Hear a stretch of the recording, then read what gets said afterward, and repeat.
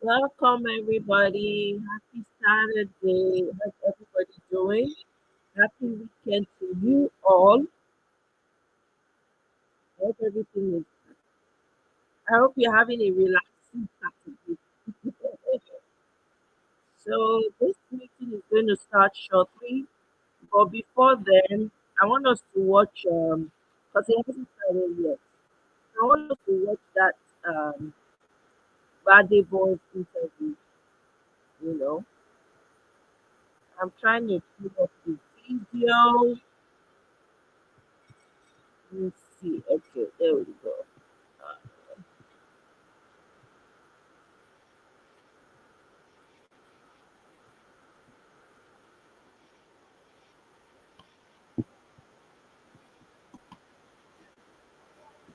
Please let me know if you can hear me clearly. Let me make sure I'm not just speaking to myself.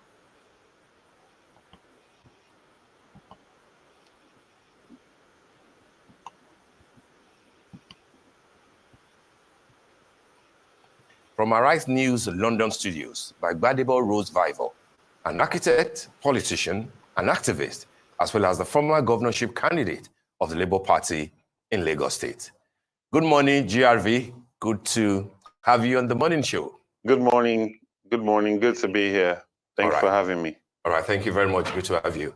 All right. Let's dive straight into it. You have latched on a lot, quite, much on the controversy involving the Lagos State and the procurement issues around the amount of money that was either spent or spent in a way that is not consistent with good governance.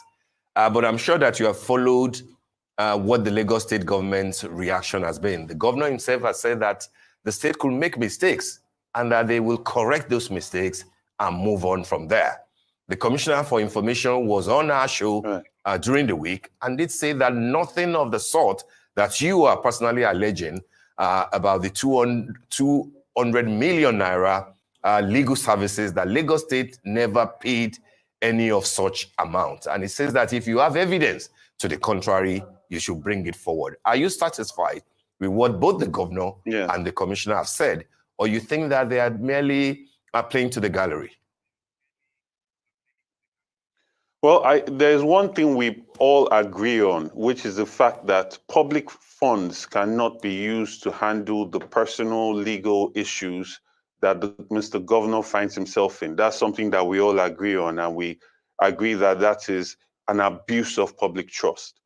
Now, in terms of evidence, the evidence is directly from the Lagos procurement website, the agency's website. And after he came on your show, we put out a statement where we quoted where we got those numbers from directly. You can download it from the Lagos procurement website.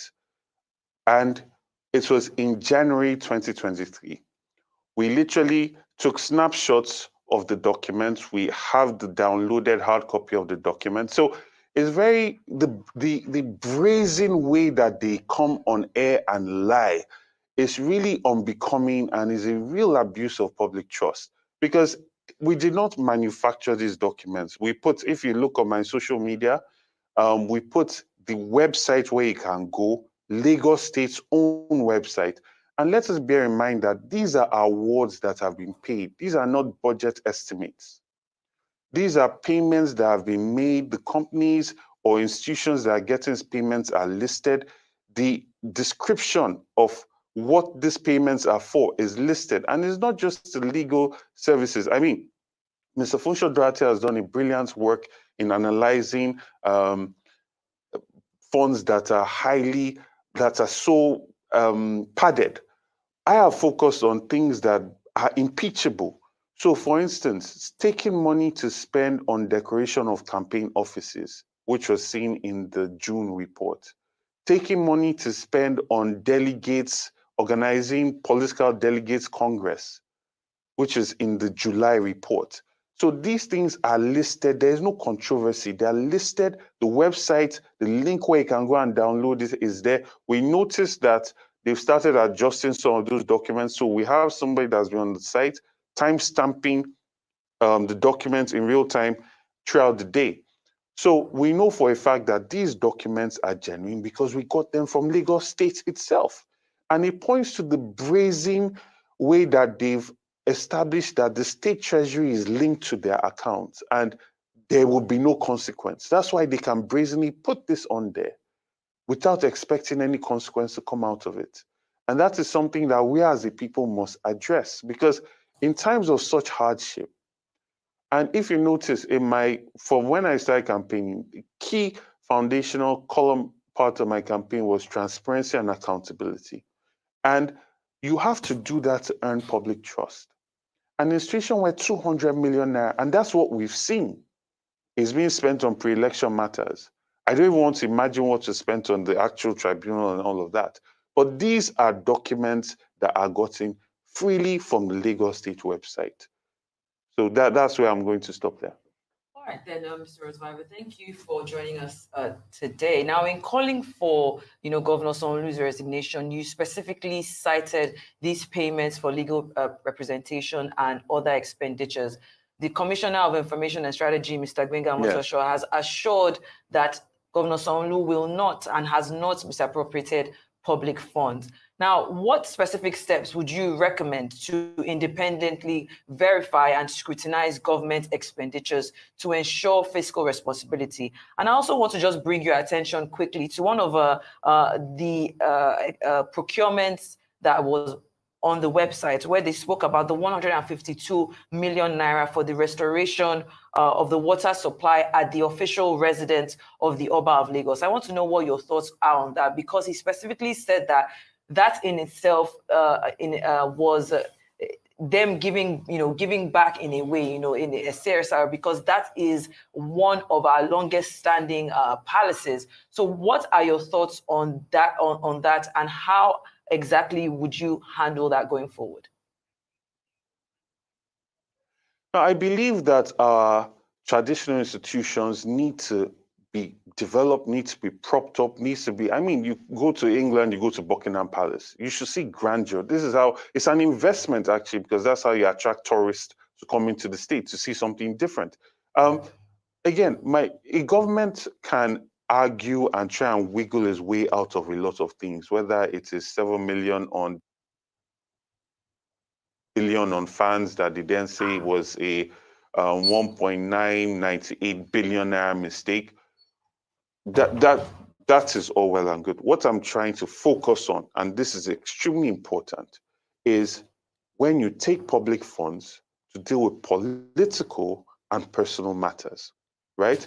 A government has its policy, has its agenda. If its agenda is to invest in traditional institutions, to prop up the palace, to create a nice, beautiful surroundings for our traditional elite, I believe that is fantastic, right? It's an investment. It has started. I'm going to bring it here so we can share.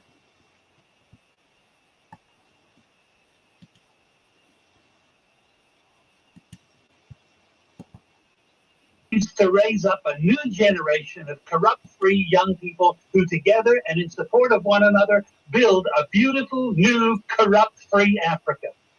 We need a new generation of young people to fill the places of leadership who think differently and are motivated not by greed, but a genuine sense of servanthood to the people of our community. The church exists to call the nation back to righteousness. We are here to lift the standard of good that God requires for prosperity and health to flourish across the land.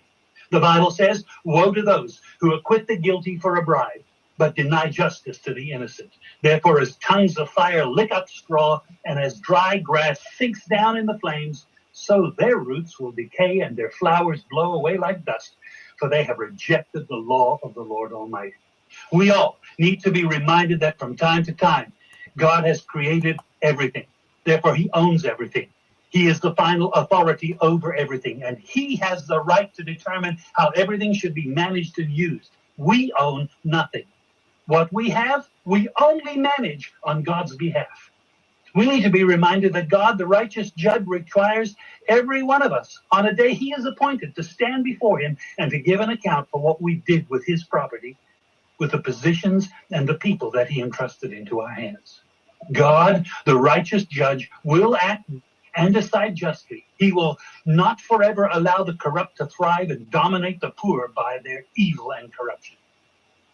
Oh, young Ugandan, you who hold the future of this nation in your hand, the most important message that I can give you today in this anti-corruption week is this: never pay a bribe and never demand one. I've had the honor of living in Uganda for almost 40 years. I came here to preach the good news about Jesus and to call this nation back to God and to godliness. I can confidently tell you that over those 40 years, I have never paid a bribe, and I'm proud of it. The way to kill corruption is for all of us to just say no.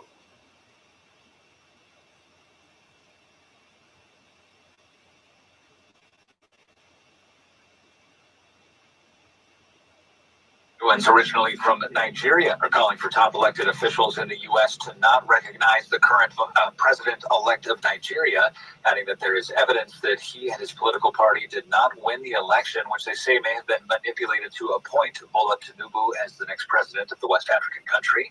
Retired Chicago police officer and first-generation immigrant from Nigeria, Eric Osoji, at Federal Plaza tells WBBM that Tinubu faced allegations of drug trafficking and money laundering in Chicago's federal court, but was allowed to return to Nigeria. Soji says what's happening now in Nigeria would not happen in the U.S. If the president of this country has a drug trafficking record, he will not be the president. He will not be sitting in the White House. So why is that good for Nigeria? The protesters at Federal Plaza say that Tinubu used his money and influence to override Nigeria's democratic process, displacing candidate Peter Obi, who they say was truly meant to be the country's next president. 40 degrees like...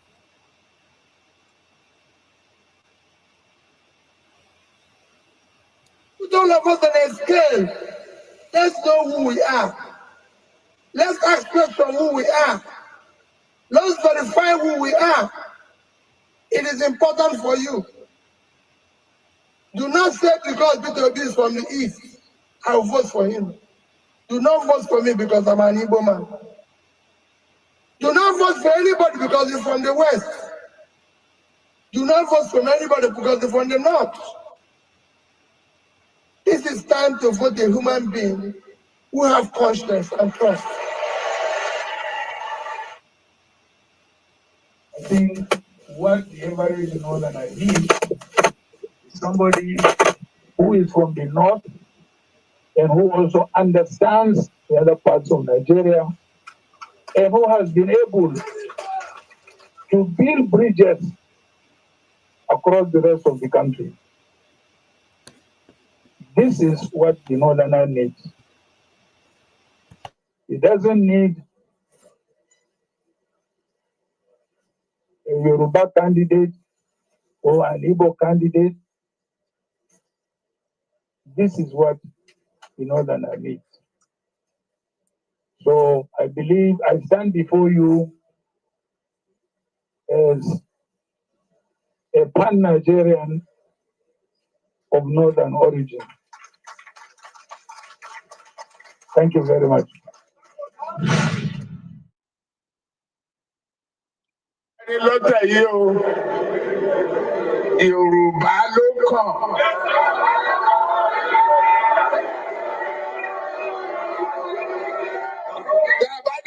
Yorùbá náà, èmi ló kàn.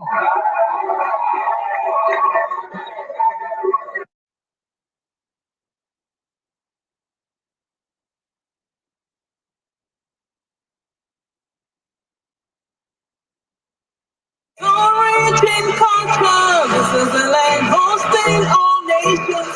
This is the land so great, where milk and honey flow.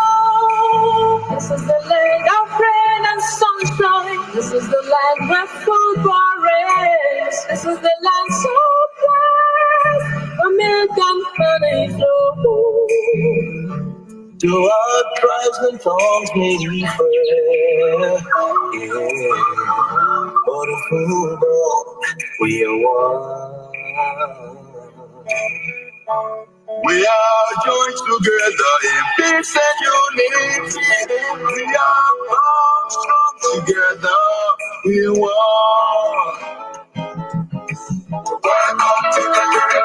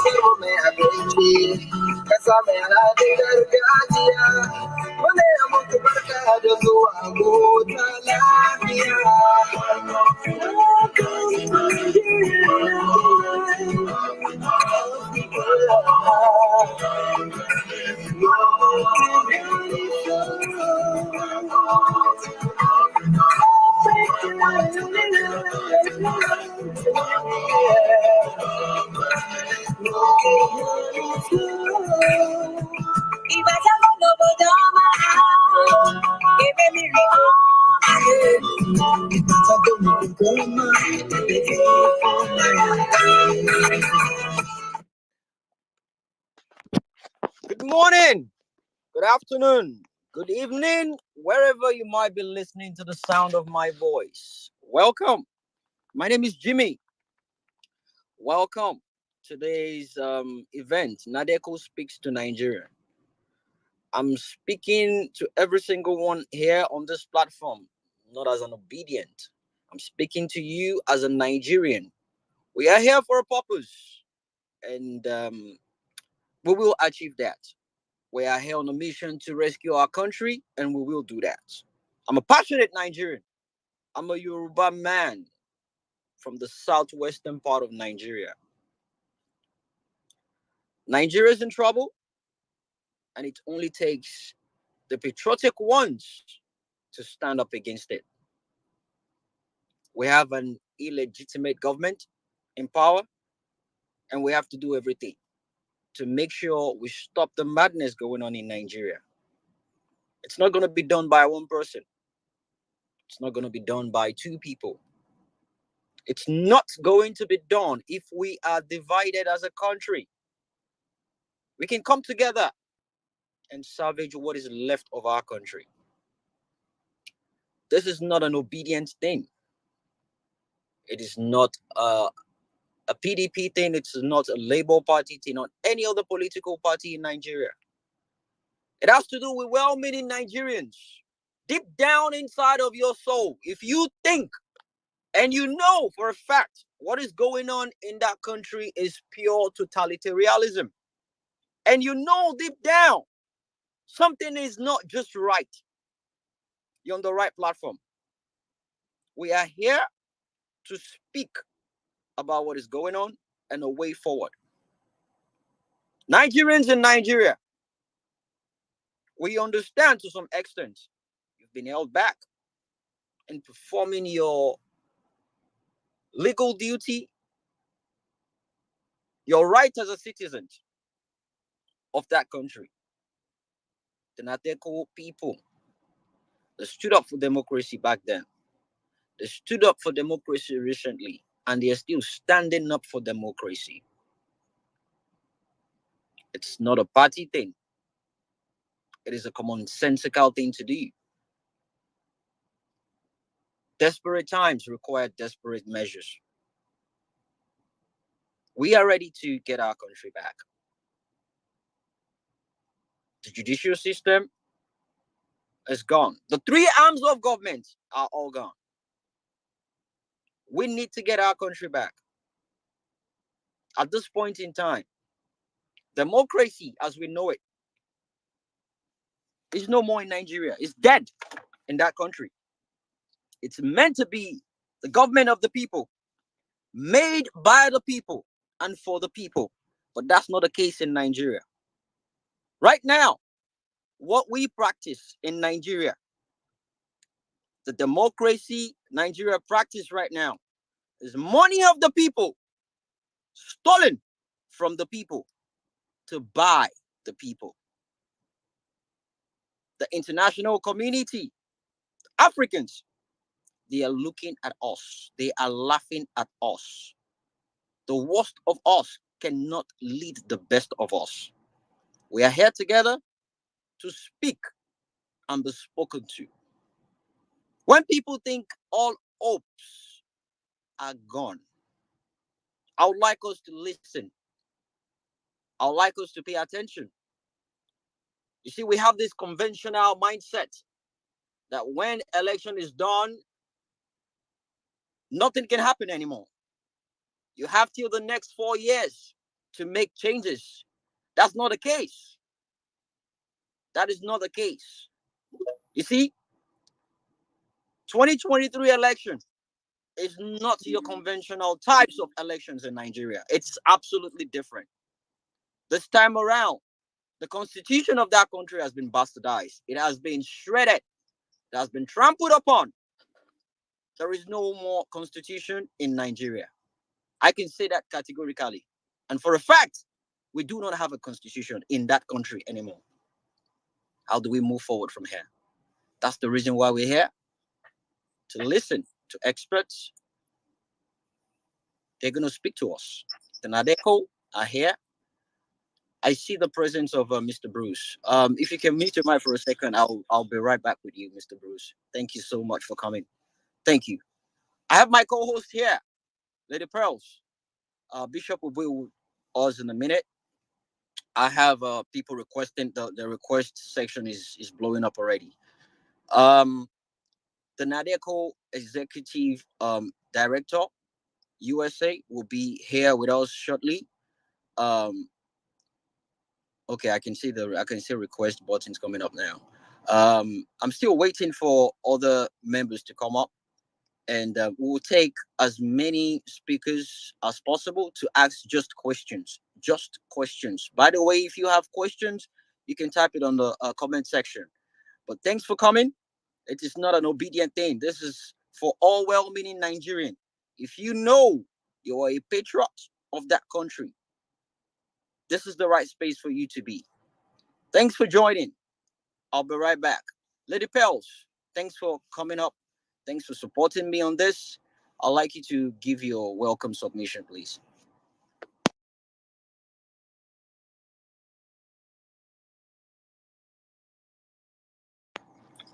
Okay, hello everyone. Welcome to this space. It feels great to have these very wonderful, distinguished personalities here with us today. And I've been looking forward to this space. I have been looking forward to this space, because right after the Supreme Court ruling, a lot of people have felt so despondent. They really don't know what direction to take anymore. So what's the next step after the whole thing? We're not just gonna let ourselves just watch these people keep, destroying our nation like that. There are so many things we're gonna discuss here today. Promises to be a very, very interesting conversation. We're gonna discuss way forward. We're gonna discuss it's like okay. I'm getting some DMs already. I may not be able to respond to DMs right now. I will try as much as possible to respond in the course of this space.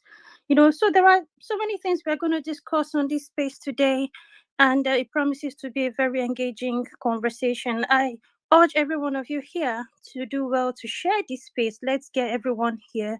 Let's get many more people on board. The more, the merrier. We have Jackson here. We have Bruce Wayne here. Very good to have you here, Bruce. We are still expecting the executive director of Nadeco USA, Professor Monday Gold. We also know Mr. Lloyd Uko, rather, is the executive director of Nadeco USA. We're expecting him here. We're also expecting Professor Monday Gold. He was here earlier. I don't know what happened. Maybe he fell off.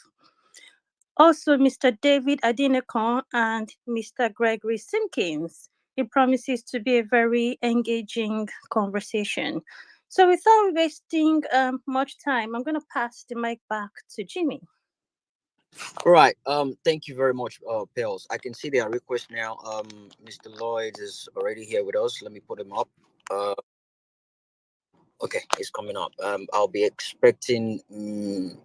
Okay, so I mean, you've rightly said, Lloyd Oku is the executive director of Nadeco USA. Professor Mundi Gold, president of Global Nigerian Diaspora Forum, and Mr. David Adinekon, publicity secretary, Nadeco USA. Bruce Fenton, international and constitutional law expert. He's been around and he's been in the game for a very long time. Thanks for joining us, Mr. Bruce. Gregory Simpson, 21st century government relations firm. He's going to be here with us in a minute, and they will be discussing extensively regarding moving forward towards saving the democracy of Nigeria. We're doing this just to let the people know, the international community are watching us. People know something is not right in Nigeria. And when we're not just going to keep quiet about it. Deep down inside of us, what is right, what is wrong, and what is going on right now in Nigeria is wrong. And some people have put it upon themselves to stand up against the status quo and let them know this is wrong. Thanks for joining the space. Thanks for being here. Mr. Bishop, I'd like you to give your introduction and your welcoming monologue before we move on to hear our guest speakers speak and make their own introduction. How you doing, Bishop? Welcome. Oh, I'm doing okay. Can you confirm that you can hear me, please? Crystal. All right. Thank you. Thank you. Um, a good welcome to everyone on the space. Good morning, afternoon, evening, depending on um, where you're spacing from. It feels good to, be back on the space again. Since the Supreme Court, I've been nursing a lot of wounds. We've been really down, and but being down does not mean we're out. Hopefully, uh, we have a headway today on the space. It feels good to have Pels here. Myself, Pels, we've been doing this co-hosting thing for over a year now. And if there's someone who really knows me that much as Pels, and my next step, she knows, hey, Bishop is going to do this. So, I mean, it feels so good to be on the co-pilot seat with her this evening. I don't take it for granted. I do not take it for granted. Jimmy, thank you very much for putting this phenomenal space together. Most people just need this. Trust me, you don't know what you have done. Most people need this kind of space to find a way. Most of them need closure. Most of them need a way forward, and I'm sure that we are going to have a way forward on the space. One of the greatest space I've ever been in my life is a space lost since 2015. And while preparing for the space today, I just said to myself, I said, I hope what we're going to do today on the space will be close to what we did in Lost since 2015, because it was therapeutic. Hope the space will be such. Yes, most people come on spaces for different reasons, and I hope you find what you came here for today. Thank you, Jimmy, for always trusting myself to co-host with you. I don't take it for granted. I welcome all the guests who are here. Thank you. I can't mention names, but thank you very much. I would pass the mic back to Jimmy. I can see Pearl's hands up, but I would let Jimmy do the honors. Thank you very much. I remain your co-host, Bishop. Thank you, Bishop. Pels, real quick, seems you've got something to say. Yeah, absolutely. Real quick, I'm getting some DMs from people who say they cannot request for the mic. It happens sometimes. It's a glitch from Twitter. So you might just want to leave this space and return so you will be able to see the mic to request. Alternatively, you can post your questions in the comment section like Jimmy has said before, and we will try as much as possible to ask all the questions. Thank you. Thank you so much, Pels. That was beautiful.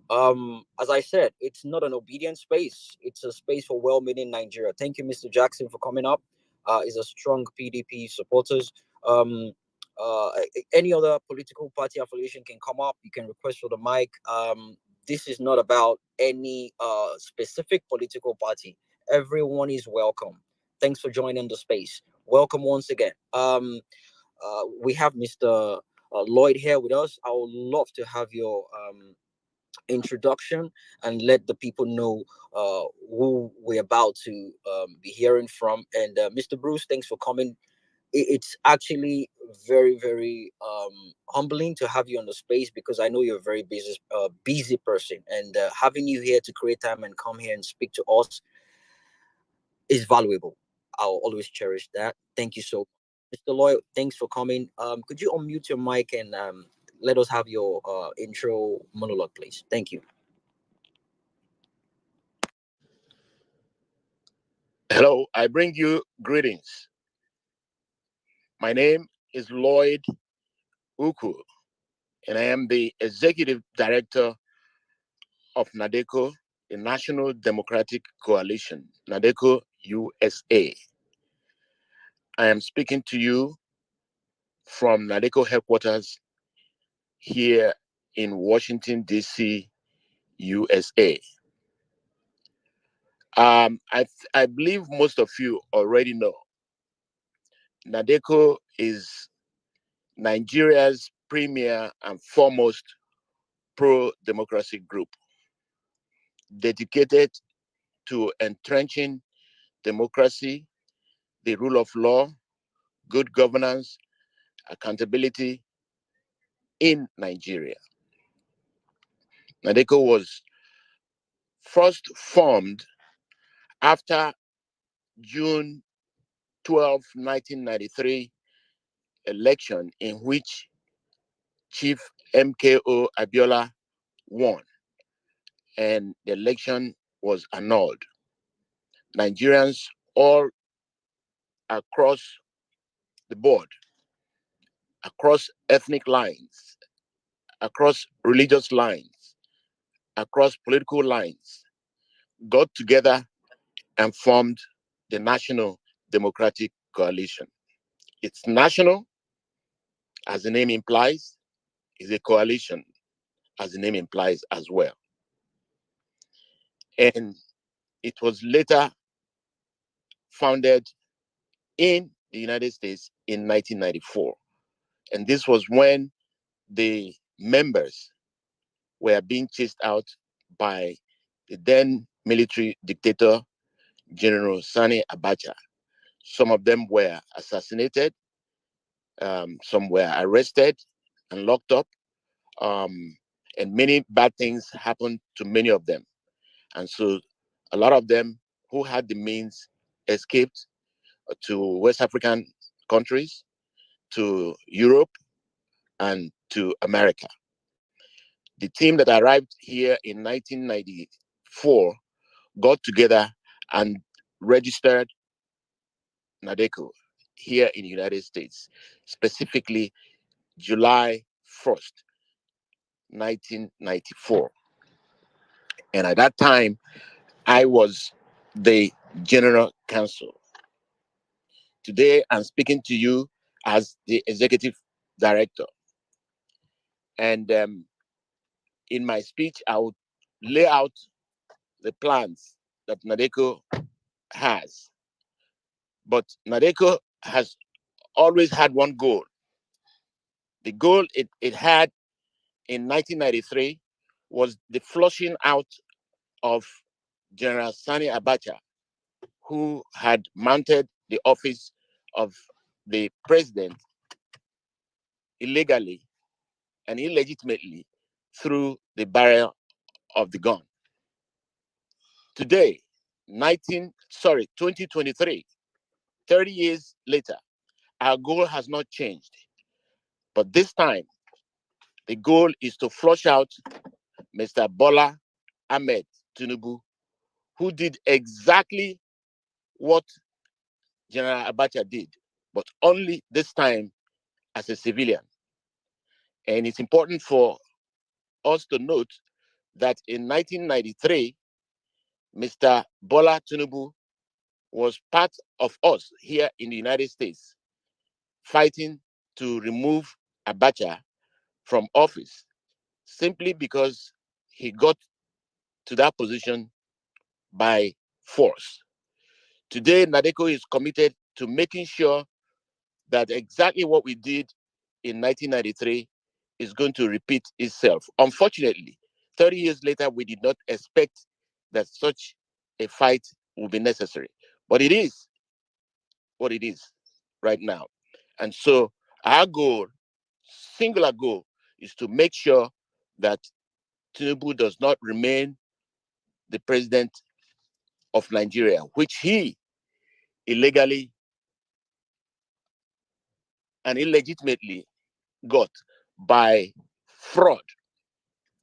And so most of what you'll be hearing today would basically be towards how we can make sure that he is flushed out along with APC. There is no need for 2027. There's no need for 2031 because those dates do not exist. They do not mean anything to APC and Mr. Bola Tinubu. There's no need for us to even think about it, that let's give him 4 years to finish. No, there is no 4 years for him to finish. Illegally, and he has to be forced out the way we forced out General Sani Abacha in 1993. So that's by way of introduction. And we have speakers like Mr. Bruce Fine, who is going to tell us how we can legally and politically get to our goal. And Mr. Gregory Simpkins also is going to tell us the way to go to achieve what I just said to you. Thank you very much. And I must appreciate the individuals that put this thing together, especially Mr. Jimmy for granting me and the entire Nadeco the opportunity to express views to fellow Nigerians. I greet you and I love you. Thank you so much. Thank you so much, sir. We love you too. Let me just recap on what you just spoke about right now. So what happened now is he just spoke about a democratic coup that took place during this last election. That was exactly what happened. And we're doing this deliberately to let people know there's nothing we're doing here that is absolutely illegal, okay? Because the emergence of this political party, the emergence of this current administration is flawed. The emergence of was not constitutional, and it's not an eating thing, and that's the reason why we're doing it on a public platform for people to know that we the Nigerian people, not all Nigerians are docile, not all Nigerians are corrupt, not all Nigerians don't know the right thing to do. We know the right thing to do. We did not put this man there. He stole his way to power. He rigged his way to power, and he single-handedly bought the judicial system of that country. Over 200 million people's lives are at stake. Their freedoms are at stake here. And that's the reason why we're standing our ground. There is nothing more patriotic than what we're doing here. And that's why we're doing it openly for Tom, Dick, and Harry to know That Nigerian people are fighting back. We're not going to be docile about this. We're not going to be quiet or silent about this. And we keep doing this for God and for country. Thank you so much, Mr. Lord. That was beautiful. Let me just go straight to Mr. Bruce, because he's got limited time. He's got a lot of things to do, but to save time, let me just go straight to him. Welcome, Mr. Bruce. How are you doing today? I'm doing wonderful. Thank you. You're conducting a wonderful program. Let me not tarry here. Let me begin with a little broader background, I think information that's important. There has never been anything like democracy connected to Nigeria. Not a single African voted on the boundaries of Nigeria. They were all at the end of a barrel of a gun of the United Kingdom. The United Kingdom stole the sovereignty of those who inhabit the territory of Nigeria. The constitution under which you currently are operating was promulgated by a military dictator who didn't receive a single vote. It wasn't subject to any popular referendum. There was no popular input.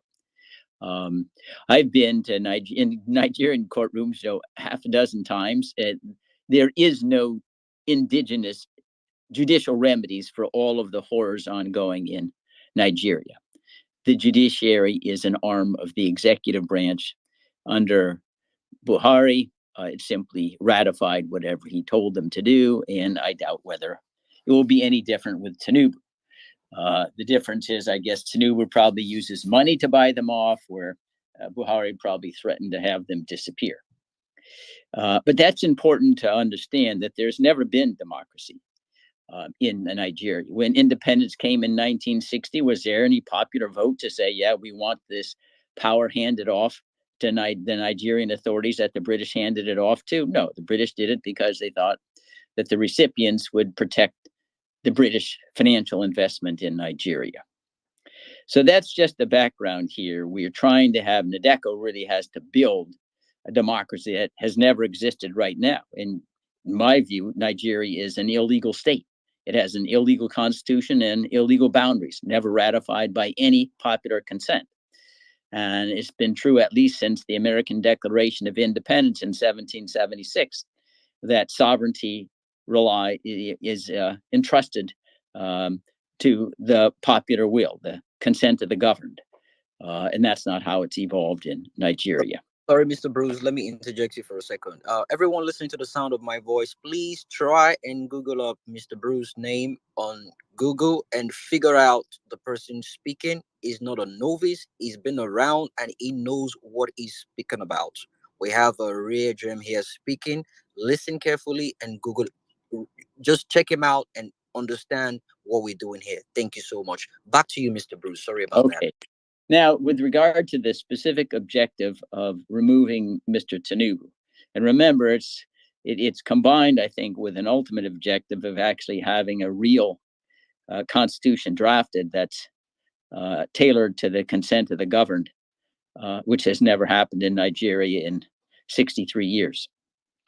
But the first step is either filing a new or participating in an existing Freedom of Information Act suit seeking to obtain from the FBI, we believe, records that would implicate Mr. Tinubu in serious crimes, including drug trafficking and fraud. That is a very important goal. The existing lawsuit was brought by a reporter. I think everyone on this call has a greater stake in the outcome of that FOIA request than the reporter does, because you live under the tyranny, or you know your families do, of Mr. Tinubu under an illegal constitution.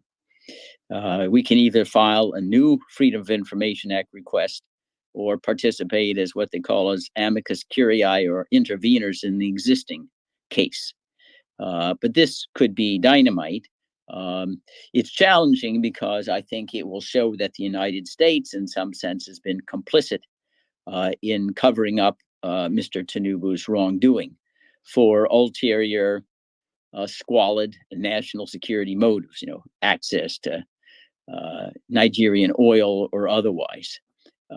misguided in my view, but that's why the FBI is resisting the disclosure of this information. You'd feel that someone who may be complicit in poisoning the American youth with drugs is not someone who should evoke the protection of the FBI. But anyway, that's one. But in the United States, and I underscore again that in my view, based upon decades of experience, there is no judicial remedy for the tragedy ongoing in Nigeria. It is a hopeless exercise. The judges will always do what the executive branch bribes them, tells them to do. There's no independence there. You all see it every day. But combined with the Freedom of Information Act suit, there has to be what I call a public advocacy campaign. That is, there has to be continuing disclosures, articles, letters, interviews on the media exposing Tinubu for the fraud that he is and the illegitimacy of the dispensation in Nigeria. I mean, it's happened before. I remember when I was in the Reagan administration, Ferdinand Marcos had been president and chief of the Philippines for long, long decades, was basically drummed out of office because he also had run, an illegal political campaign. And there was popular revolt against it, but he was ousted, and the Reagan administration, withheld any recognition. And then someone named Aquino was the successor. But public advocacy is a very, very challenging task. You can imagine right now, most of the oxygen is devoted to Gaza, Israel, or Ukraine. We don't control these events, so it has to be sustained. I always advocate a war room where you have a small group of people who know what's going on, meet each morning and find, okay, who's going to do the letters, who's going to do the interviews, who's going to call XYZ, get on these programs, who's going to do the social media. So you have an integrated strategy, and it's not just a one-time affair and everyone will forget about it. I understand everybody on the call recognized that for them, Nigeria and Tinubu is a huge issue. For Americans, if you don't educate them, they probably don't even know who the new president of Nigeria is. So we're competing against other news stories. You remember the United States is not like most other countries. We have like 173 foreign policies, not just one in Nigeria. So it takes skill to make sure that your issue is delivered and commands the attention of the public, because you're able to express it and make the audience engage by referring to things in our own history that are similar to things happening in Nigeria. There's also something that complements the public advocacy campaign, that is working with members of Congress to get any kind of resolutions urging non-recognition of Mr. Tinubu as the president, urging as well. We have something in the United States called the Global Magnitsky Human Rights Accountability Act. Members of Congress have special standing to seek to place on a list that would prevent persons from obtaining visas or having any business or financial connection to the United States if they are engaged in violations of internationally recognized fundamental human rights. And there are 4 committees in Congress that have these exceptional opportunities to list persons. So one way in which we can utilize that option is to get President Tinubu listed on the Global Magnitsky list. And then, of course, if we have resources, how do you get the attention of Congress? Well, sometimes it's your issue, but most organizations have political action committees. They're legal. You can make contributions to campaigns or the independent expenditures. My view of the situation is that it's best to focus on just one or a handful of campaigns where you could make Nigeria and Tinubu a major issue. And if you can make an influence, be decisive in the outcome there, then everybody else, the herd instinct, will say, oh, this is really a very hot issue. I want to jump on that issue as well because it helped X, win the election in that particular district. And the culmination, I say, if we get Tinubu out, we know without changing the Constitution, we're just going to get a new version of Tinubu will be the successor. You're not going to get George Washington, anything like that. So there needs to be at some point, whether it's a culmination or in parallel to these efforts to remove Tinubu, a method of creating a consensus behind a new constitutional dispensation that creates really genuine, formidable checks and balances, separation of powers, rule of law that's enshrined, that overcomes the enormous deficiencies that have plagued, in my view, Nigeria ever since 1960. So that's the overall map that I see to move forward and advance the mission of Nadeco. It obviously takes resources. You know that the other side will spend everything that they're stealing from you and the oil revenues to try to defend their cushy position, which gives them great wealth and status. So they won't sit idle. I do not think, however, that my experience suggests their vocabulary is limited to two words: violence and bribery. They don't know and can't argue anything else. That's why very hard to engage them in actual dialogue, as they don't have anything to say of substance.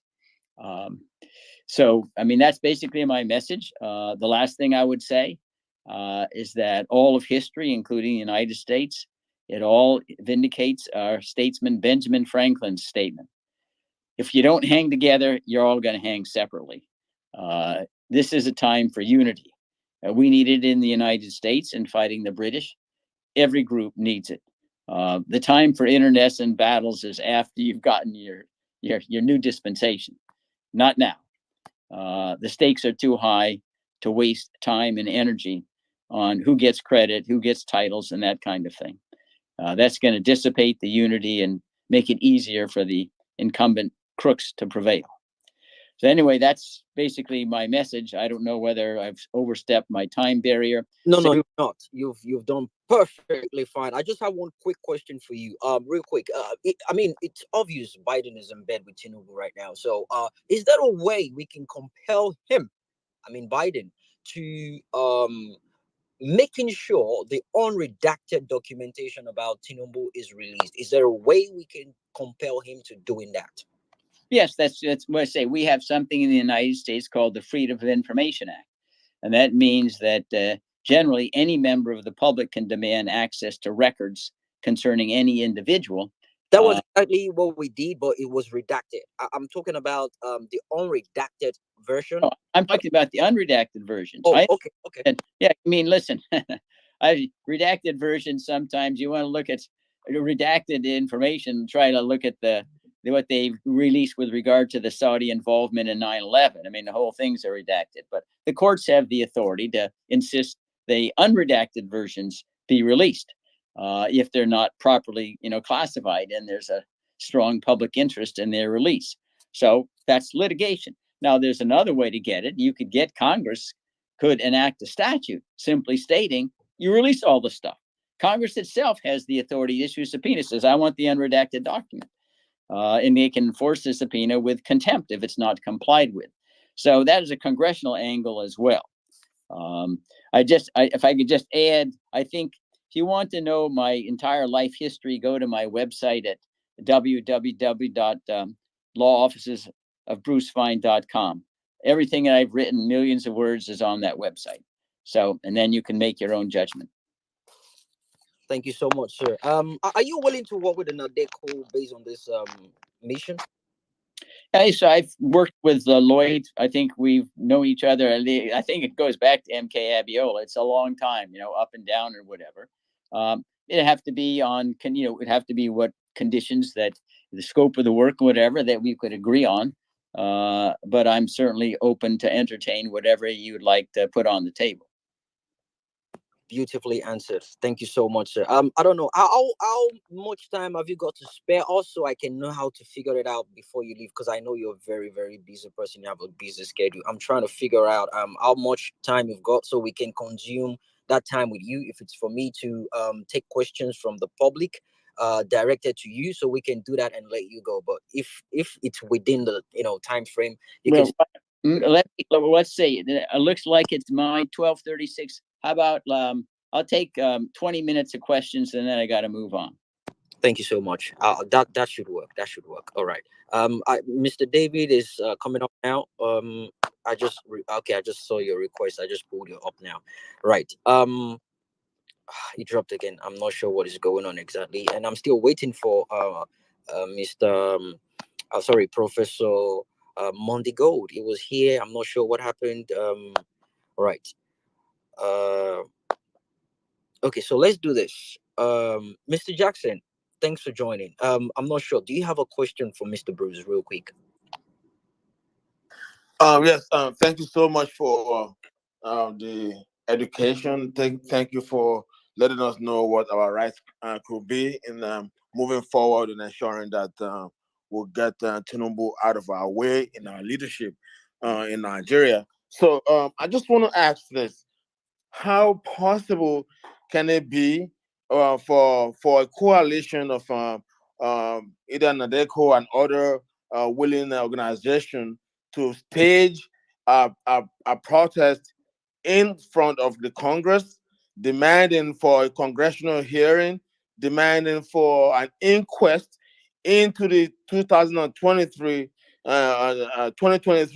presidential election in Nigeria, and ensuring that we use all congressional avenues to demand the immediate resignation or investigation of even the FBI in their effort in shielding Tinubu while we were trying to get hold of the record of his crimes in the United States. Well, the First Amendment to the United States Constitution guarantees a right to petition Congress for redress of grievances. So we surely have a right, obviously, through proper channels. It could be a demonstration. There have been demonstrations right in the Capitol relating to the Israeli-Hamas Gaza warfare. So it certainly can be done. The key is, well, will it be effective? And that depends upon the strength of your lobbying, the message that you're creating, how well you can express it. I'm saying that's why I mentioned political action committees. Have you gotten involved in the political process? But in Washington, there's nothing that's 100% guaranteed. You know, you can't do it. You can't bribe people. I guess you can some, like Senator Menendez in Egypt and some others. But basically, you can't rely upon bribery as getting your way as you can in Nigeria. So it just means that you have to have a very gifted and forceful and aggressive advocacy effort. Numbers out there visiting. Right now, we have a fellow named John James. He's the subcommittee chair of the African subcommittee on foreign affairs. He's from Michigan. So you say it's a very labor intensive thing that you've got to explain very, very crisply and very succinct and electrifying language what the problem is. Remember, these members have 73 other countries to worry about and all sorts of other issues before them, including keeping the government. So you have to learn how to be able to speak quickly and rapidly and write, and so you can present them. Here's the congressional kit. Read this, and we'd like to have a hearing on XYZ. I think there is, some sympathy towards that goal in the past. Chris Smith of New Jersey was a strong advocate of democracy and challenging the fraud of elections in Nigeria. He's not the ranking member anymore, Mr. James is, but he still sits on the committee. So it goes back like most other things. It's not going to happen, in one visit or so. Response to the strength and continuity of the advocacy day after day. Okay, just a follow-up question. I'm really very much interested in using the Magnitsky Act. How effective can that be for a sitting president with immunity? And can you throw us more light into the possibilities of actually exploring the Magnitsky Act in stopping Tinubu going forward? Yeah, well, it's called the Global Magnitsky Human Accountability Act, and basically the way it works is that it basically blacklists, if you foreign officials who are guilty of violating fundamental internationally recognized human rights. So first of all, it's already a stamp of some illegitimacy because it's a formal finding that that official has been violating fundamentally recognized, human rights. Now, the sanctions, if you will, in addition to the reputational sanction, and the likelihood that other countries may ostracize that country, are simply, you can't visit the United States. So there'll be no White House Oval Office visits with Biden like Buhari had from time to time. And they can't have any economic connection to the United States. It doesn't mean it doesn't require us to send the Air Force over there to bomb Abuja or Asu Rock. That's not within the sanctions of the Global Magnitsky Human Rights Accountability Act, but it certainly will be a signal to all the Nigerians that they're being run by a gentleman who is a scofflaw, and they can react accordingly. Okay, thank you. I'll use my mic now. All right, thank you, Mr. Jackson.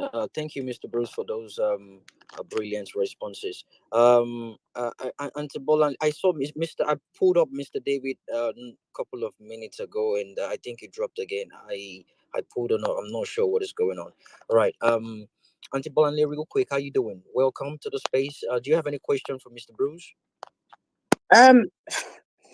My question is more to Mr. Lloyd, but for Mr. Bruce, question I wanted to ask is, what do you think? Because most Nigerians know Tinubu as a member of Nadeco, and going forward, in terms of the reputation of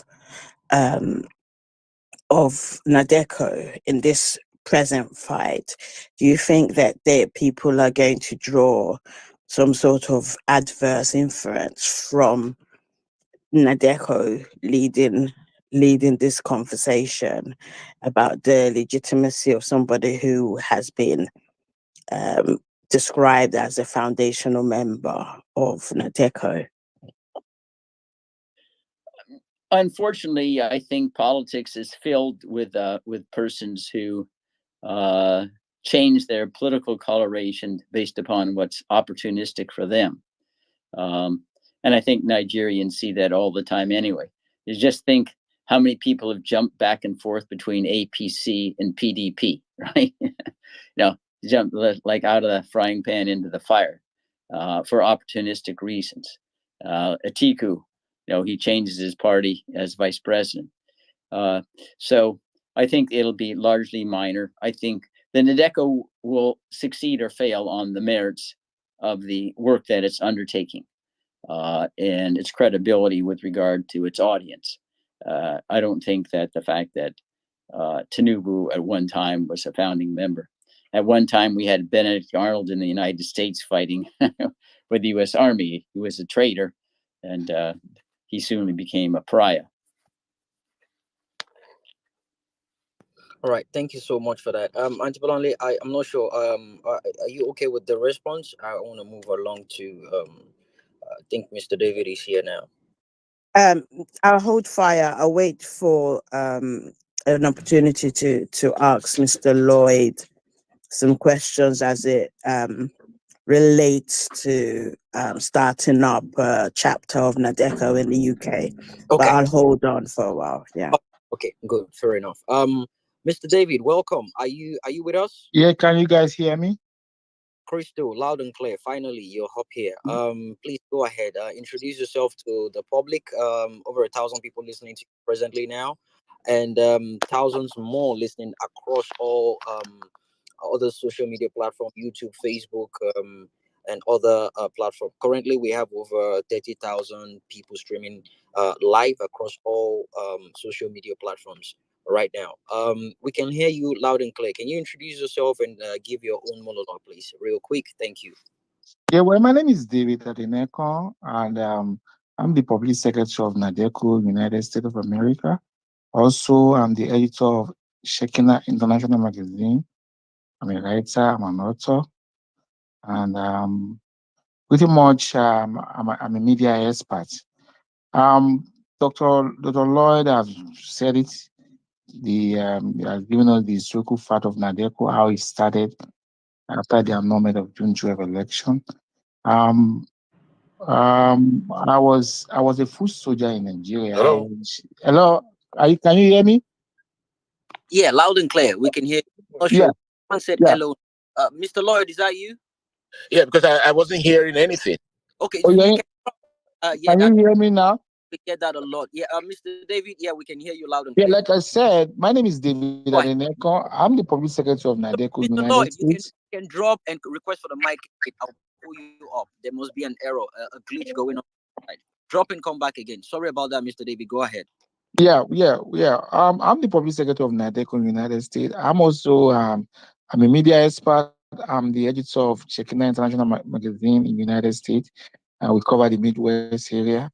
Also, I'm a writer. I'm an author. Pretty much, Dr. Lloyd has spoken the historical fact of Nadeco, how it started after the annulment of June 12 election. Back then, I was in Nigeria. I was a food soldier in Nigeria. I came here in the 90s. That was during the struggle for June 12. But before I came here, I was one of the food soldiers. I was the chairman of Campaign for Democracy in mainland. And the real action we actually did, we were the food soldiers.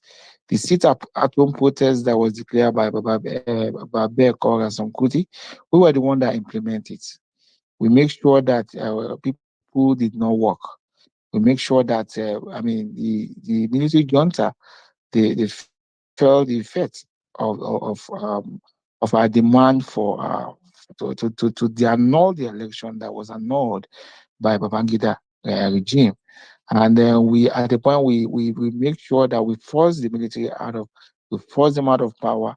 And that was the democracy that we are now seeing now. But the question now, do we really have democracy in Nigeria?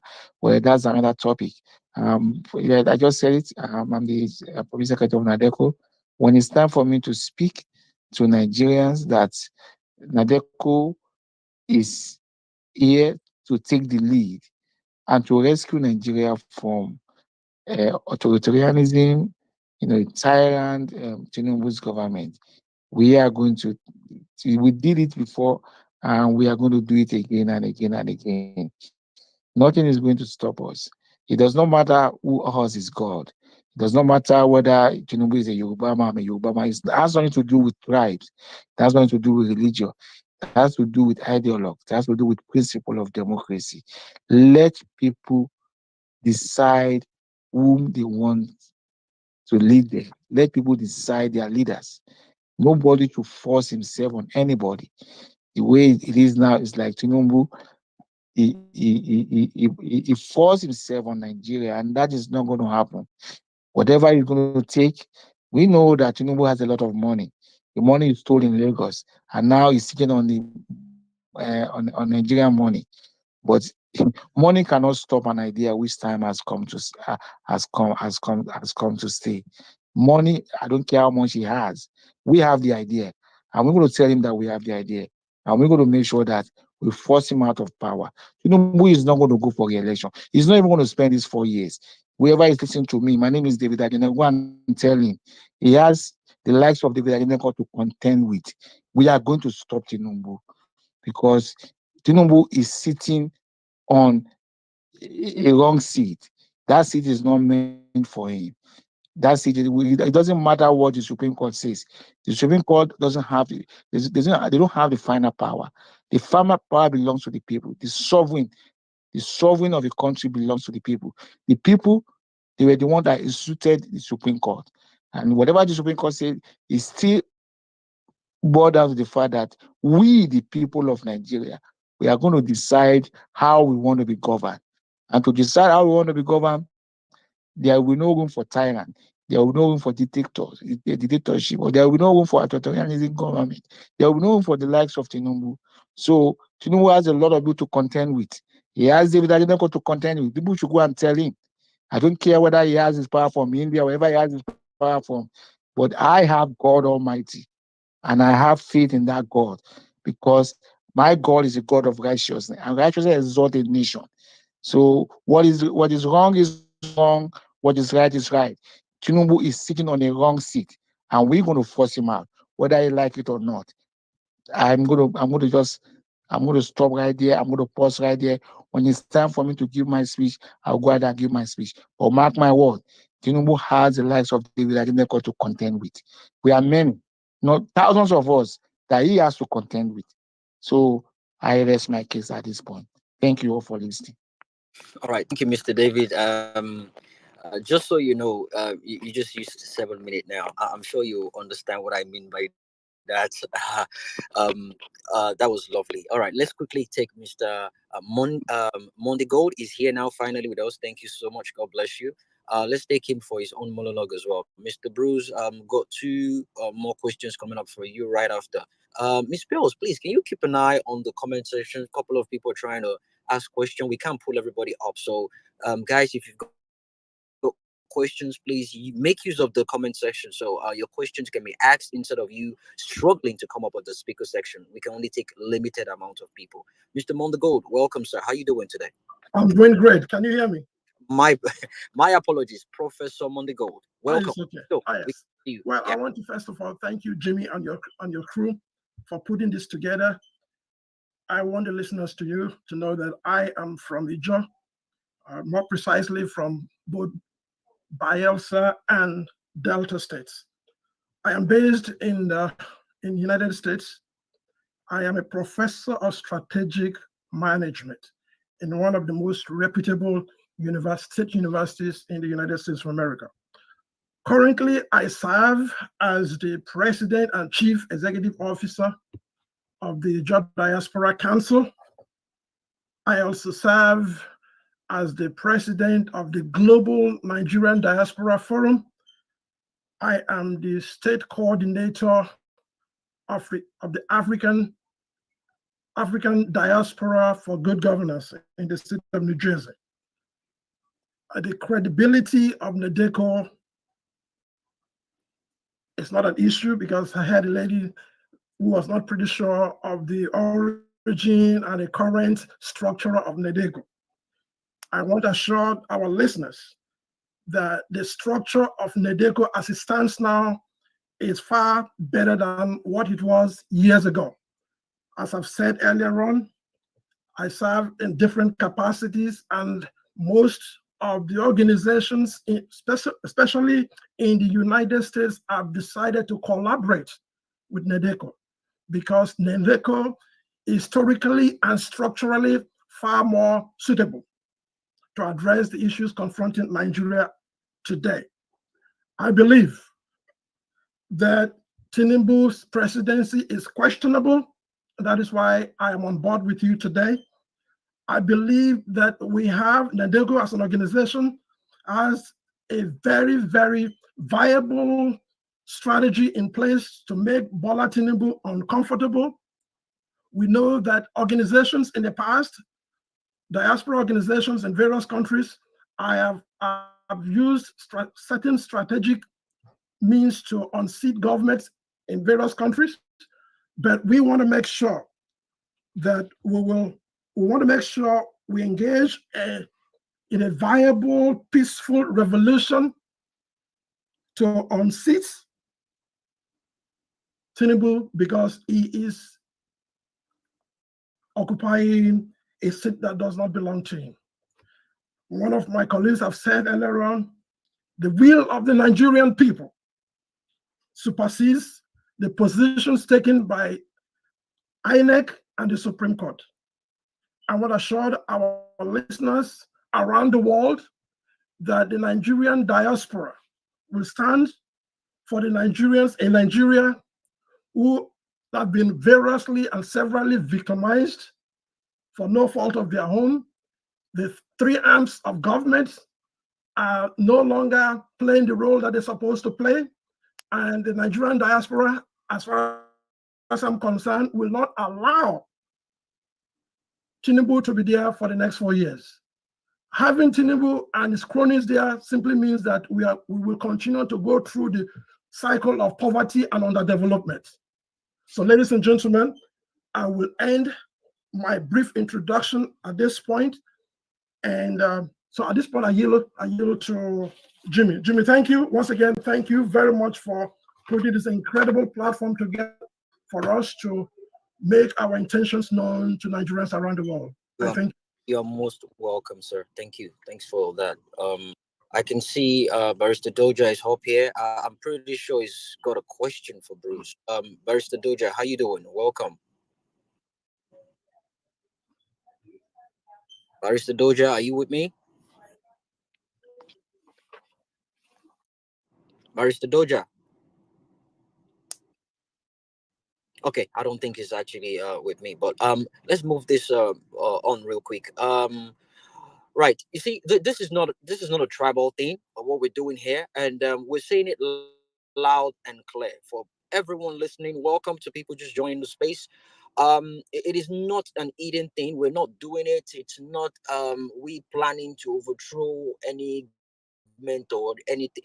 Look, the government in Nigeria right now, the administration in power right now is not legitimate. What we're doing here, we dare them to do whatever it is they want to do. We don't care.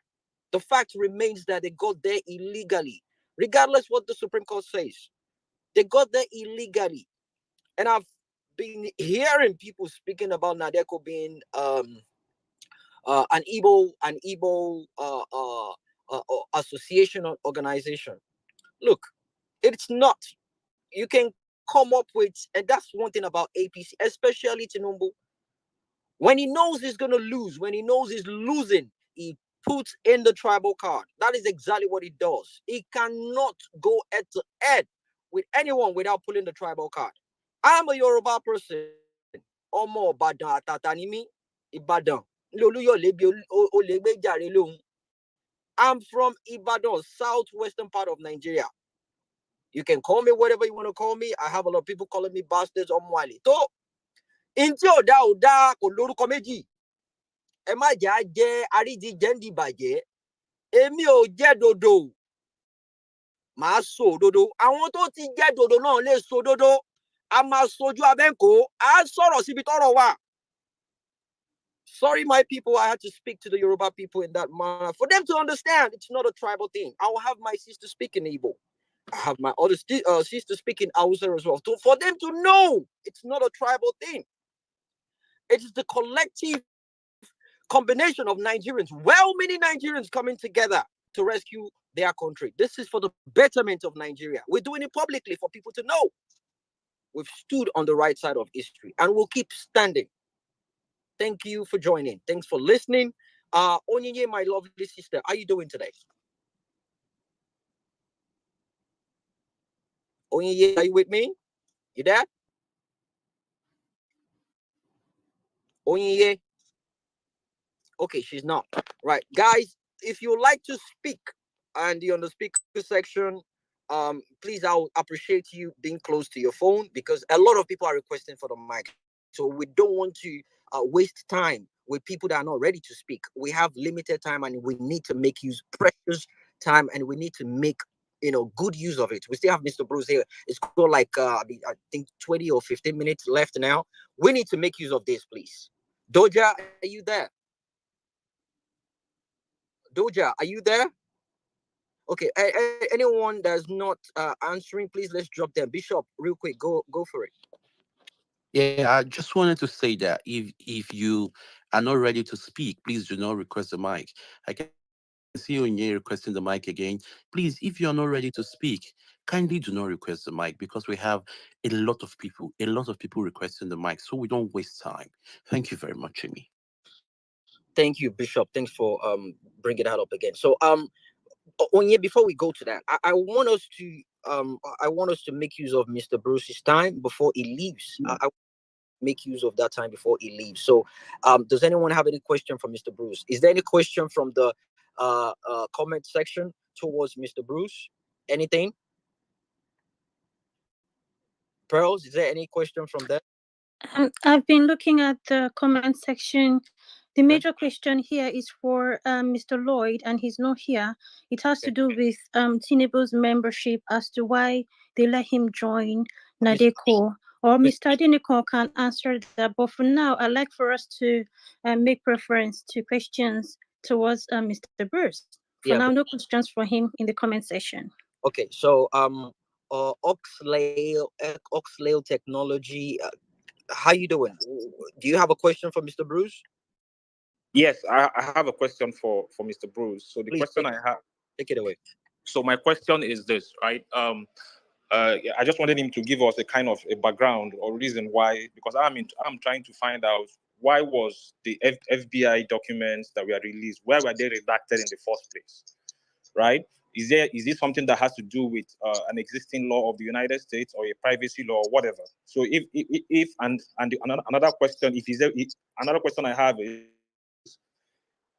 can the court be used to get full information on unredacted version of those FBI documents that has been released? Why were they redacted in the first place, and what are the things or what are the steps that can be taken, for us to get a full version, unredacted version of those documents? Thank you. Well, let me be very brief.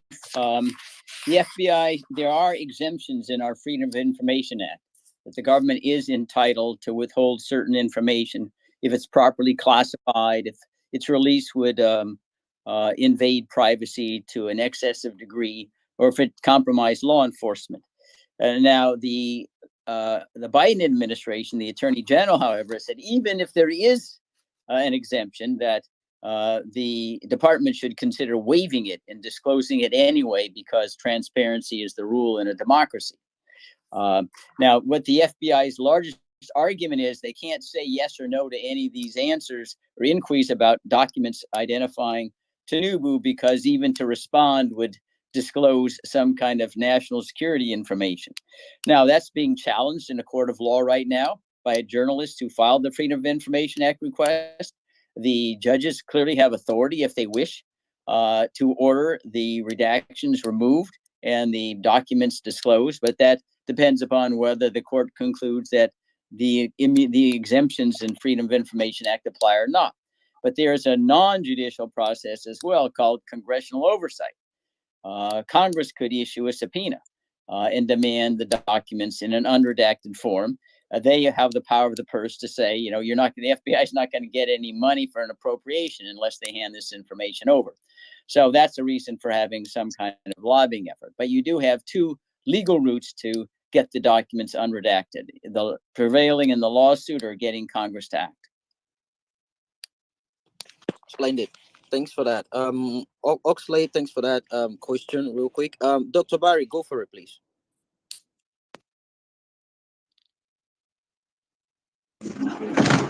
Yeah, thank you so much, Jimmy, for this opportunity to ask this guy a little question. I want to know, please, if there's any way we will know, does the SBI, are they interested in politics? Are they interested in good governance? Are they interested in the issue of democracy? Are they interested in an Africa that must work? Are they interested in the democracy of the biggest Black country in the world? Why did they take this long to release an information that will better Nigeria for the African development? I think you Ahmed just Bola Tinubu was governor in Nigeria 2 times. Yes. Can you hear me? Yes, I can hear you. Okay, so I think you just joined the space because Mr. Bruce spoke about this at the beginning of his submission. He started by saying the democracy has no affiliation with Nigeria whatsoever. So I don't think there's any point going back and forth on that. They don't recognize Nigeria to be practicing democracy, and I don't think I think that is actually accurate, but not just to waste time regarding that question. I don't think what you're asking is actually he has already answered that. Well, let me interject. The questioner is asking a little different question. And it's based upon a misunderstanding of the FBI. The FBI is not independent of the executive. I can guarantee you, having served as Deputy Attorney General, There's no way that a request of this sort was not vetted by the Attorney General and the President of the United States and Secretary of State. And for whatever ulterior national security reasons they have, getting oil, doing deals or whatever, this was not a decision, redact or not, was not made by the FBI. It was made in the White House or the State Department by Tony Blinken. And you know, Blinken's gone to Nigeria even after the corrupt elections and applauded and say, this is a great day. It's a very tawdry administration we have. Biden may not be in office after 2024, but don't believe that this was an independent decision made by the FBI. At this level of prominence, it was made in the White House. All right.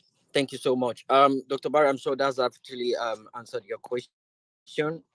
Let's go to Mr. David real quick. I've got a lot of people, so I'm trying to be very, very civil with the time. Mr. David, go ahead, please, real quick. What's your question? No, I was not asking question. They were asking about why did they allow Tinubu to join Nadeco. As at the time Tinubu joined Nadeco, it was, it was civilian against the military. And Tinubu, in all fairness, he joined Nadeco as a Democrat, but with an agenda. That was what happened. And not just joining with an agenda, he had a lot of money, developed money. So he used some of the money to sponsor some of the activities of Nadeco in the United States. And that was what brought him closer to the leadership of Nadeco. And with that, he was able to influence a lot of decision, and was able to influence his becoming the governor of Lagos State. So it's not because there was no rules. It was just because at that point, everybody was tired of the military, and whoever has that mind to chase out the military, the leadership of Nadeco, they are ready to work with him. So it was divine. It was just like that.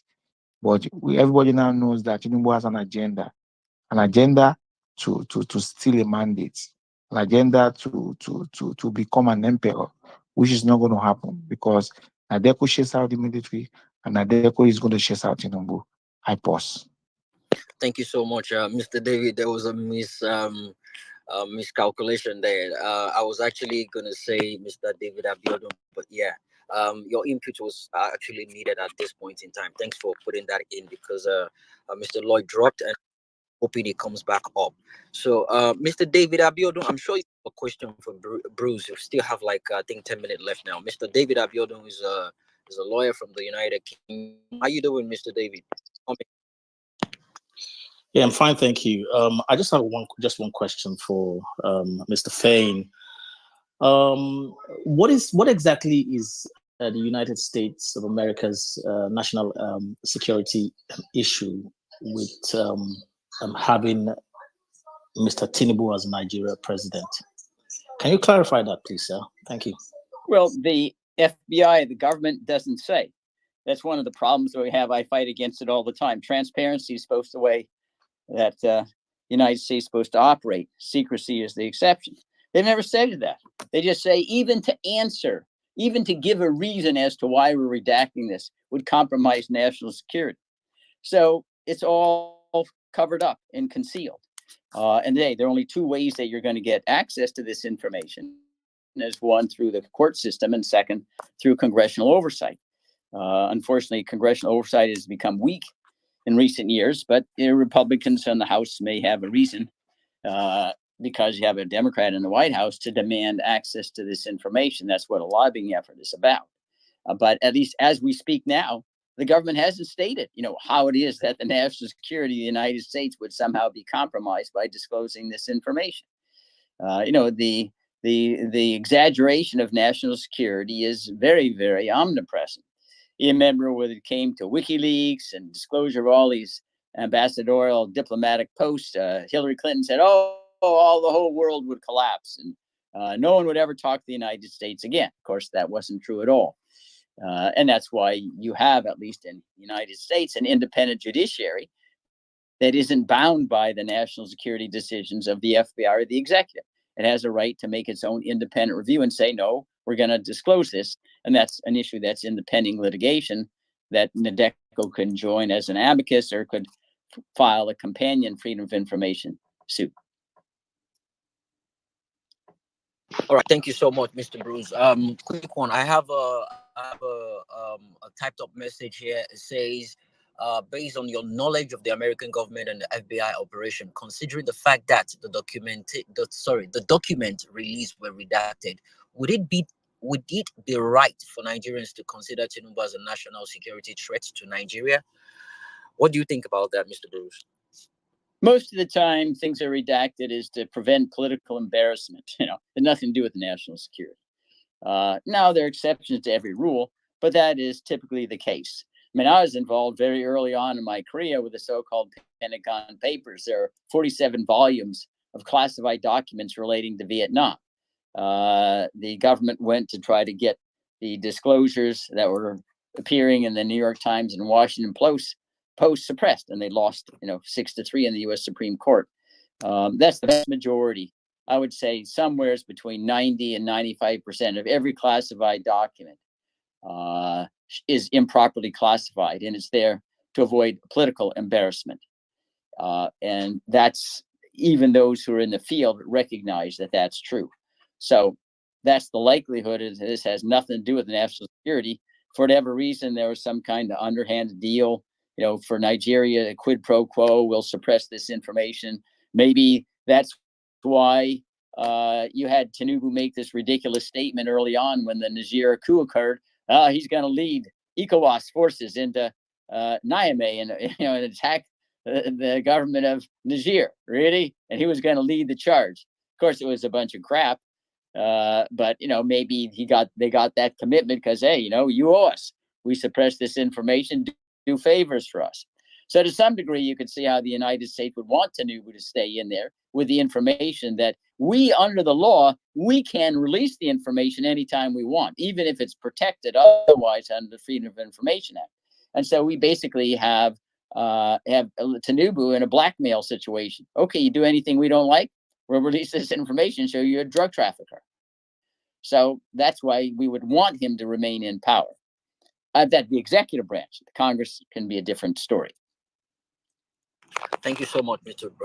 Bruce. That was a splendid response. I picked one or two things from what you just said. All right, so we have Chidiebere up here. You've been here for a while now. Do you have a question for Mr. Bruce real quick? Chim, are you there? Okay, no. I'm just gonna draw. Whoever is not ready to speak, please do not request for the mic. Okay. So real quick, what's your question for Mr. Bruce? So yeah, I'm here. Sorry about that. I thought I'd unmute myself already. Hi, Bruce. Good evening. It's really great listening to you. My question, I'll just go straight to the point. While you were introducing yourself and talking about Nigeria, you hinted on the fact that obviously we all know that Tinubu was involved in drugs, and obviously that was highlighted in a court case. So it's a fact. My question is pretty straightforward. Is you being an American, can you tell us more about the impact of drug peddling in the American society and the damages it has caused, and why Tinubu's case ought to be a benchmark for any kind of scapegoating by the American government? Thank you. Well, I mean, the drug issue is a very politically explosive issue in the United States. We take great offense that, China is now a big source of fentanyl coming into the United States. And so we regularly impose sanctions on countries because at least politically in the United States, drug trafficking is viewed as a very, very serious offense. So what we can deduce from that is it would be devastating to Tinubu politically in the United States for him to be exposed as complicit in drug trafficking. And I don't think that he could survive American recognition. We could withdraw recognition of him as the president of Nigeria if the American public and Congress fully exposed the complicity of Tinubu in profiting after poisoning our youth with illegal drugs. That's why he will move heaven and earth to try to prevent this from happening. may or may not succeed. That's one of the reasons why we're on this phone call right now. All right, thank you. Mary White, real quick, how you doing, my sister? Hi, Jimmy. Hi, thanks for giving me the opportunity. Mr. Bruce, I was listening to you, and you did say that we do have two options of filing like the redacted FBI documents, which is legally or through the legislature. So my question to you is, do you foresee like a situation where maybe the Tinubu people would fight this to the Supreme Court? And if so, how can we, how can we avoid it and still get what we want? Thank you. I do not believe, knowing what the Freedom of Information Law is, I do not think Tinubu would have a legal case to stand on if we were able to succeed. He has attempted to intervene in the case. Remember, Tinubu right now is not a party. The defendant in the case that's been sued is the FBI. Now, he may try to come in and request standing as an intervener because the documents relate to him. But on Freedom of Information Act issues, the courts are inclined to be in favor of transparency. So I would not worry about, and certainly if Congress gets the information, there's no way that the U.S. Supreme Court can step in and override a congressional statute that orders this disclosure. And the likelihood of our U.S. Supreme Court interceding to favor Tinubu is close to zero, in my judgment. It's fanciful, so I wouldn't worry about that as a vehicle. And Mr. Tinubu, unlike in Nigeria, he can't bribe our Supreme Court. I know at one time there was a case that was outstanding against Abubakar for the extrajudicial killing of Abiola. It was pending in the in the U.S. federal courts, and I know that there was a question. I think Obasanjo was the president. He wanted to know whether he could call the Chief Justice of the United States and offer him some money.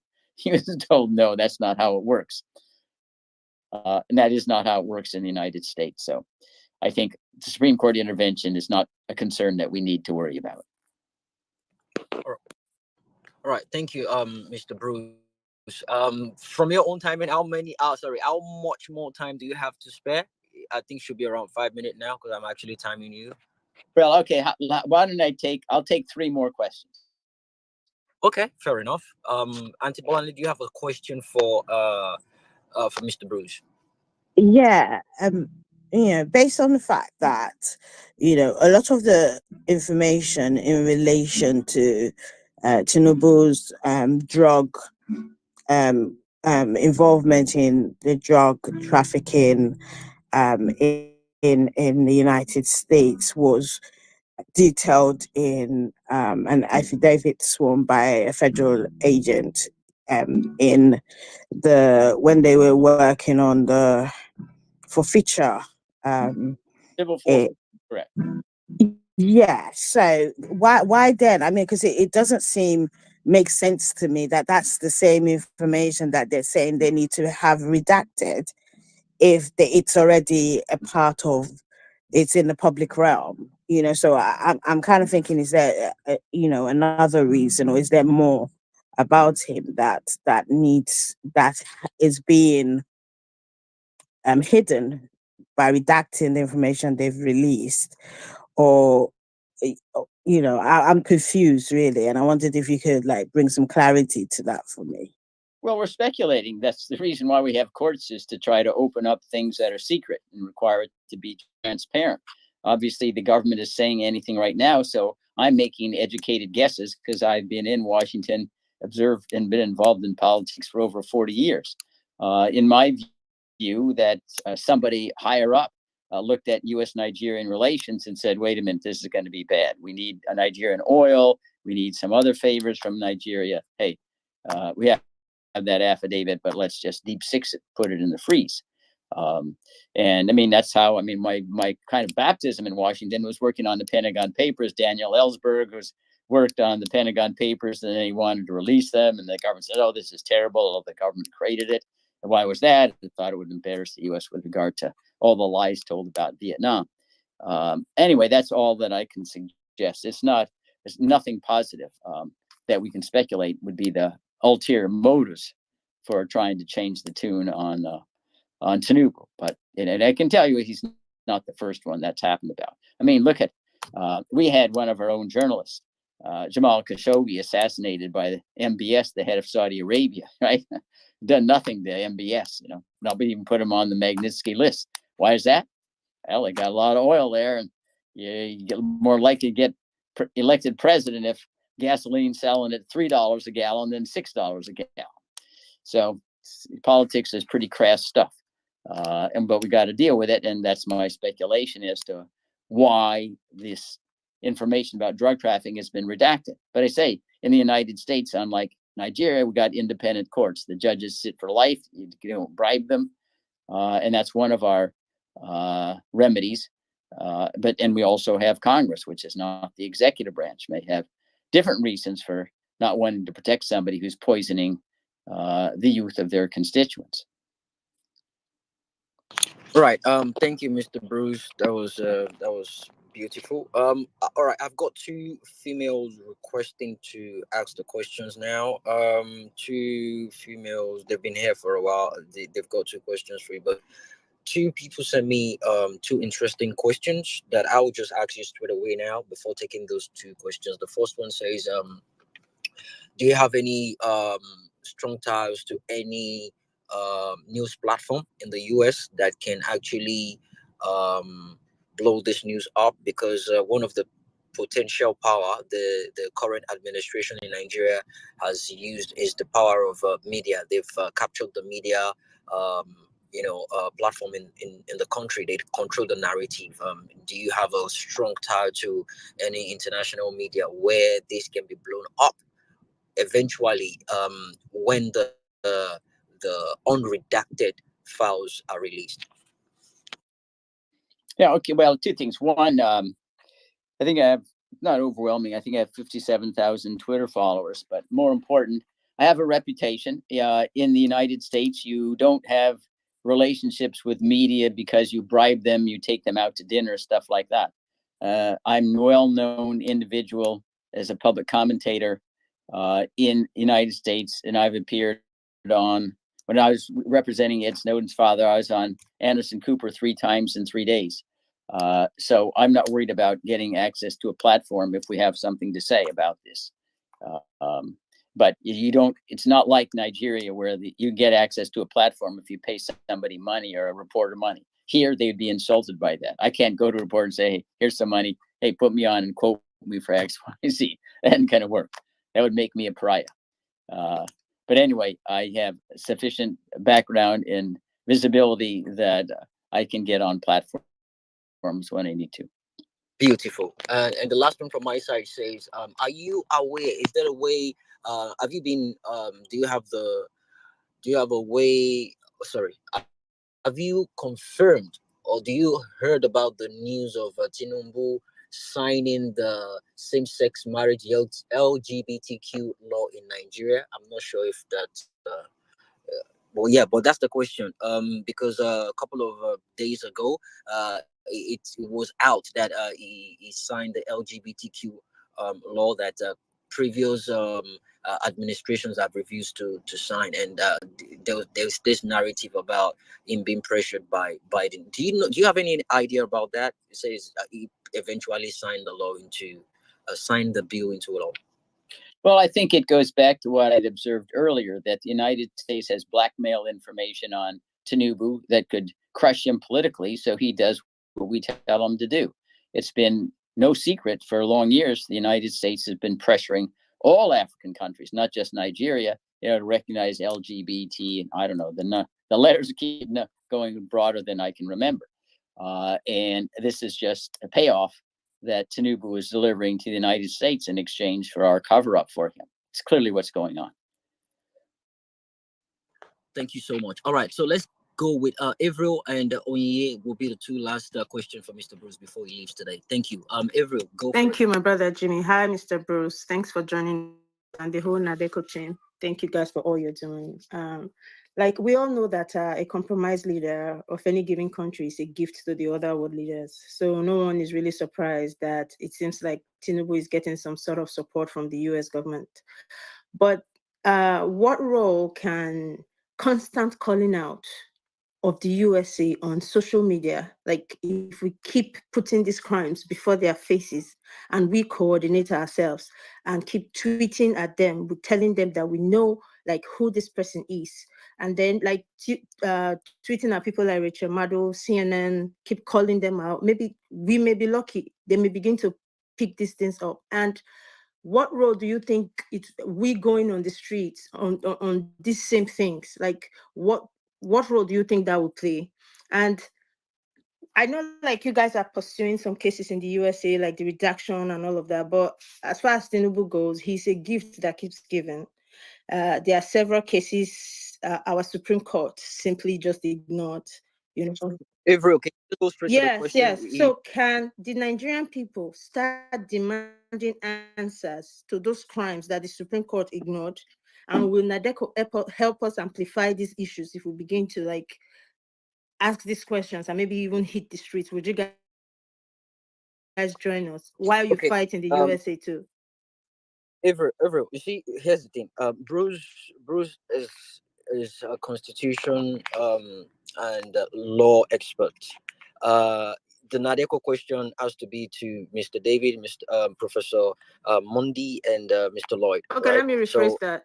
So even those, no, there are no, some, if okay. the Nadeko question it goes to certain people, but Bruce is specifically about the legal and political way of getting the illegitimate presidency in Nigeria out. So it's more like a legal expert here. So it doesn't really have anything to do with the Nadeko. But go ahead with your question. Yeah, quickly, Mr. Bruce, like something that happened, this is law now, that our Supreme Court simply ignored. These are crimes. They know that if they had addressed it, he would have been disqualified, but they simply did not address them. As a people, can't we begin to ask these questions and demand, even if we have to occupy the streets, shut down the economy? Won't this be effective? Don't we have a right to still ask the questions that the Supreme Court simply ignored? Thank you. Well, I mean, certainly in the United States, you have an opportunity to do that. And Nigeria really doesn't respect the right of protest there. I mean, look what they did with iPod, listed it illegally without any due process whatsoever. And I don't want to discourage anybody from exercising their free speech rights to protest wrongdoing in Nigeria. I'm just saying that if you're looking at real change in U.S. policy, if you don't address your voice to the people who have the power to change things, like the U.S. Congress, although it's useful to go on social media and complain and this is terrible and that's terrible, it's not going to change anything. And I give you an example. There's been huge outcry with regard to the IDF's bombing of hospitals and ambulances and whatever in Gaza, and lots of social media on both. But there's right now the AIPAC and the Israeli lobby is like 100,000 times stronger than the Palestinian lobby, so nothing's going to change. So if you have to choose, like, triage between using your forces to convince and make your advocacy to members of Congress who can change things, the president doesn't run foreign policy by himself, and are utilizing it to direct your energies elsewhere, I don't think that's an optimal use of your resources and time. Okay, if people in Nigeria cannot necessarily reach the Congress, but we can tweet at them, right? Of course you can tweet Yeah, that's them. what I'm saying. Yeah. All right, thank you, Avril. That's been answered. Onye doesn't really have a question per se, but I'll be back with you in 1 minute. And someone has a very, very interesting question here: that whom amongst the presidential candidates in the U.S. upcoming election has the has this vibe of going against Tinubu? I don't think any of them do. I think the most promising avenue of redress is through the Congress of the United States. I think our presidential candidates are all very weak. And largely could care less about what happens in Nigeria other than, hey, pump oil.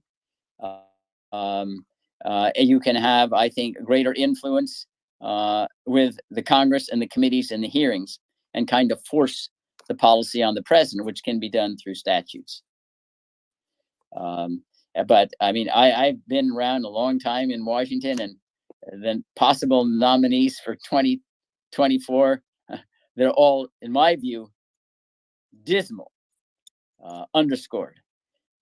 So I wouldn't place our hopes on the outcome of the 2024 presidential election. Look at what's happening in Congress. That's where a real return can be obtained. All right. Thank you so much, Mr. Bruce. The question keeps coming in, but I'm gonna put it right Yeah, now. I gotta go. Okay. All right. Thank Thanks you so everybody much. for listening. And Thanks good for luck. coming. Thanks for coming. God bless you. Okay. I want people to understand that in the nearest future, Mr. Bruce will be joining us again. But I want us to appreciate the kind of person we just had in our midst right now. So next time, if we're having a space with him, people takes this serious, and they come up with their questions in a very, very more organized manner. He's a rare gem, as I said at the beginning of my monologue, that we have him in the midst of us to address us and give us an insight regarding how to go about this politically and legally. All right. So thanks again, Mr. Bruce is gone now. Okay. Thank you. So now we're back with the Nadeco speaking to Nigerians. I'll appreciate Mr. Lloyd to come back, the executive director of Nadeco USA. I would love him to come back up so we can proceed with that. Mr. David is still here with us. Professor Mondegold is still here with us. Good. All right. And we have Mr. Simkin is also here. I would like him to request for the mic so I can pull him up. So please, people on the speaker section, I'll be dropping certain people to create space for others to come up. Mr. Jackson, you're here with us. Don't worry about it. You have something to say. Well, 1 minute. Antibolade, I can see your hands up. Only you as well. God's will, I'm not sure what you want to say, but just hold on a minute. Miss Pels, take it away. Absolutely. I'll be real quick with what I want to say. Mr. Lloyd is here, like you said, but seems like he's battling with his network. So, Mr. Lloyd, if you can hear me, there are lots of people here who wants to ask you questions. Please, sir, do well to request for the mic and come back up here. Actually, I've sent you a request. I don't know if you've seen it, but if not, do well to request for the mic and come back here. Thank you. Thank you, Pels. Auntie Bolanle, you want to say something real quick? Yeah, directing it to Mr. Nadeco. Right. So I had had conversations with Mr. Lloyd regarding the role other geographical areas out in the diaspora can play along with Nadeco in putting pressure on the international community. Is there a strategy that you guys have? And if there is there a way that we can be involved in it to bring this pressure to bear?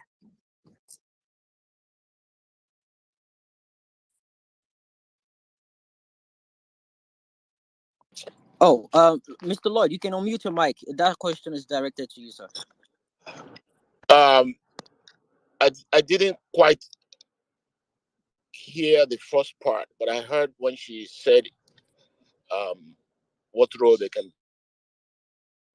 can bring to the table to pressurize. Okay, and finally, do you want to repeat that real quick? No, the first part of it, I was talking about the fact that I'd spoken to you, Mr. Lloyd, about having Nadeco being present in the UK, because you said there wasn't a chapter currently, but I was thinking of the wider picture in terms of, I guess I'm talking about collaboration, and if there was an actual strategy that we can fit in or feed into to bring the necessary pressure to to the international community? Yes, that's a very good question. I believe I had earlier spoken with you regarding this issue. Nadeco is looking forward to um, establishing a very powerful presence in the UK. In the 90s, 1994, when we registered in the US, we had an office in the UK, which was headed by um, Chief Rav Uwechwe. He's late now. We also had an office in Canada, headed by Cornelius Adebayo. So yes, the board of trustees has resolved that we should now resume activities um, in the UK, in Europe.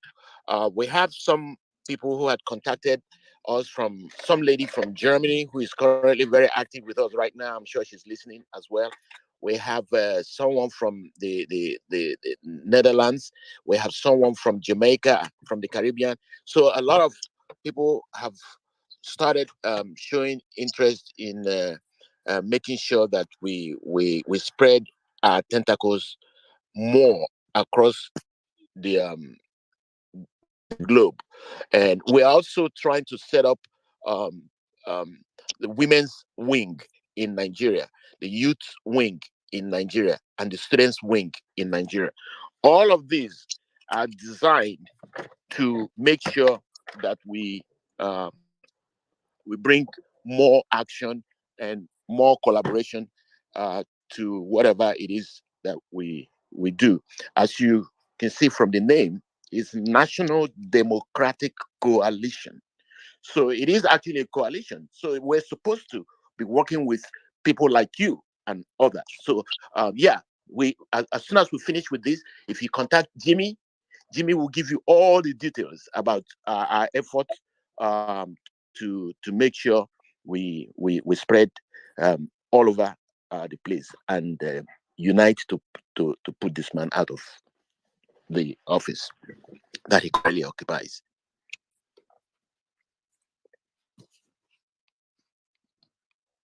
Hello? All right. Okay, Thank you. Jimmy, are you there?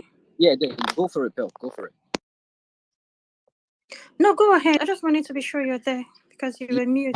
I was thinking you come, but it's fine, no problem. So thank you, Auntie Blanley, for that. Oh yeah, let's take you real quick. I I I I got a message about Mr. Simkin requesting for the mic. I've not seen his request, but I heard he's on the space. I'll be looking forward to seeing his request so I can pull him up so he can speak to us. I've not seen his request still. But the patient, I'll be expecting yours as well.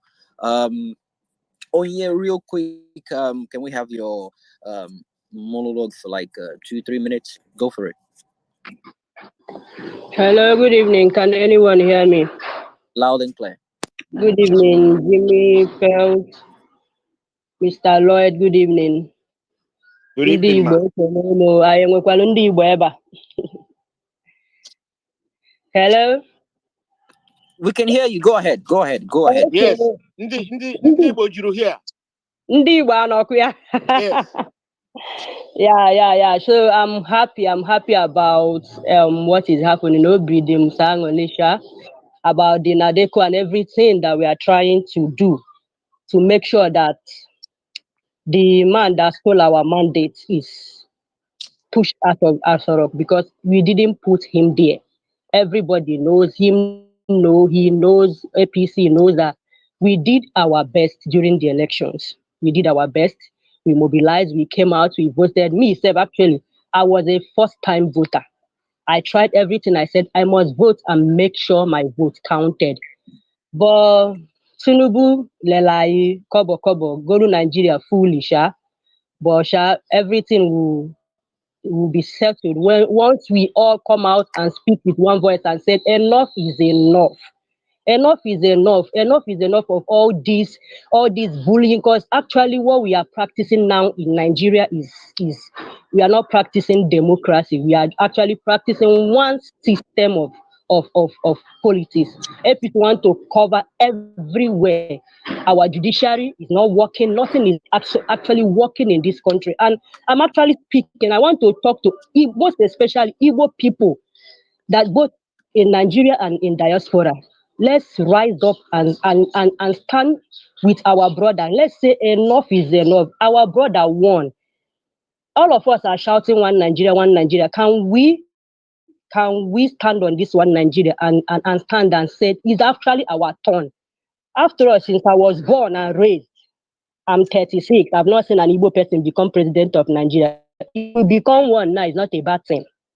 So let's stand up and raise our voice and say enough. Don't stand and say it doesn't concern me because you are in that diaspora, you are making money, or you are in Nigeria. Because most of us, like I am a business person, I even do I relax. I go see your boss, after all, I na here na Alaba, I na do na trade fair. Look at all our properties in trade fair brought down, in Alaba brought down. Now the mansions that I am seeing in Abulado being brought down is because of once there is a bad government, it favors nobody. And most especially, who are these people that are targeted? It is we. So please, can we rise up? Ndi Igbo most especially it concerns us because everything I can still remember vividly during the time of everybody's praising Abasha now, but I can still remember the time that after Abasha came to Onitsha and saw what is happening there. The man came back and gave one policy that made most of the traders in Onitsha to go and jump inside River Niger. Business is closed down. I can still remember. Can we rise up and say and lend our voice and say enough is enough? I know that me too, I am guilty of what I am saying because I know we are always on the space, we are talking, we are saying one thing or the other, we are not putting action. But but let's just come out, let's stand, let's come out on the streets. Me particularly, I will come out. Me, I'm like, will I say I am a shy person? I am. So, but one thing I know that is that once all of us start to come out, I will come out. I will stand for my children and say enough is enough. Ndi Igbo, let's come out and stand and make our voice known. As I end my submission, I thank everybody. Jimmy, I thank you. Pels, I thank you. The Nadeco, I thank you. I don't even know whether there are Igbo people in the Nadeco. Please, I would like to know. Because all the names I'm hearing, Roy, all those ones.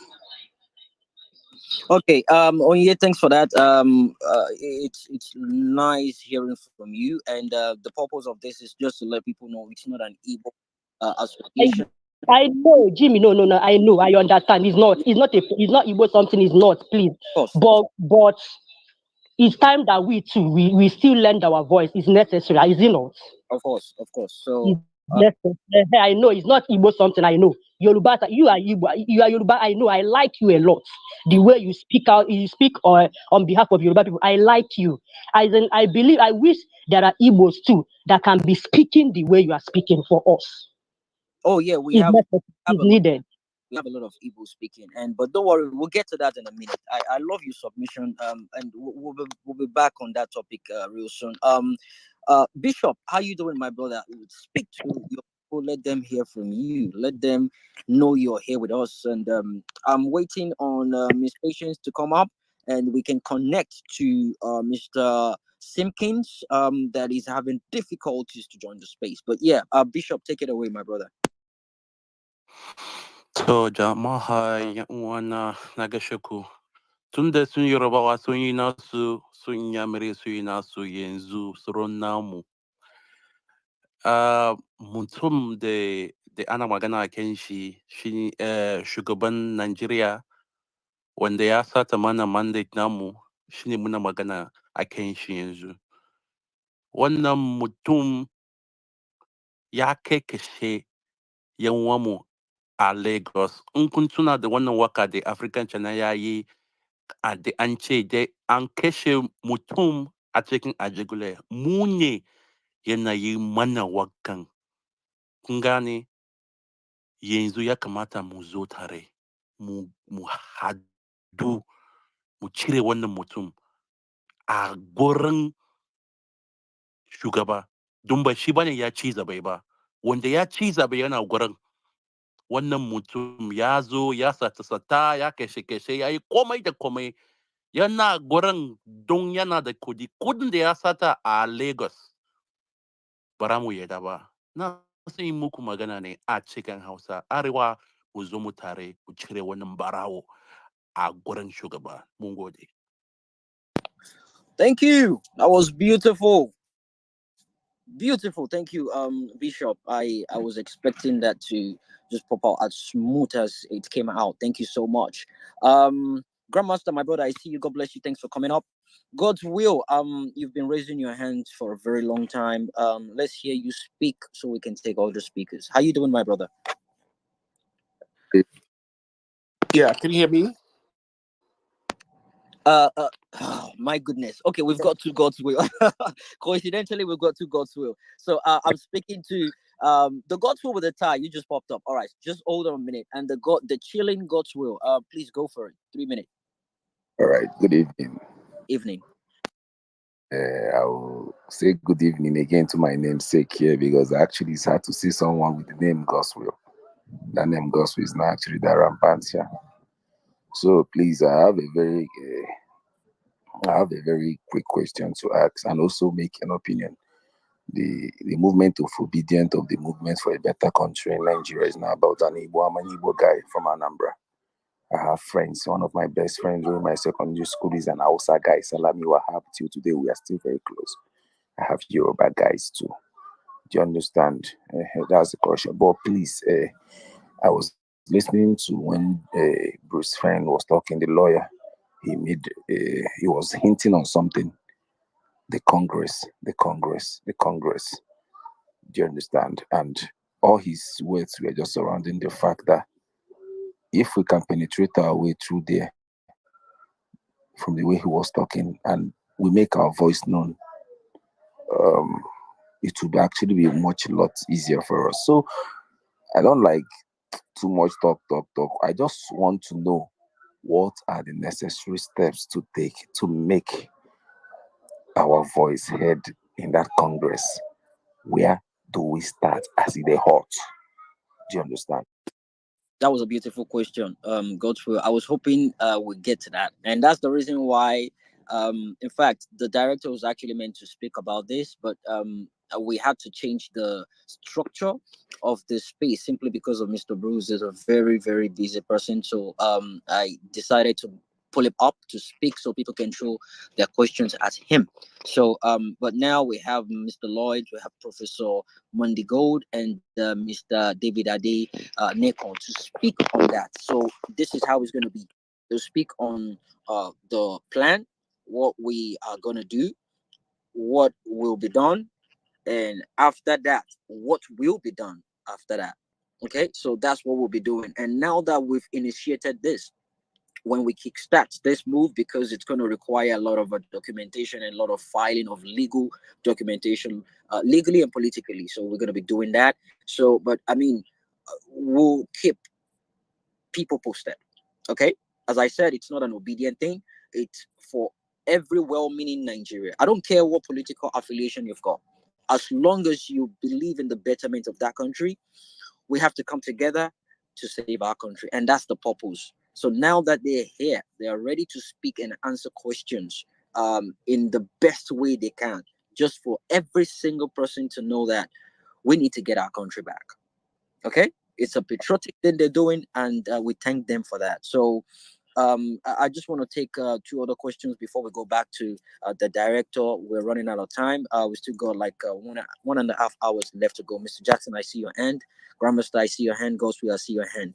But let me pass it on to Pels to take over. I really need to do one or two things, but you guys are in good hands. Miss Pels, please take it over from here.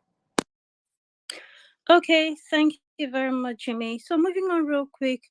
Before we go ahead, I'd like to request for ladies to come up here and join the conversation. I usually like to have a balanced conversation where you have both genders So if you're already here and you want to join the conversation, please do well to request for the mic. So real quick, I'll pass the mic over. Mr. Jackson, I see your hand. Over to you. And then we'll come over to God's Will and then Grandmaster. So over to you, Jackson. Jackson? Thank you very much, Ms. Pearl. Quickly, I'm just going to point out to the issues that have been raised concerning the idea of pumping the whole stuff onto the Congress. Now, if you are a Nigerian in diaspora and you live in the US, I would really suggest this. Get in touch with me. We're going to do what we need to do by reaching out to our various congressional reps. I'm already in talks with my rep, and I'm ready at the point where a meeting is supposed to be scheduled between me and her, so I could have a sit down with her and let her know what my interests are. And going forward, if we can come together, I mean, those of us who live in the United States, if we can come together and make sure we sit down in the Congress at the entrance of the Congress and stage our own protest there. Though we're planning something coming up, but while that is on, if we can all get together and ensure that we go to the gate of the U.S. Congress, make it a daily affair, or however we want to do it, maybe once in a week, or maybe once in 2 months, or once in 1 month, or whatever, however we could do it, go to the Congress and sit down there with our placard and ensure that every member of Congress who goes in there sees us protesting, demanding for justice for Nigerians. Because whatever we're doing here is not just for Nigerians. I mean, it's not just for us in the diaspora or those of us on the Twitter space. It is for those Nigerians who live in the villages who don't have a voice, who don't have the wherewithal to demand for good governance that they desire. So if you live overseas, you live in the US, do us this favor. Let us all come together and take our voices to those who represent us. I'm a voter. I don't know if I'm going to vote Democrats in the coming elections. I don't know where I'm going to vote. I may decide not to vote. But those of us who will vote for the president or who will be voting for during the congressional elections, let us do that and do that in a way that we use our vote to demand for what we want. If you live in the UK, do the same thing. Go to the UK Parliament, organize Nigerians, and demand that the UK should sit and make a decision on the issue that we are raising on a daily basis as it concerns the current person sitting as president of Nigeria. This is what I think that we should be able to do. We could also do this in collaboration with the Nadeco USA or Nadeco UK if it is formed, so that we can actually have strong footing in what we do. But by and large, there's going to be a massive movement coming soon that will demand what we're actually talking about right here, that will move forward and demand that the man who's occupying our space take a leave. But before that comes on, let us all do what little we could do to make an impact in what we want to do. Thank you very much.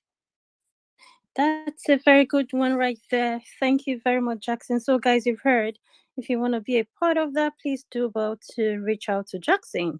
So real quick, I've been made to understand that Mr. Simkin, one of our other special guests, is here through Patience's handle. So Patience, do you want to unmute and let him speak to us? Hi, Patience, are you there? Okay, she's not yes, there. I'm here. Can you hear me? Loud and clear. Please go ahead. Okay, hold on. Sorry, hold on, please.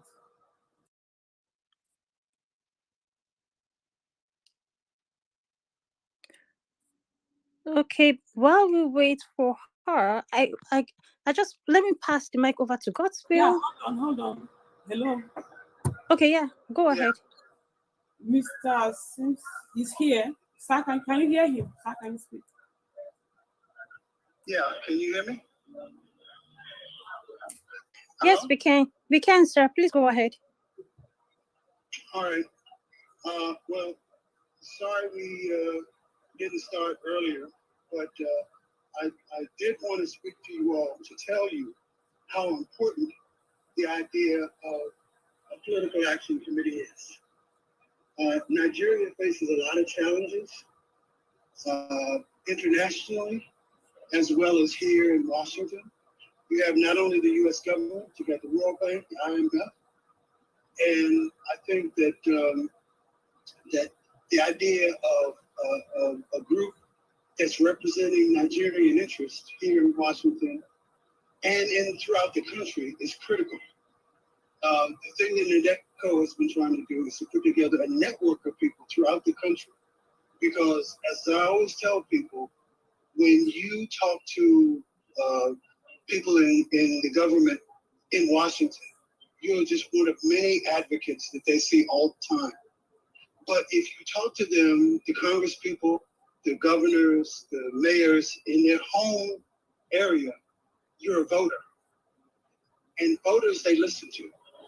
So that's why it's important to do it this way. You can always get people to come from Nigeria, somebody to come and talk to this congressman or that State Department or whatever, but it doesn't have the impact that a political action committee would have that's coordinating throughout the whole country. Now, I know a lot of people are very concerned about President Tinubu, and of course, that's something that a lot of people want to be very vigilant about. But there's a lot more issues than that. For example, Nigeria is in AGOA, the African Growth and Opportunity Act. But if you notice, in the last 2 years, 7 African countries have been suspended from AGOA. Not all of them because of coups or terrible human rights violations. Uganda was just suspended, which has been a faithful ally of the United States because of the LGBTQ issue. This administration is very keen on that. And I was in a meeting some years ago when I worked in Congress, and the Nigerian House Committee on Foreign Affairs was meeting with the House Foreign Affairs here, and there were some members of our committee here who were suggesting that, well, Nigeria is not really doing well on LGBTQ rights, and we may have to. Oh dear, I think we've lost him. I don't know what happened. Oh dear. Okay, patience, please do vote to request for the mic and come back up here. I don't know what happened. But while we wait for you, I'll pass the mic. I wanted to take God's will and then Grandmaster. But for the purpose of balance in the conversation, I'm going to take one guy and one lady. So let's take God's will, and then we'll take Dr. Royal. So over to you, God's will. You've got 2 minutes. Okay, thank you for everything, Jimmy, Bruce, fine. You guys did a great job. Okay, quick. I'm going to make this real short. This will go directly to the Nadeco, and I just wanted to sort of share this, strategy, which have been deploying, appeared successfully. So all the way from, can anybody hear me? Yeah, we can hear loud and clear.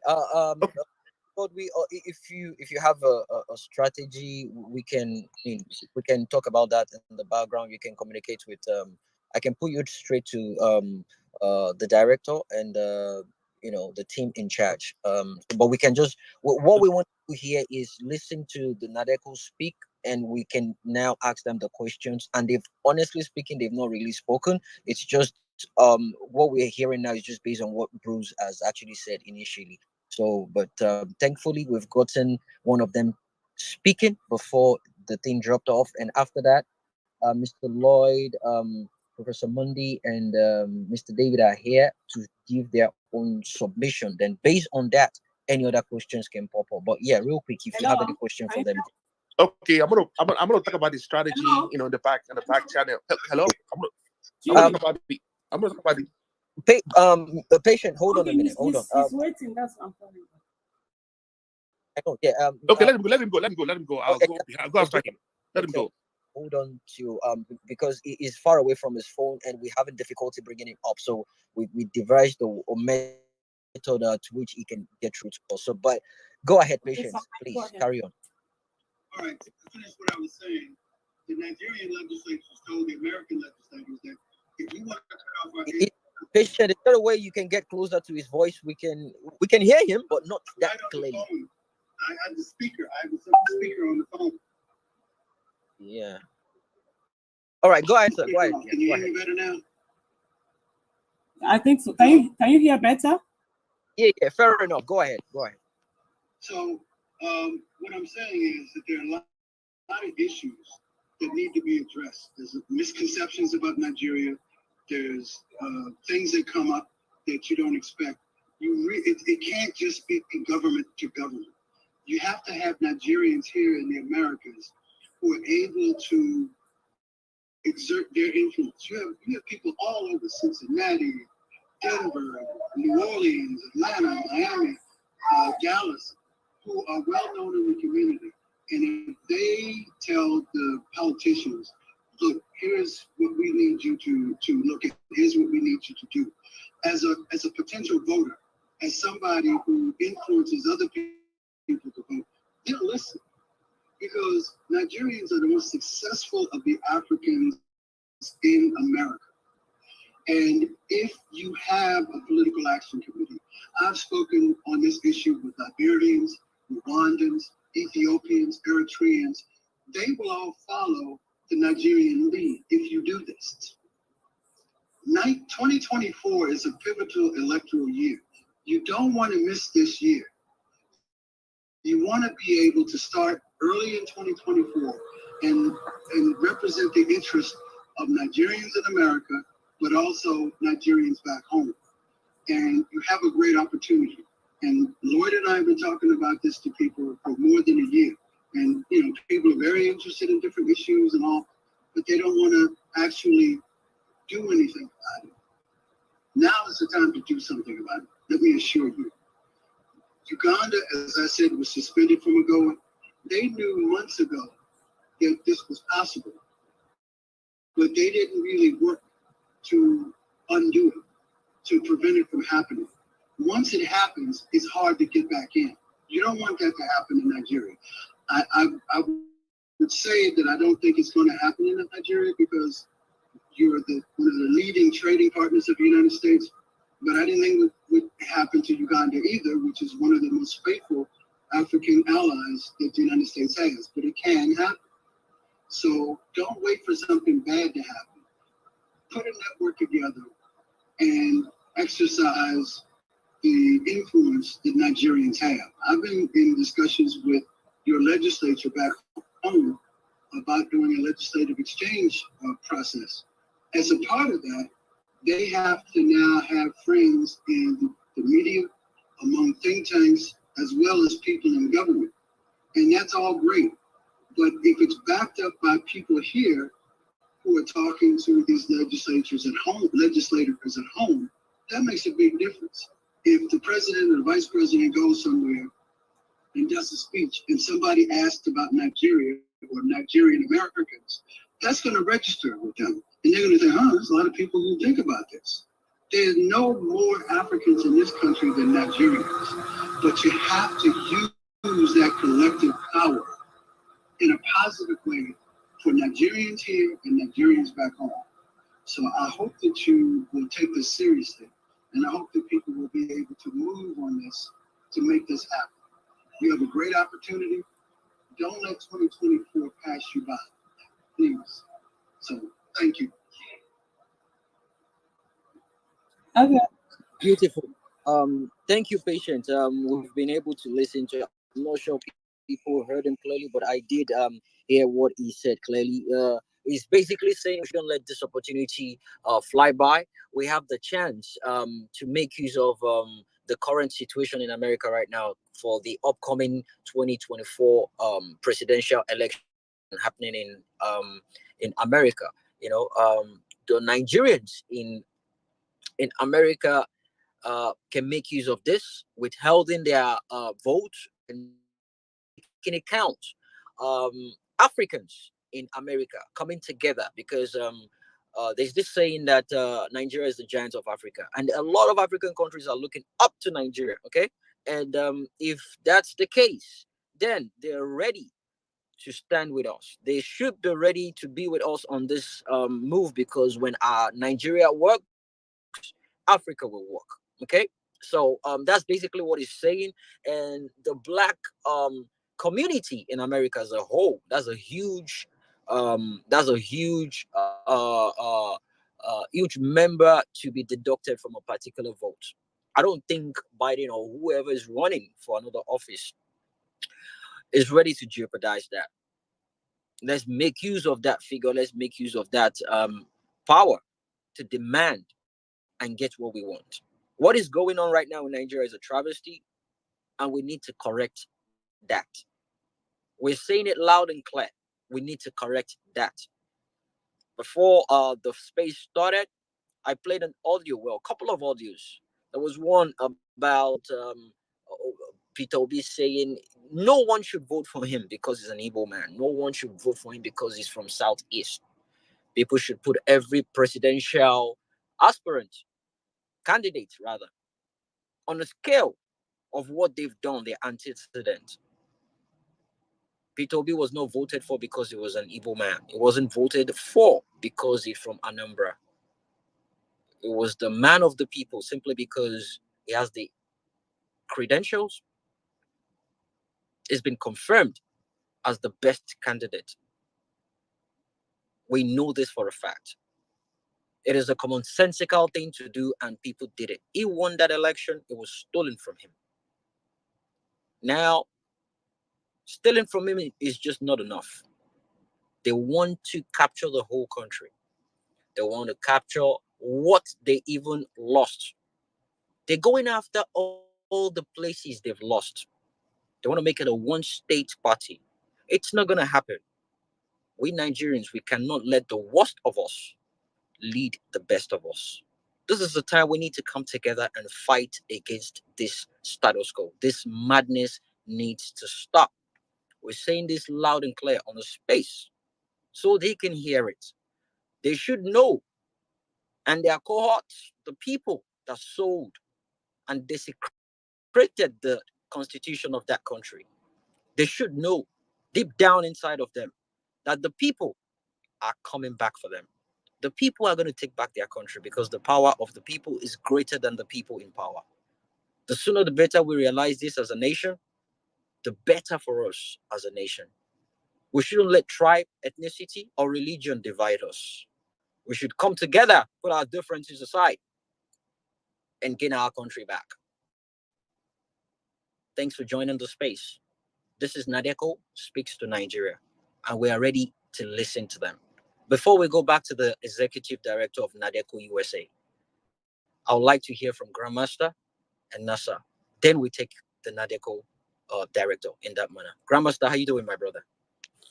Yeah, thank you so much, my brother Jimmy. This is a wonderful space that you brought up. But first of all, let me just take the opportunity to say, pay my greatest respect to all the Nadeco members who are here, Sir Lloyd, Sir David, and all of you, including Mr. Bruce, who has just left. Sir, I have a couple of questions, or sirs, and these questions go to any Nadeco member who could actually please help me to answer this. I remember Nadeco as a young boy growing up in the mid-90s. I witnessed the era of Abacha and all those people. I remember how formidable, how feared the Nadeco was, even though they mostly operated from outside the country. But still, when you mentioned the name Nadeco, it was very fearful to hear. I remember all the things, the news that used to seep into the country back then when we didn't have the access to internet and all these things, right? About Nadeco. And I remember your contributions to the restoration of democracy in the country. And I want to thank you guys, every one of you, very well. Now, my question is this. I'll be very quick. The first one is this. What strategy are you intending to employ to, combat or go against somebody like Mr. Bola Ahmed Tinubu, knowing fully well that he was once a member of the Nadeco? He understands the strategy of Nadeco. He understands how the Nadeco operates and everything in between. Is there any new strategy that the Nadeco is intending to employ this time around? And I'm very, very optimistic because after listening to Mr. David, I remember that, I felt like energized. He actually made me believe that, there's still hope left. That is number one. Number two, very quickly, from everyone who's spoken, I've got to realize that most of the strategy is speaking about things that are going to happen in the diaspora. Uh, but how then do we translate these things, you know, to the things happening, on the ground, in Nigeria, knowing fully well that the Nigeria government has grown a thick skin, so to say, and they rarely ever are shaken by, events happening outside Nigeria. I think the only thing that's going to affect them is what is actually happening within Nigeria. So how does an adequate intend to, how will I put it? Like just this strategy they actually are brewing, so to say. How is it going to transplant it to what is actually happening in Nigeria and actually affect changes in Nigeria? And lastly, my question is this: knowing that Nadeco is up to a big fight, is there any alliance that the Nadeco is currently building? I mean, you don't have to mention those people are. Are there alliances being built with other organizations and pro-democracy institutions and organizations, be they within the country of Nigeria or in the diaspora? Because to the best of my knowledge, I think the task ahead is very daunting because what we are looking at is a case of state capture. Every institution is bought and paid for, and it's not going to be easy to penetrate the country as it is today. So those are my questions. Thank you so much. Are you the mic? Okay. That was a very packed question, but let's do it this way. Okay. Let's start with the executive director of Nadeco USA. Let's have him speak, and we have other Nadeco members speak. That way, I'm sure and certain that they would have answered a lot of people's questions. And after their speech, if you still have anything to ask, then you can go ahead. But I think they should speak first, then we can take it from there. Um, Executive Director of Nadeco, Mr. Lloyd, thank you for coming back up. I think it's your time to give your speech now. You can unmute your mic and speak now, sir.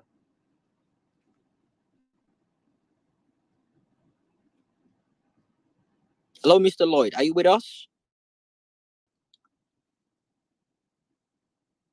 Can anybody hear me? Can you hear me now? Yes, we can. Now we can hear you. Okay, go for it, sir. Okay, thank you very much, Jimmy. I've been listening and I'm very excited.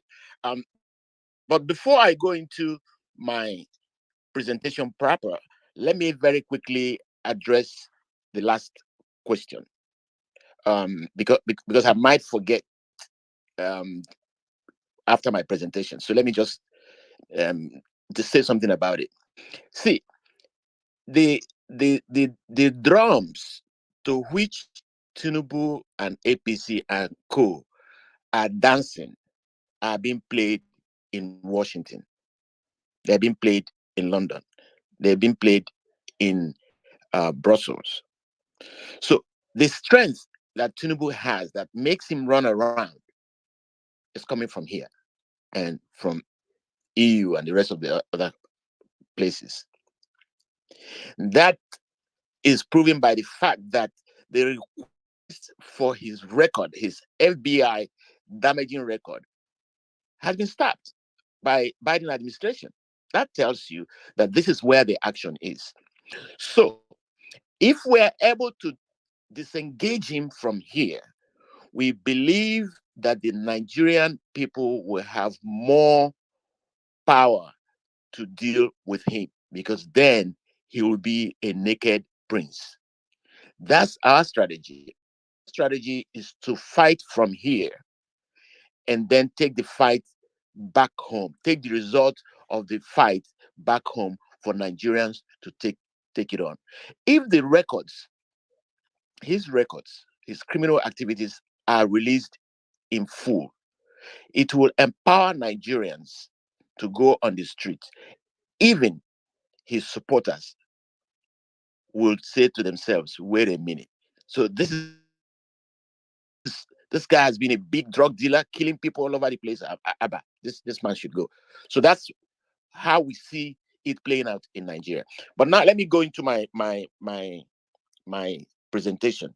And my presentation is a bit kamikaze in nature. And so you have to pardon me. I'm going to start first by reading out some quotes, and then I'll go into my delivery proper. And the first quote that I want to put out is by George Orwell. Today, people realize that if they are in large, unified numbers, they can demand anything from their government. Is the day the government is in big trouble. That is why they keep us divided. The next quote is, a bad system does not appear wrong to those who benefit from it. They do everything to defend it to the detriment of larger society. And I love this one. If there is no justice for the people, let there be no peace for the government, by Emiliano Zapata. Then one from one of our past leaders, Bafemi Awolowo. A day will come when Nigerian masses from the north, south, Christians, Muslims, and atheists will march as a force for progress and unity and kick against rigging, corruption, and tyranny. This was in 1987 by Chief Obafemi Awolowo. Take particular interest in and kick against rigging, corruption, and tyranny. And then I'll read this one before I go into my delivery. This is from Nelson Mandela.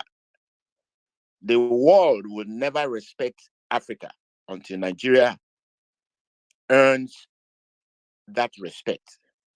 The Black people of the world are looking up to Nigeria to be a source of pride and confidence. Every Nigerian citizen should be made to understand this. The final one is from OBJ, Obasanjo.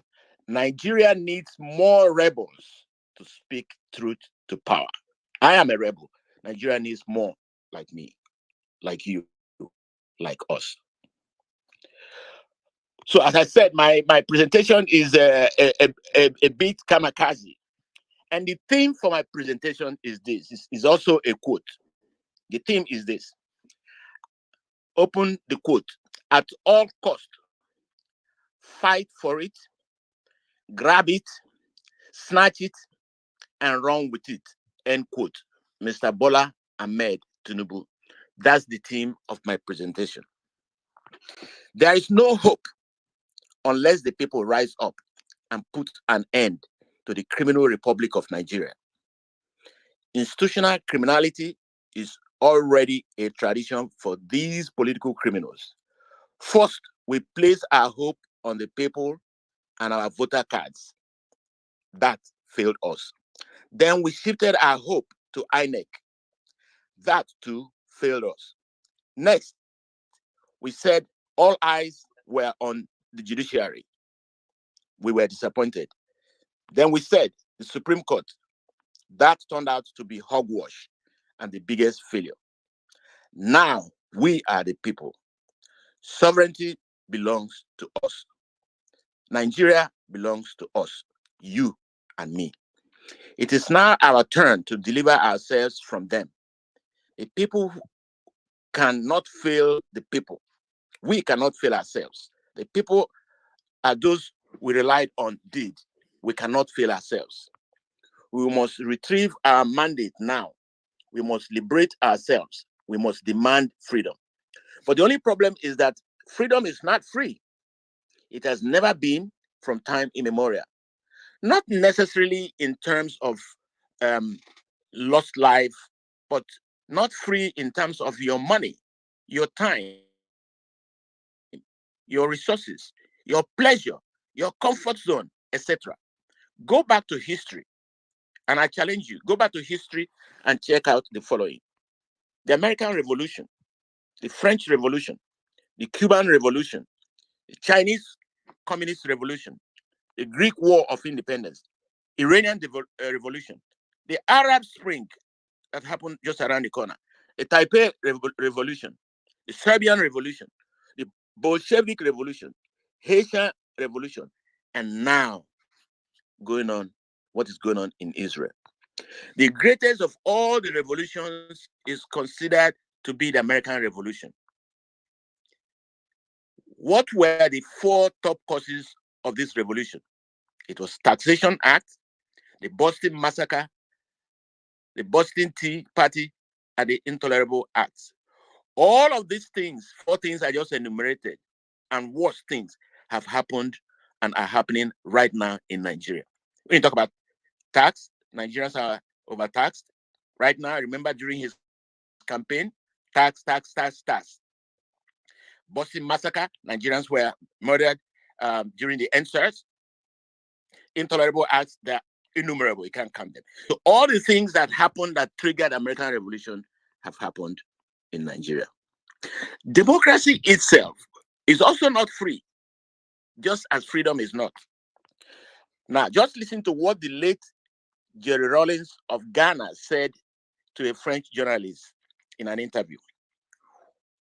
I quote, "When you talk about democracy, you must talk about the power and the capacity of the people to be strong enough, to be defiant enough, to be able to protect freedom and justice. People who cannot protect freedom and justice cannot protect democracy. The people need to be empowered enough to defy the politician when he is wrong. If they cannot correct him, and with the passage of time, he becomes a tyrant, a dictator." End of quote. Today, we stand on the precipice of a pivotal moment in the history of our great nation, Nigeria. This great occasion and platform has brought us together not merely to speak, but to ignite the flames of change within us, to inspire a collective uprising against the shadows of corruption that have bound our beloved country for decades. We are the last hope of the common man. We are the People's Supreme Court of Nigeria. We have nowhere else to go but to fight back. Nigeria, once a beacon of an ivory of hope, now stands at the crossroads of despair and mockery in a committee of nations.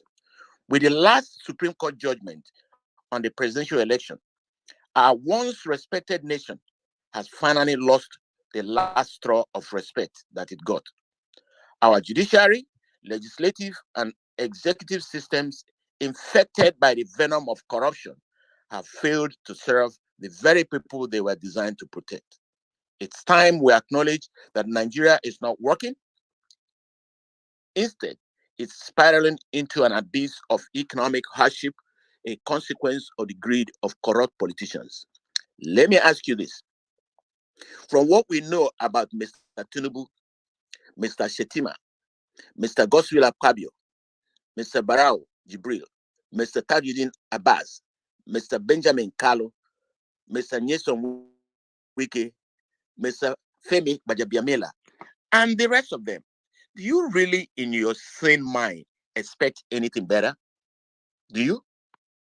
Remember that the direction we take in our country will be determined by the men who lead. Who are our leaders, if I may ask? Are we prepared to follow them or ditch them? To Nigerians and to the international community, the Tinubu administration remains illegitimate and unconstitutional. Yes, Tinubu has murdered democracy in Nigeria, and he has murdered his own sleep. He will know no peace until we, the people, rescue power from him, a tyrant. So today, I implore you to cast aside the illusion that salvation will come from foreign shores or from anywhere other than from you. No Western government can rescue Nigeria. The power to reclaim our destiny lies within us. The resilient and patriotic sons and daughters of this great nation hold the answer to our problems. From the northern winds of Kano to the southern waves of Calabar, from the bustling streets of Lagos to the serene landscapes of Yenagoa, from the sleepy village of Oshobele and Ahoda to the federal capital of Abuja, let us rise with a unified voice. Let the echoes of our demand for a better Nigeria resonate from Onitsha to Makurdi, from Agoiwoyi to Awomama, cutting across religious beliefs and tribal affiliations. Our politicians have cunningly exploited our diversity, using religion and ethnicity as tools of division for decades. It's time to shatter these chains and recognize that Nigerian politicians are not invincible giants after all. They are not more powerful than the collective might of our youth. They have sown seeds of discord, feeding on the bitterness of tribal and religious sentiments. But today, we declare that hunger and joblessness know no tribe or religion. It is a common enemy that unites us, and together we can defeat it. This is our moment, our opportunity to grasp the reins of our destinies. If we don't do it now, no one will. Not even the West, for they too have their interests, sometimes aligned with the corrupt politicians who exploit our nation's wealth. Let us stand united, rising above petty differences, defeating hired thugs and their politician paymasters who seek to intimidate us.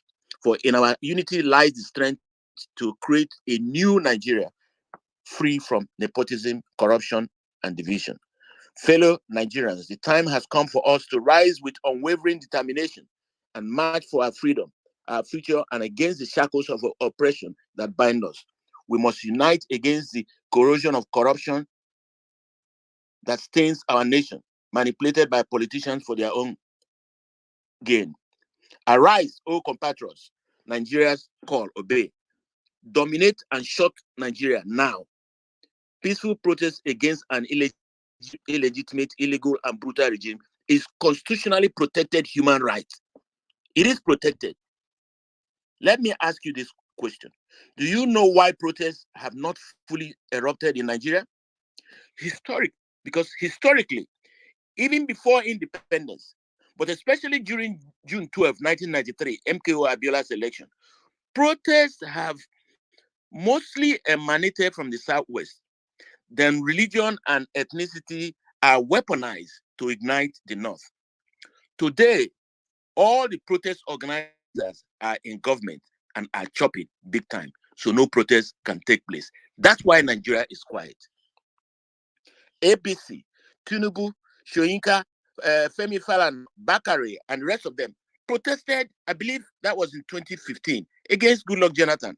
They called him clueless. They called his wife a hippopotamus and carried a mock coffin of him. Nothing happened to them. Nothing will happen to us now when we dominate the streets of Nigeria. We must say no and change that narrative because we all are hurting. Please know that we are not here to plan or organize a revolution because revolutions are neither planned nor organized. Revolutions just happen and it will happen soon. To deal with people who don't obey the rule of law, you need to be mad. What they love is the rule of lawlessness. As youths, you are the heartbeat of this great nation, and it is high time we defied the divisions sown among us for selfish interests of a few. Our destiny, our unity is our strength, and together we shall march against the chains that hold us hostage. The drumbeat of our march resonates with the rhythm of change. We march not only against the visible chains of corruption, but against the silent oppressor that is poverty. Our steps today forge a path towards a future where every Nigerian can rise above the grasp of destitution. If we truly are the leaders of tomorrow, then that future is now. Let the flames of passion burn within us, propelling us forward as we demand the Nigeria we deserve. This march is not just a physical movement, but a symbolic stride toward a nation where justice, equity, and prosperity prevail. Nigerians, the power to shape our destiny lies within us. As we march, let our voices echo in unison, drowning out the whispers of corruption and oppression. For in this collective movement, we carve a legacy of generations to come. March for freedom, march for unity, and march for a Nigeria where the dreams of today become the reality of tomorrow. The time is now, and we are the architects of our fate. Time has come for us to be the architects of our own fate. Let this be the day we rise as one, declaring that a new Nigeria is not just a dream, but a reality waiting us to seize. Nigerians are very creative. If only we can fix our politics, we would be the envy of the entire world. In conclusion, here are the deliverables to take home. Here, the crux of everything that I said is centered in the following. One, Nadeco is joining the existing suit or bringing a fresh suit against the FBI to recover a full and complete record on Tinubu. That's number one. Number two, Nadeco is bringing an action against CSU, Chicago State University, seeking a declaratory judgment to tell the world how Tinubu graduated and and also why they have never gone after him for forging their former president's signature. You remember that the person whose signature appeared on the certificate that Chicago State University said was not theirs, threatened to sue Tinubu for forging her signature. Where is that woman now? What has happened to her? Why is she silent? Why hasn't she filed a suit against Tinubu? I'm sure you guys know what the answer is. 3, Nadeco has set up a good governance initiative index by creating a website, namely Nigerian'S.com. This interactive website will have a hall of fame and a hall of shame, where Nigerians will vote to list politicians either in fame or in shame. The inductees will be issued certificates in the category that they belong to. For instance, if Tinubu, who wants to be in the world Guinness record of, I've forgotten how they put it, Guinness World Record, we'll put him in the Hall of Fame or Hall of Shame, depending on what Nigerians decide online. So this website, the Good Governance Index website, has been set up. It hasn't been launched. Nigerians will have the opportunity to go there and vote. We have placed certain criteria to guide the Nigerian voters to decide on how to vote on these individuals. The politicians, all the politicians in Nigeria, current, executive branch, judiciary, legislative branch, even the judges will be listed. So Nigerians can go there and click and vote on them one by one.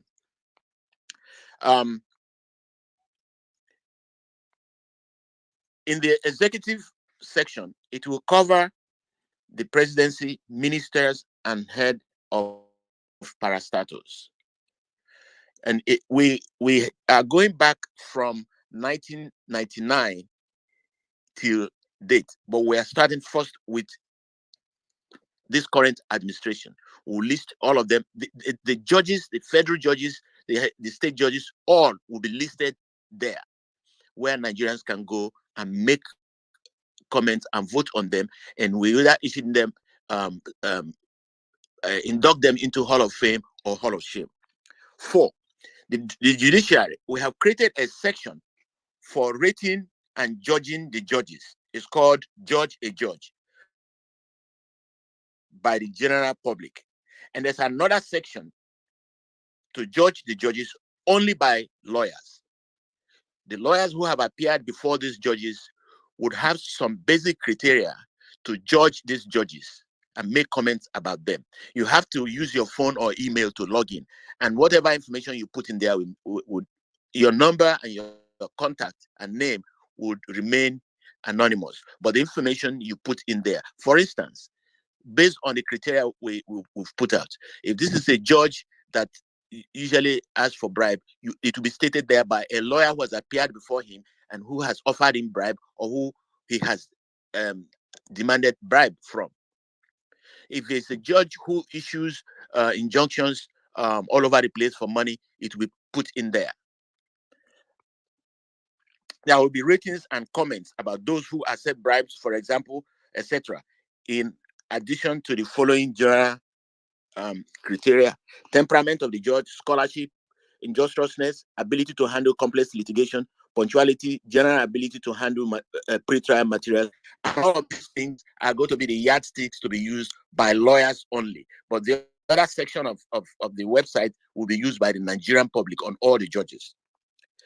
Number 5, Nadeco is also making available a section where Nigerians will release instances of bad governance and stealing of government money by searching for bank accounts of politicians and their friends and families and making them public. You have, for instance, a politician A. We will find out his bank accounts. If he has billions, it will be made public. If he has houses, 3 houses in Abuja and 1 in London, it will be made public. So Nigerians will know that this politician has all of these things littered all over, the world. Young men working in banks are tasked to search for accounts belonging to politicians and their stooges containing stolen money. Houses and investments owned by politicians will be made public. 6, Nigerians all over the US have resolved to form a political action committee, PAC. It's called NPAC, Nigerian Political Action Committee, to encourage Nigerians to use their voting power against any administration, currently or in the future, that supports Nigeria to oppress and suppress the people. No more business as usual. Mr. Gregory Simpkins is the one we retained to work on this.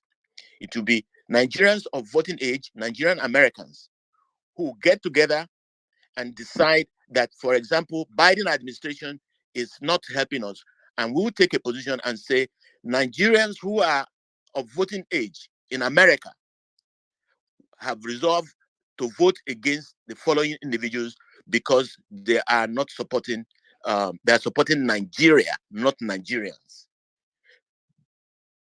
That is what Gregory Simpkins was talking about, taking advantage of the upcoming election. This current administration has blocked so many things in favor of Tinubu, and we also want to block things against them, especially now that the Democrats need so much help. And so Nigerian Political Action Committee is coming out to make sure that we use our votes wisely. Finally, and this is very important, if you are happy with what is happening in Nigeria, please do nothing. Just stay at home. Don't come out. If you want our country back, come out and shut Nigeria down in a very peaceful protest. Date to be announced. Thank you, and God bless you.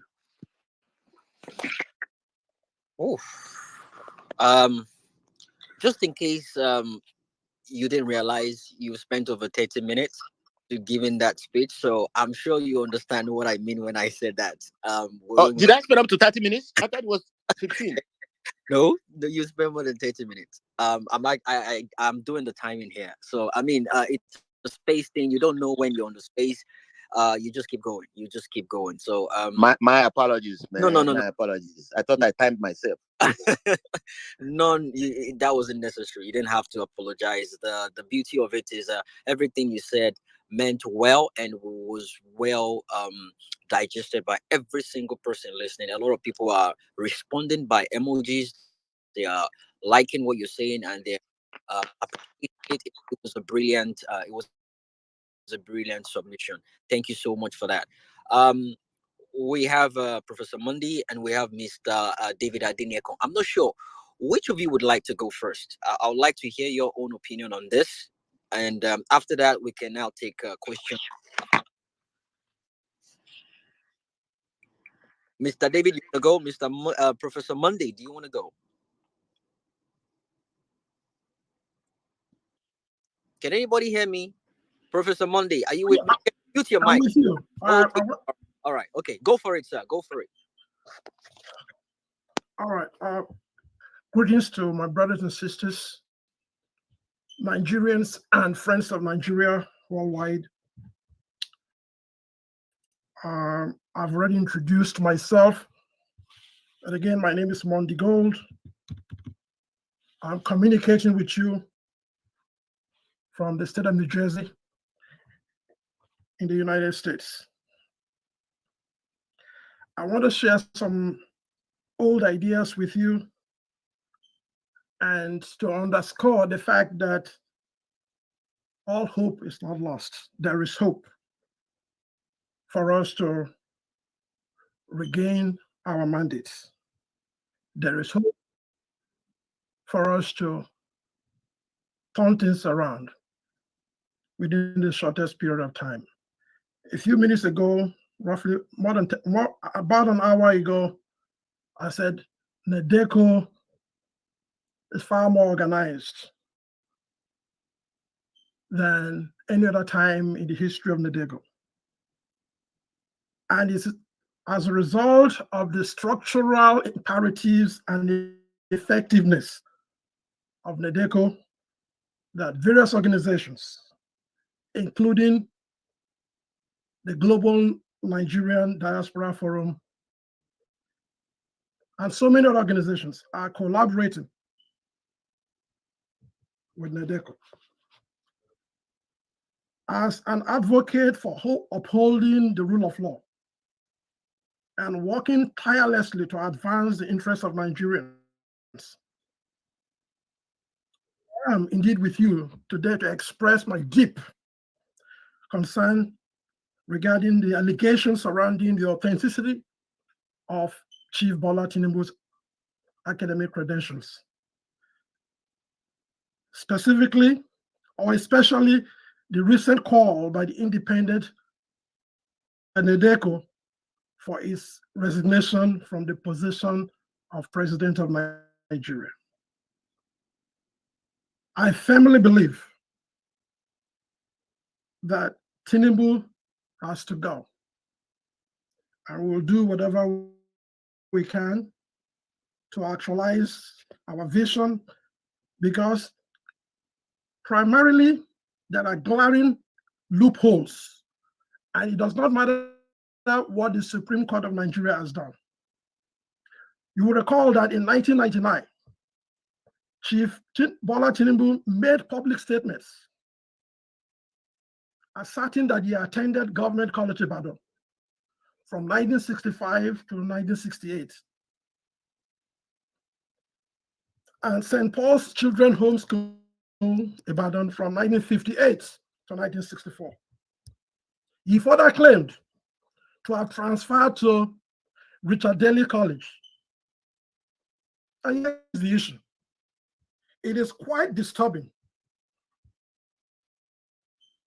that on the Independent National Electoral Commission form, Chief Bola Tinubu declared completing his basic education at a non-existent St. Paul's School in Arola, Lagos, thereby introducing a significant discrepancy. And to the best of my recollection, this key discrepancy has not been addressed by the Supreme Court of Nigeria. And we will not let it go. Because when the foundation is weak, anything else cannot hold. So we have an opportunity to follow this, address the discrepancy to the extent that if you have gained admission in the United States on the basis of false, manipulated documents, your credentials will not stand the test of time. And we can address that. I must tell you, I am in the field.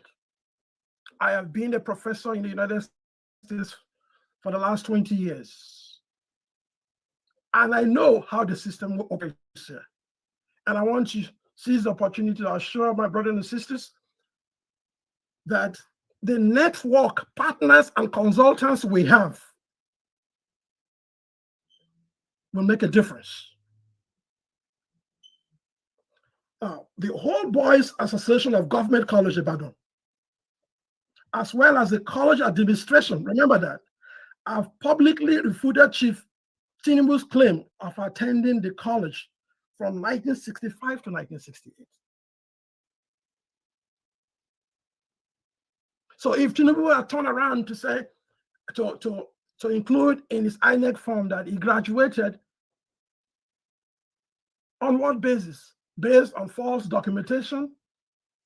I want to show you the Nigerian diaspora will not take that.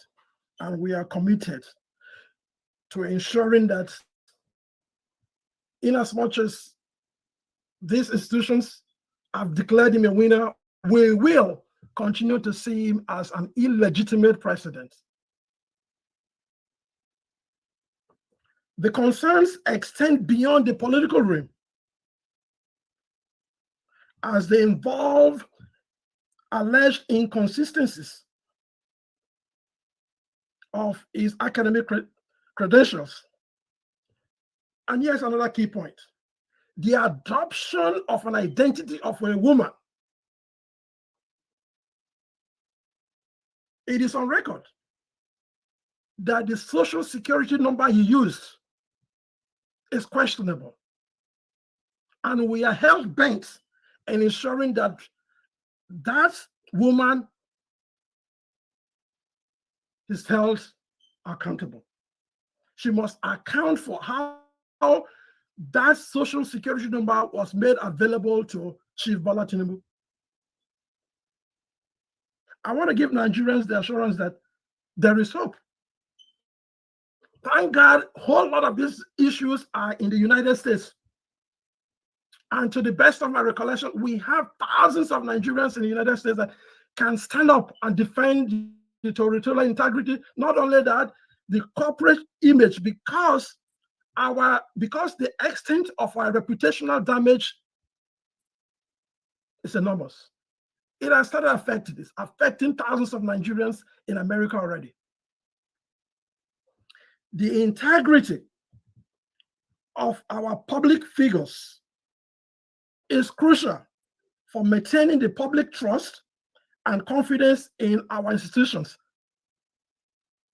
and attracting foreign direct investment. As we work towards a Nigeria that embodies transparency, accountability, and rule of law, it is imperative that these allegations are thoroughly investigated and addressed. And we will make sure we involve the Internal Revenue Service in the United States when it comes to identifying the true owner of the social security card number he used at the university. It is crucial to note that the declaration of victory by the Independent National Electoral Commission and the Supreme Court does not and will never negate the underlying issues surrounding these allegations. And we are the Supreme Court of Nigeria, and we have the power to change the system. Ladies and gentlemen, we need a peaceful revolution to put an end to Nigeria's endless woes.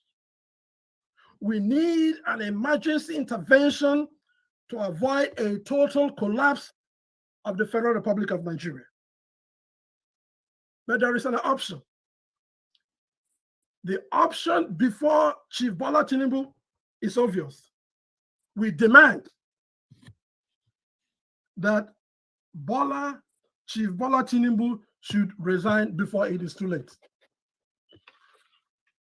Chief Bola Tinubu's resignation is not only in the interest of justice, but it's also essential for the preservation of the credibility of our leaders and institutions. Such a decision would not only serve the best interest of Nigeria, but also preserve the dignity of the presidency and shield our nation from unnecessary international embarrassments. The allegations of forgery against Chief Bola Tinubu, may I submit to you, that is compromising the integrity of Nigeria on the international stage.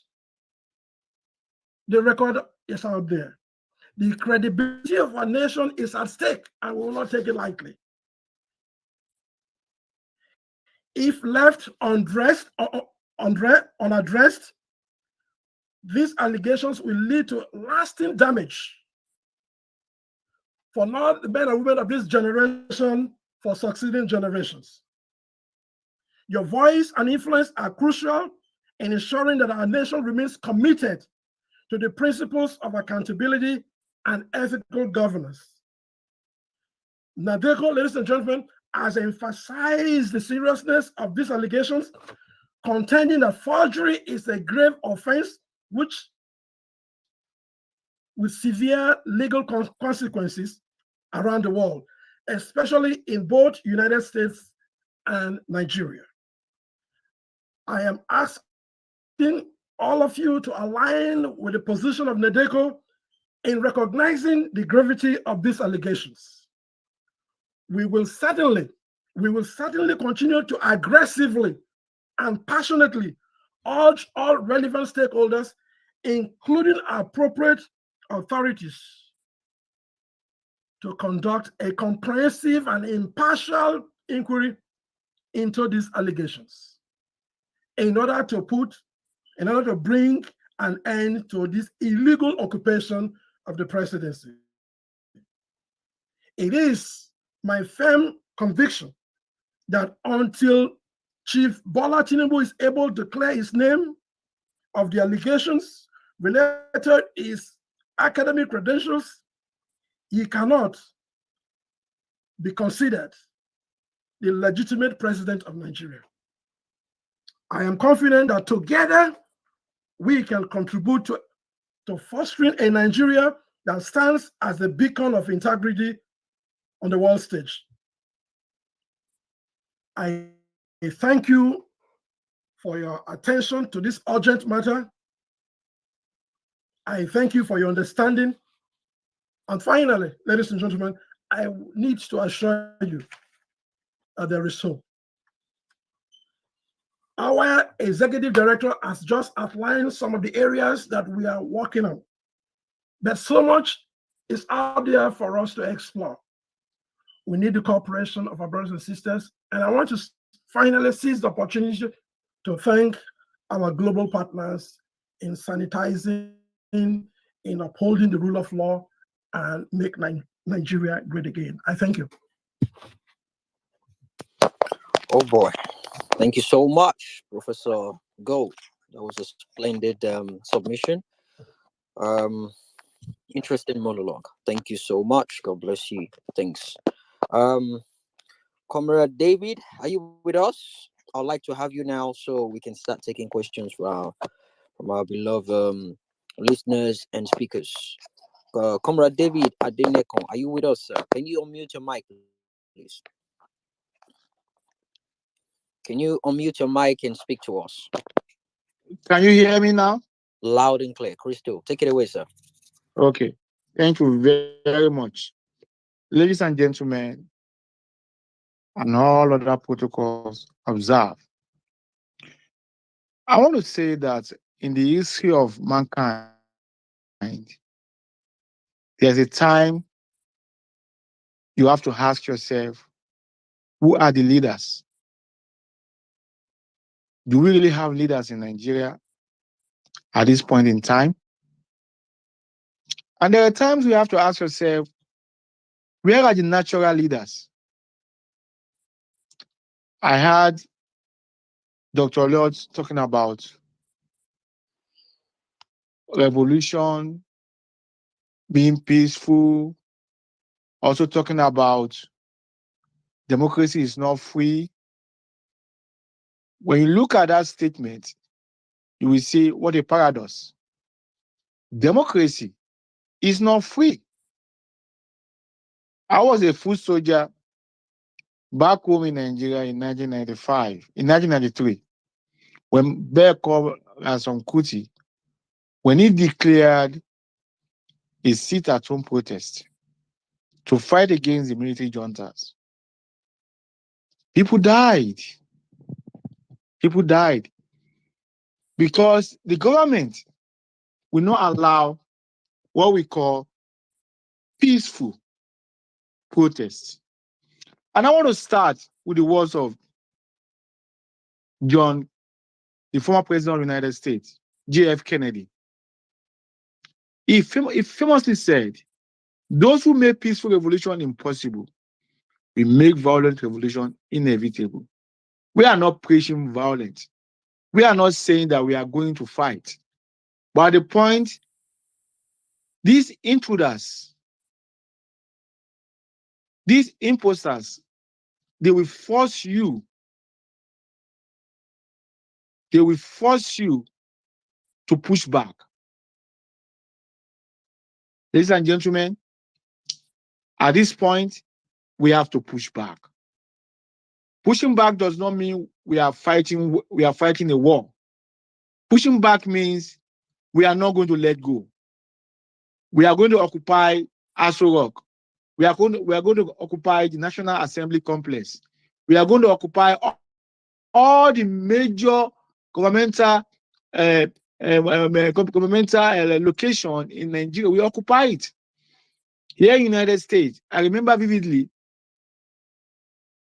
under Barack Obama, they occupied the White House. They occupied the Wall Street. Occupy Wall Street. People were there with tents. They sleep there. They hate there for days until the government listened to them. That's what we call pushback. And who are the ones that can do that? Natural leaders. The leaders we have now are not leaders. The leaders we have now, they are sycophants, opportunists, scavengers, robbers, and they are calling themselves leaders. They are not leaders. And who are the natural leaders? We are the natural leaders. Everyone that is listening to Nadeco today, we are the natural leaders. And we have to ask ourselves,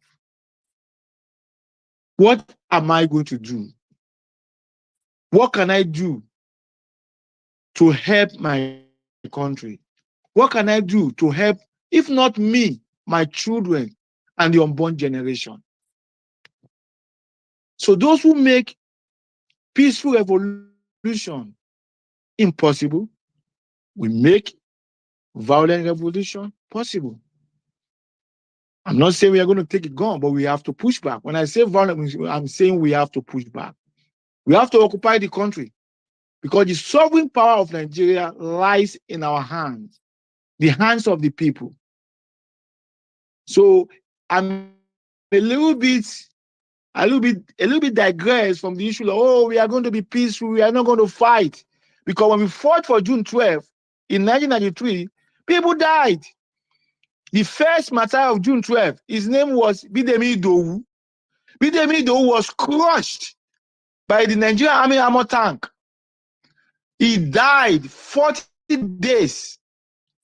His only child turned 40. The day his only child turned 40 days, that was when he died. He died in our hands. All our clothes was soaked with blood. I'm not saying we want anybody to die. We weren't carrying gun.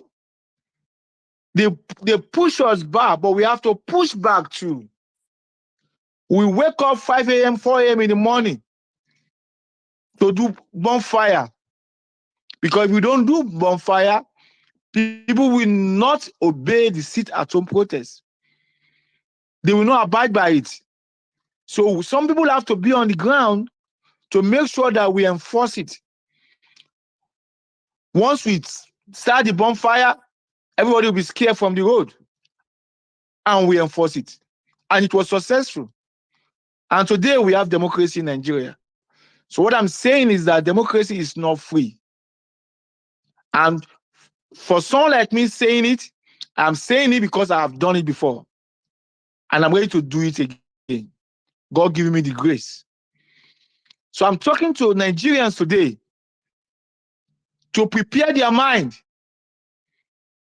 and to let the message go all over to your friends, your family, that Tinubu will not be the president of Nigeria. He might be sitting there right now, but he's sitting on the wrong seat.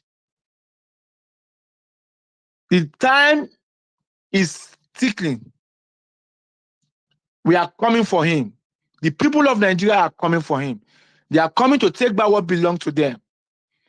But we cannot do it without you. We need you to rekindle your hope. We need your confidence. We need you to trust us. And we want to trust you too. And the only way we can do that is to work together. The only way we can do that is to sensitize each other. The message you hear here today, go back home. Talk to your friends. Yes, Nadeco USA is ready to take the lead. We are going to take the lead. We have gotten the service of a lawyer here to fight the case of Tinubu in American courts, American judiciary, and we are going to do it. We have evidence that Tinubu forged the certificate. I am going to also be a witness because Tinubu in his deposition said that he attended Government College, Lagos, Eric Moore. I, David Nadeco, attended, finished from Government College, Lagos, Eric Moore. I was enrolled in that school in 1980. That school was one of the model government college that Mobolaji Johnson, a military governor, created in Lagos State. It was modeled after King's College and Federal Government College. There are about 4 of them. GCL in Surulere, GCI in Ikorodu, GCI Government College Agege, and Government College Ojo. 4 of them. Government College Agege is female. And those schools were established the same year, 1974. So I'm going to have to be in the witness box, and I'm going to have to tell them that I attended that school. I'm old student of that school, and my school was established in 1974. But in this deposition, Mr. Tinubu said he attended Government College Eric Moore, and he finished in 1970. So we have the evidence. We have the proof that the certificate was forged. And Nadeco is doing everything possible to make sure we have justice. All we are asking for is justice. We are not asking for justice just for ourselves. We are asking for justice for this generation and the unborn generation. That is what we are doing. So another part I want to talk about is the issue of political action. Yes, we in diaspora, we are going to do our best. We are going to put everything to put heads together, strategize, tactics and everything to make sure that whatever we are doing, we have a good end result. We are going to do that. But there's nothing we can do if we don't translate whatever we are doing here into political action. I just said now that I was part of the foot soldier in Nigeria. So we need people in Nigeria to get ready, get prepared, organize, start creating cell group all over. We have a website. If you have a cell group that you have created that are in line with our vision, our mission, let us know about it. We work with you. We are working the logistics. We're going to coordinate everything. And when we move, the world will move. And I repeat, the day we moved, the world will move. Nobody has monopoly of the media. Nobody has monopoly of power. Tinubu might be thinking he has monopoly of the media, of power, of money. No, Tinubu is not God. Voice populi, voice they hear. The power of the people shall prevail. We are the people. The voice of God is the voice of the people. And we, the people, our power is more than the power of any Supreme Court. It's more than the power of even any media. We created the Supreme Court. It is our power that created the Supreme Court. It is the power that we vested in our leaders that created all the judges in the Supreme Court. It's the same power that created the parliament. It is the same power that votes in the president. So the sovereign power belongs to the people. And it is that power that we are going to use to remove Tinubu from office. When, after the election, I wrote an article, and I said in that article that Tinubu will not stand the test of time. And he will not stand the test of time. And I'm going to share the article again. And I said it because Nadeco 1993 is still going to be the same Nadeco today. And it will be more vibrant, more powerful than Nadeco today, because the demons that we are fighting today is even more powerful than the demon that we fought in 1993. We might even say, oh, we fought the military, but this Tinubu is even more than the military, because he has bought the military. He has bought all the institutions in Nigeria, including the media. When you look at the pre-media in Nigeria, hardly you will see anybody that will come and talk against Tinubu. But like I said, natural leaders will emerge, and we are the natural leaders. And I want to say this: please do not let your morale, your confidence, your hope, do not let it be dampened, because Nadeco will take the lead. Like I said, we are going to take the lead, and we are going to make sure that we bring down every evil government in Nigeria. And democracy, no, we not only enthrone democracy, we will entrench democracy, so that there will be good governance, so that our children will have jobs, so that our children, widows, will be able to feed. Look at what is going on in the country. And they are trying to change the narrative. Is Igbo against Yoruba? Is Igbo and Yoruba not buying food from the same market? Are we not buying chicken from the same market? Are we not buying rice from the same market? If you go to a market, if the price of rice is 70,000 naira, would they say because we're a Yoruba man, we are from Oyo State or from Ogun State, and Tinubu is a Yoruba man, the woman will reduce the price from 70,000 naira to 60,000 naira? Are we not buying from the same market? People are so shallow-minded, they are so daft, they are not seeing what we are seeing, that this man Tinubu is evil, and God will fight him and remove him for us. I don't care whoever he must have gone to get power, but there is no power that is above the power of Almighty God. And that power will move Tinubu from power, so that righteousness will exalt the nation, so that peace will come, sanity will come, justice will come, and our children will stop jackpot. Everybody want to jackpot. They jackpot, they come here, they start doing all kind of dirty jobs. They jackpot, they come here, there is no paper to work. A lot of brain drain going on in Nigeria because we have bad governance. A country that has mineral resources, a country that is so blessed, flowing with honey and milk. And people want to leave that country. They want to leave that country. Somebody was telling me that if people in England, the white people in England, if they move to Nigeria and let Nigerian people move to England, he said in about five years, Nigeria will turn to England and London will turn to Nigeria. Why? Because country is about people. It's about the people. It's not about the resources. It's about people. People make the country. No resources make the country. I don't care how many oil you have. I don't care how many goals you have in your country. If you don't have the right mind at the hands of affair, you are doomed. That is why we must remove this evil. We have to fight them. And I've said it. And I'm online now. They should go and tell Tinubu wherever he is that the likes of David Nadeco, he has us to contend with. He has us to contend with until God will remove him. And we are going to outlive him because we are for righteousness. Tinubu is darkness. He stole a mandate, and we must take that mandate from him by the grace of God. God bless you all. We are still going to be reaching out with you. This is not going to be the first one and the last one. At least every month now, we are going to be giving you the update to the executive director of Nadeco, my humble self, Professor Gold. Please stay tuned.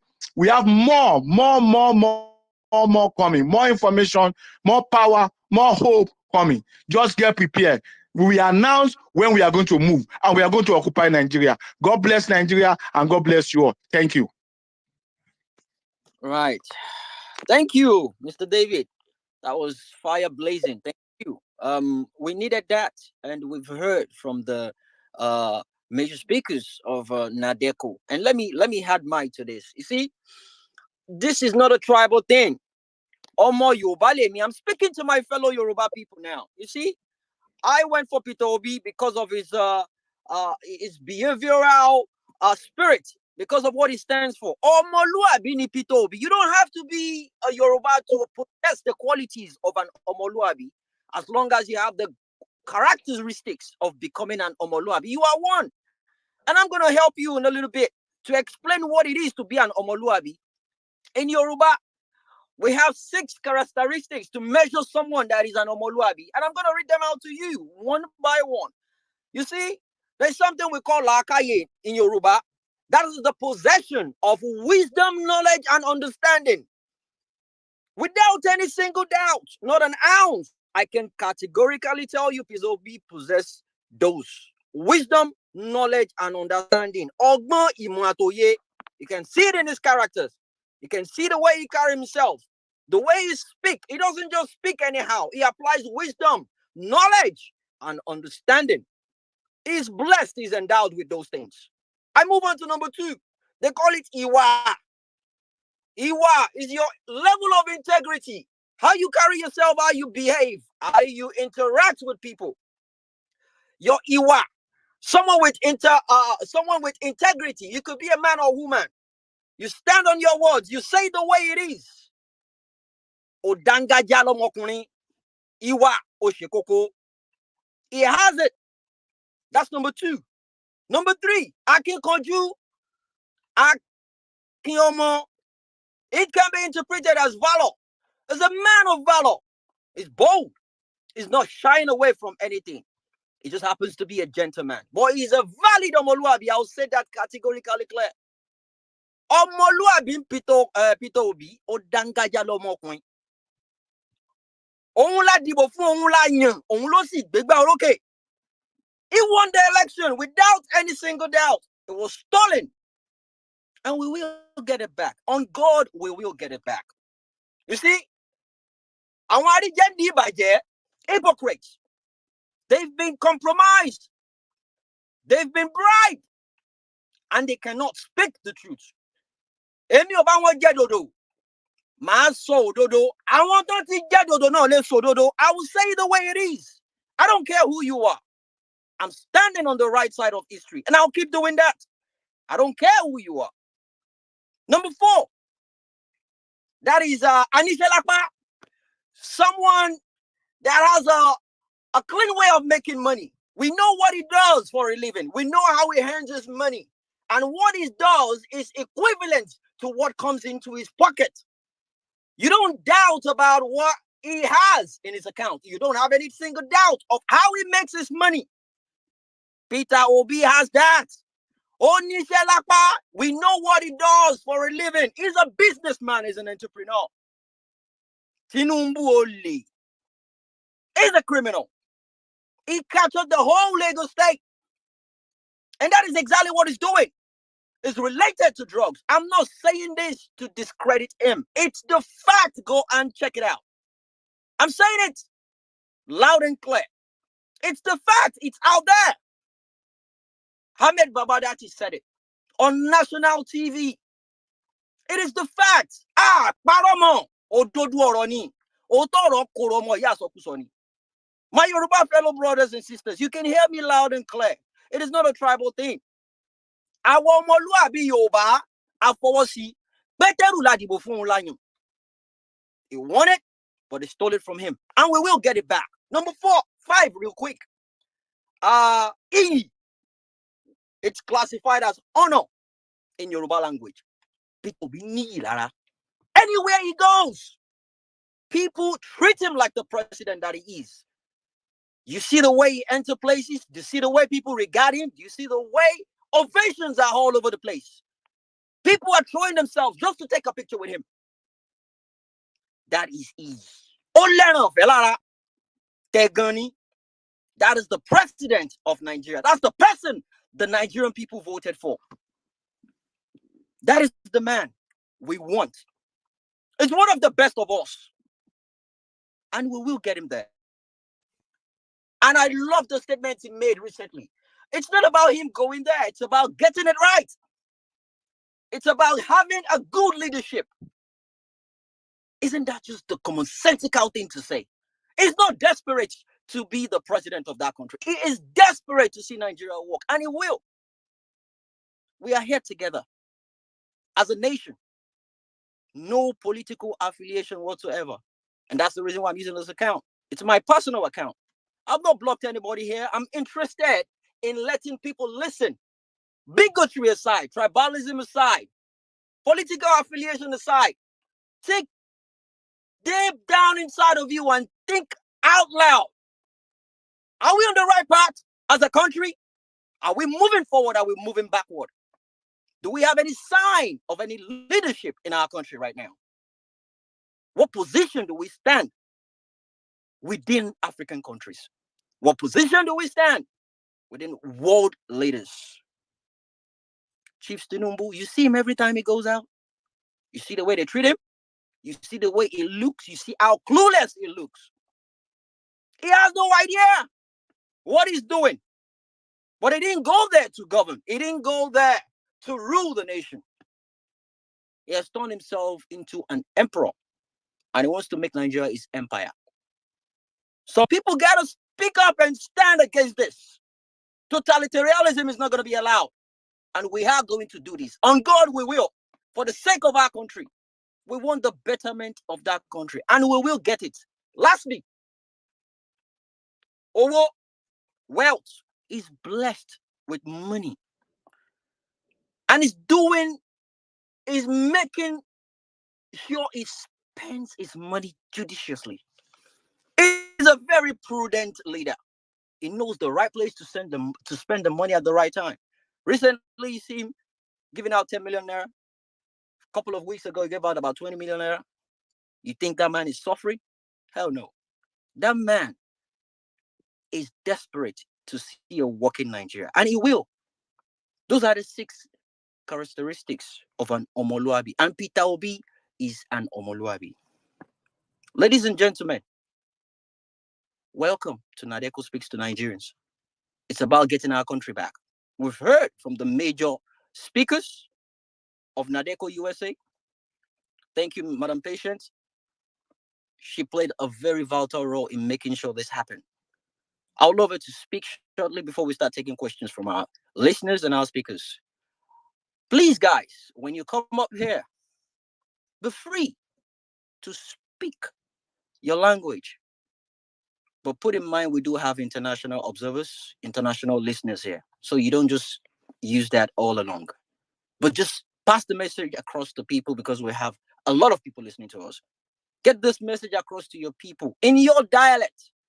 Let them know it's not an Igbo agenda. It's not a Yoruba agenda. It's not an Hausa agenda. It's a Nigerian agenda. We need to get our country back and we will get it back. I'm looking at ending the space in the next 40 minutes. But let's do everything we can to make sure we take as many questions as possible. Madam Patient, thanks for coming. I would like to hear from you, please.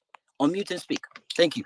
Thank you very much for everything. Okay, we did this together, and thank you, Jimmy. And thank you, everyone that is here.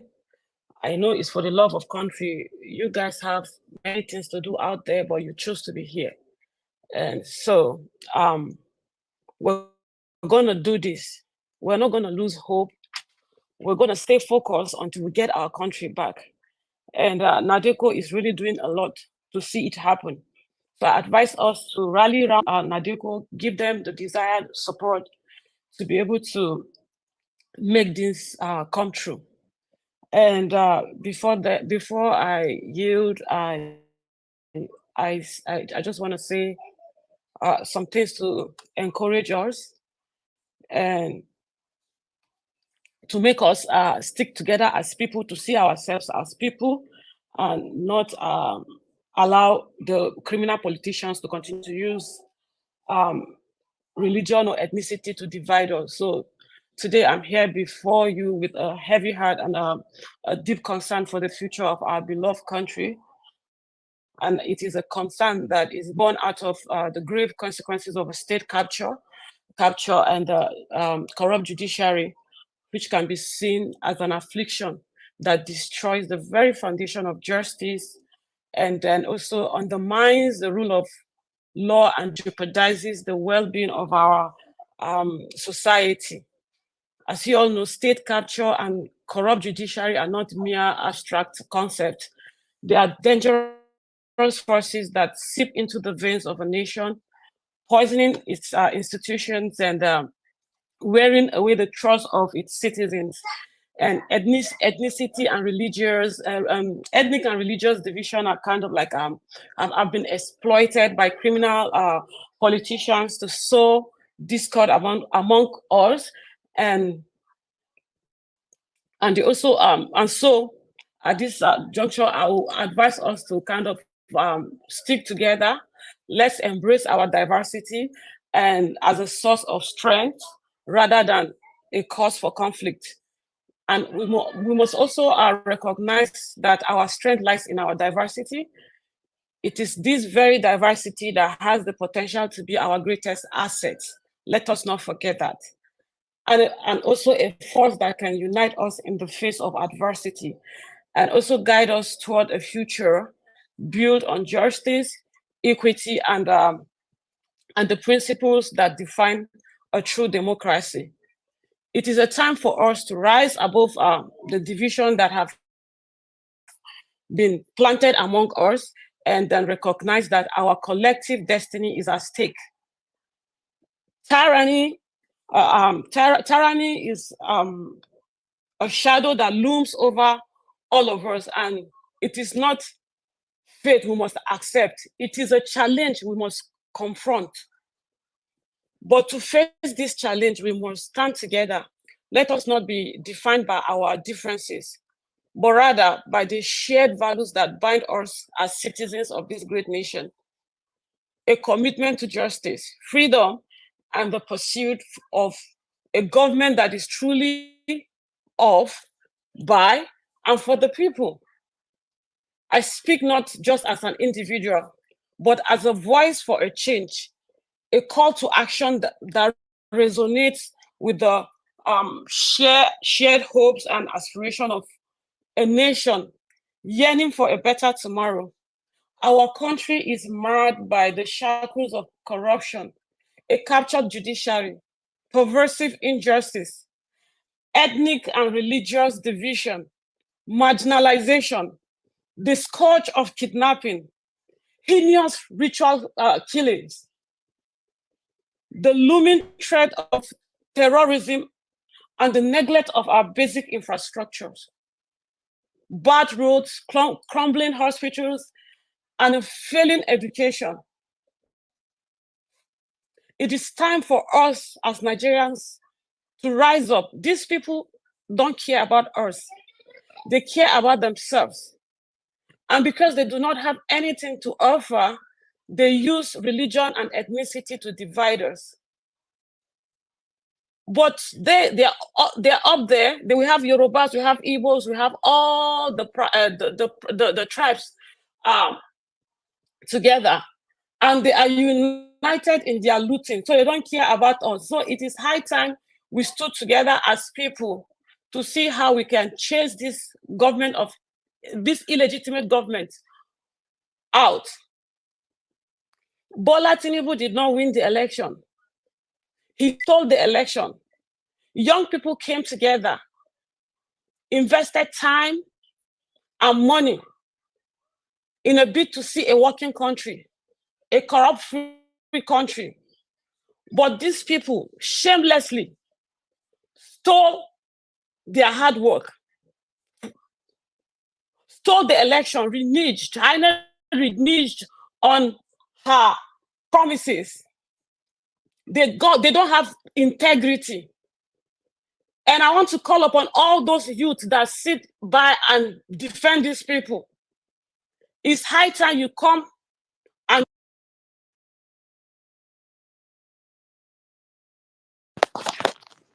Patience, we're losing you. if you're sitting on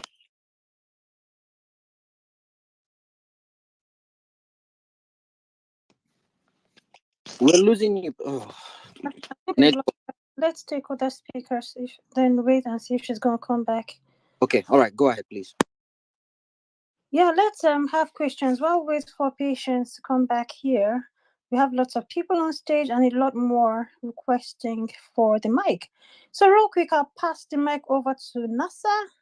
After Nasa, we'll have Sam, and then we'll just pass the mic around as quickly as possible. Please keep your questions to 1 minute, please. Over to you, Nasa. All right. Thank you, boss. Good evening, everyone. Hi, Jimmy. It's a pleasure to be in the midst of the Nadeco organization. My question really was concerning what I think Mr. David said. I don't know if it's Mr. David or Mr. Bruce when he said that the judiciary doesn't.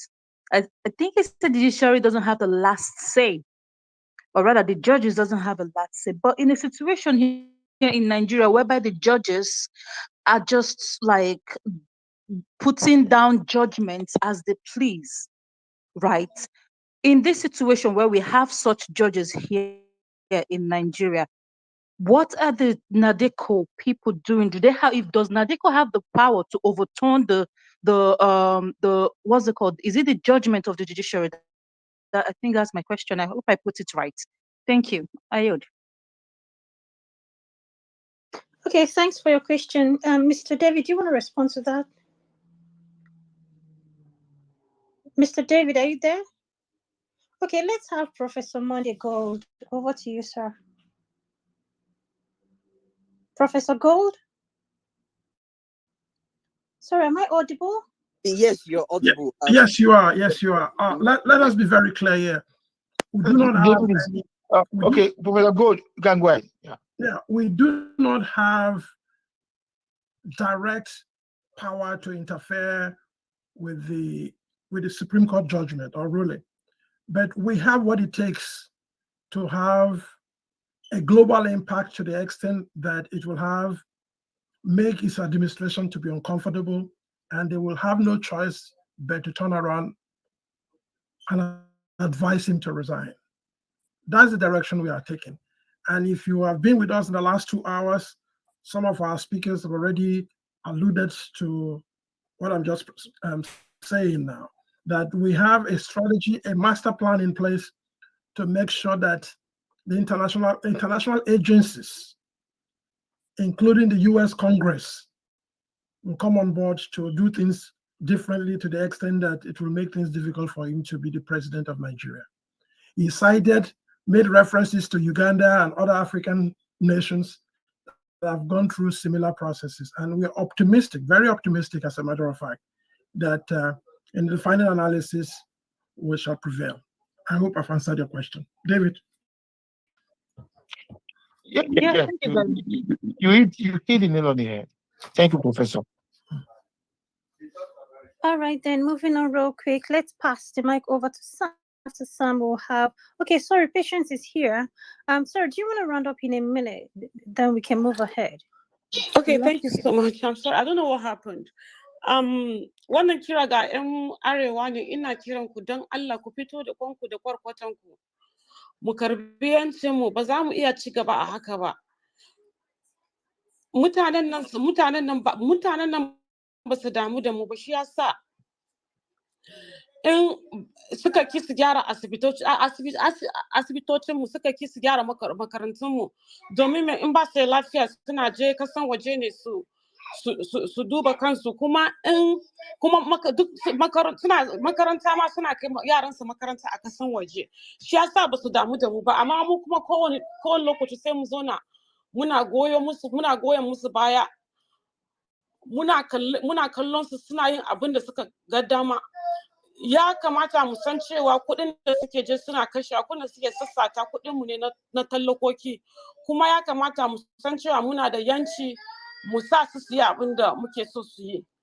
Saboda haka ina kira ga mutanen Arewa, wannan azaban da wannan mulkin Tinubu nan ya samu a ciki, ya kamata mu fito mu ce gaskiya ya isa haka.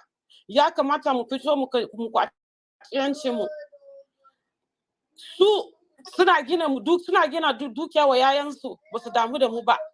In ma ba za mu yi wuna ba, mu tashi tsaye domin yayanmu. Su cuce iyayenmu, sun cuce mu, ba za mu bar su cuce yayanmu ba. Domin haka mu tashi a tsaye, mu je mu gaya ku kai labari ma kowa da kowa a can cikin Arewa, kowa ya tashi tsaye, mu fito mu yi adawa, mu nuna bacin ranmu, mu ce gaskiya ba za mu yi mu ci gaba a haka ba.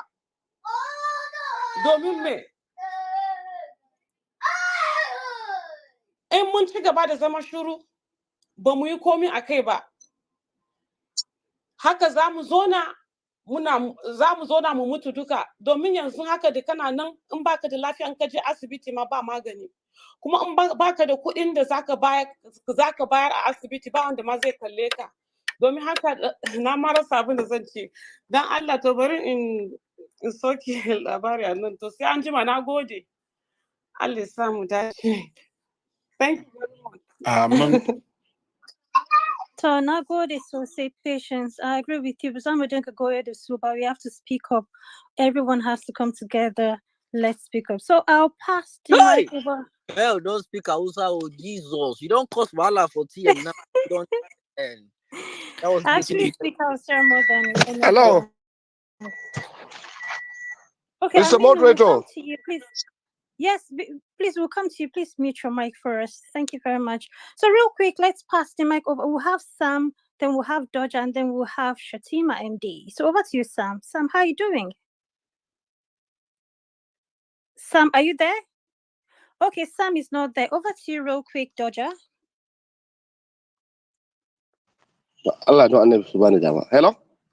Zamu baka kaɗan jira kaɗan. Kaji, I'll come over to you. Dodger, you have the floor. Dodger, are you there? Okay, Dodger is not there. So real quick, let's go over to Shatima. Hi, Shatima, how are you doing? Yes, I'm here. Yes, I'm here. Yes, I'm here. Hello? Okay, Dodger is here. Hello. Okay, Shatima, just a minute. Dodger, you have 2 minutes, please. Dodger, please go ahead. Thank you. Thank you very much. Okay, thank you very much. There are several things that I would like to say. While I agree very much with what Nadeco is trying to do, and I align with their objectives, I think the objectives are very noble. But, I also feel like, we could have started this earlier, because the reality is that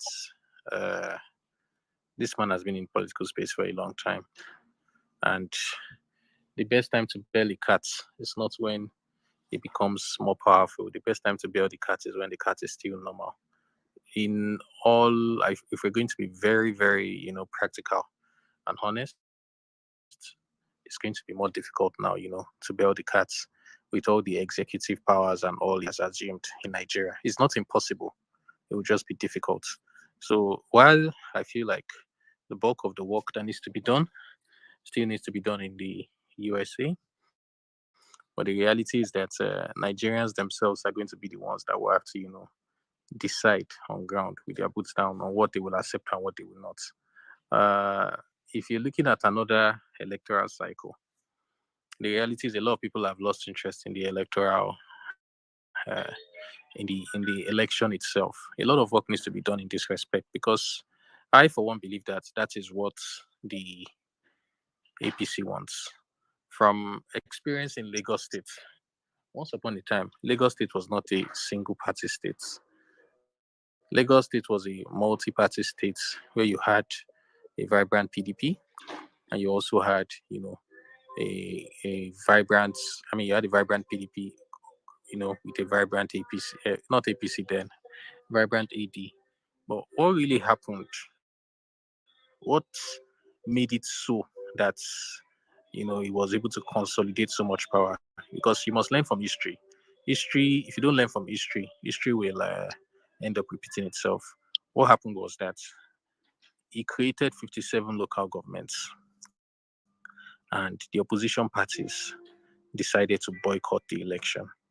Before that time, we had opposition chairmen in Ekpe, we had opposition chairmen in Ibejuleki, we had opposition chairman in Badagry. We had opposition chairman in pretty much like the traditional Lagos areas in Lagos, and it could have gotten better. But the minute he changed it to 57 local government chairmen, and then a lot of people were like, "Oh, if he's already changed it, it's going to be rigged and all." They abandoned the political space for him, and abandoning the political space eventually made Lagos State almost become a one-party state. The reality is, it was very difficult for the opposition to recover from that.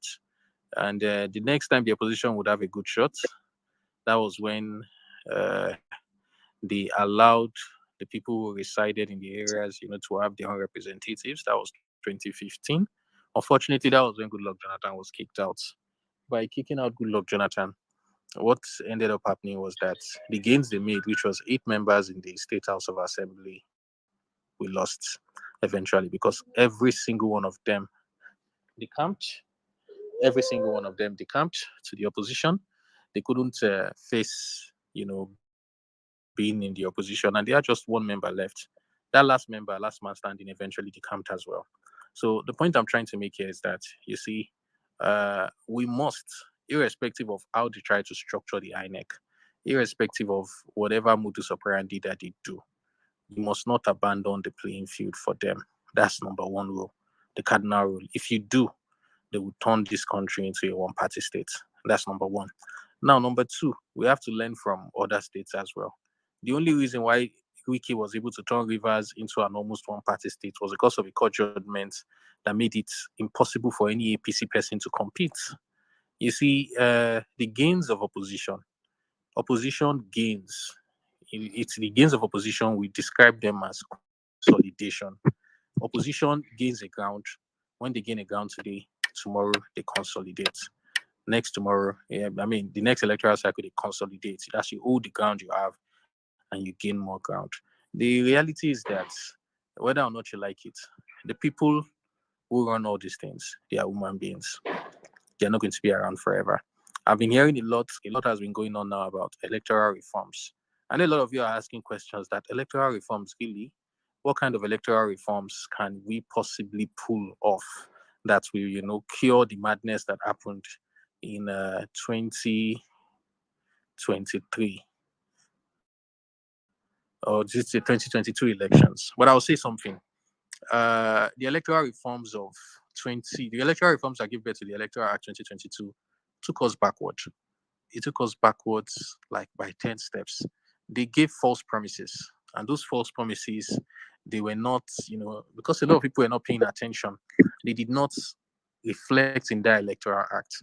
Then they put a lot of booby traps and took away a lot of powers that citizens had. Ordinarily,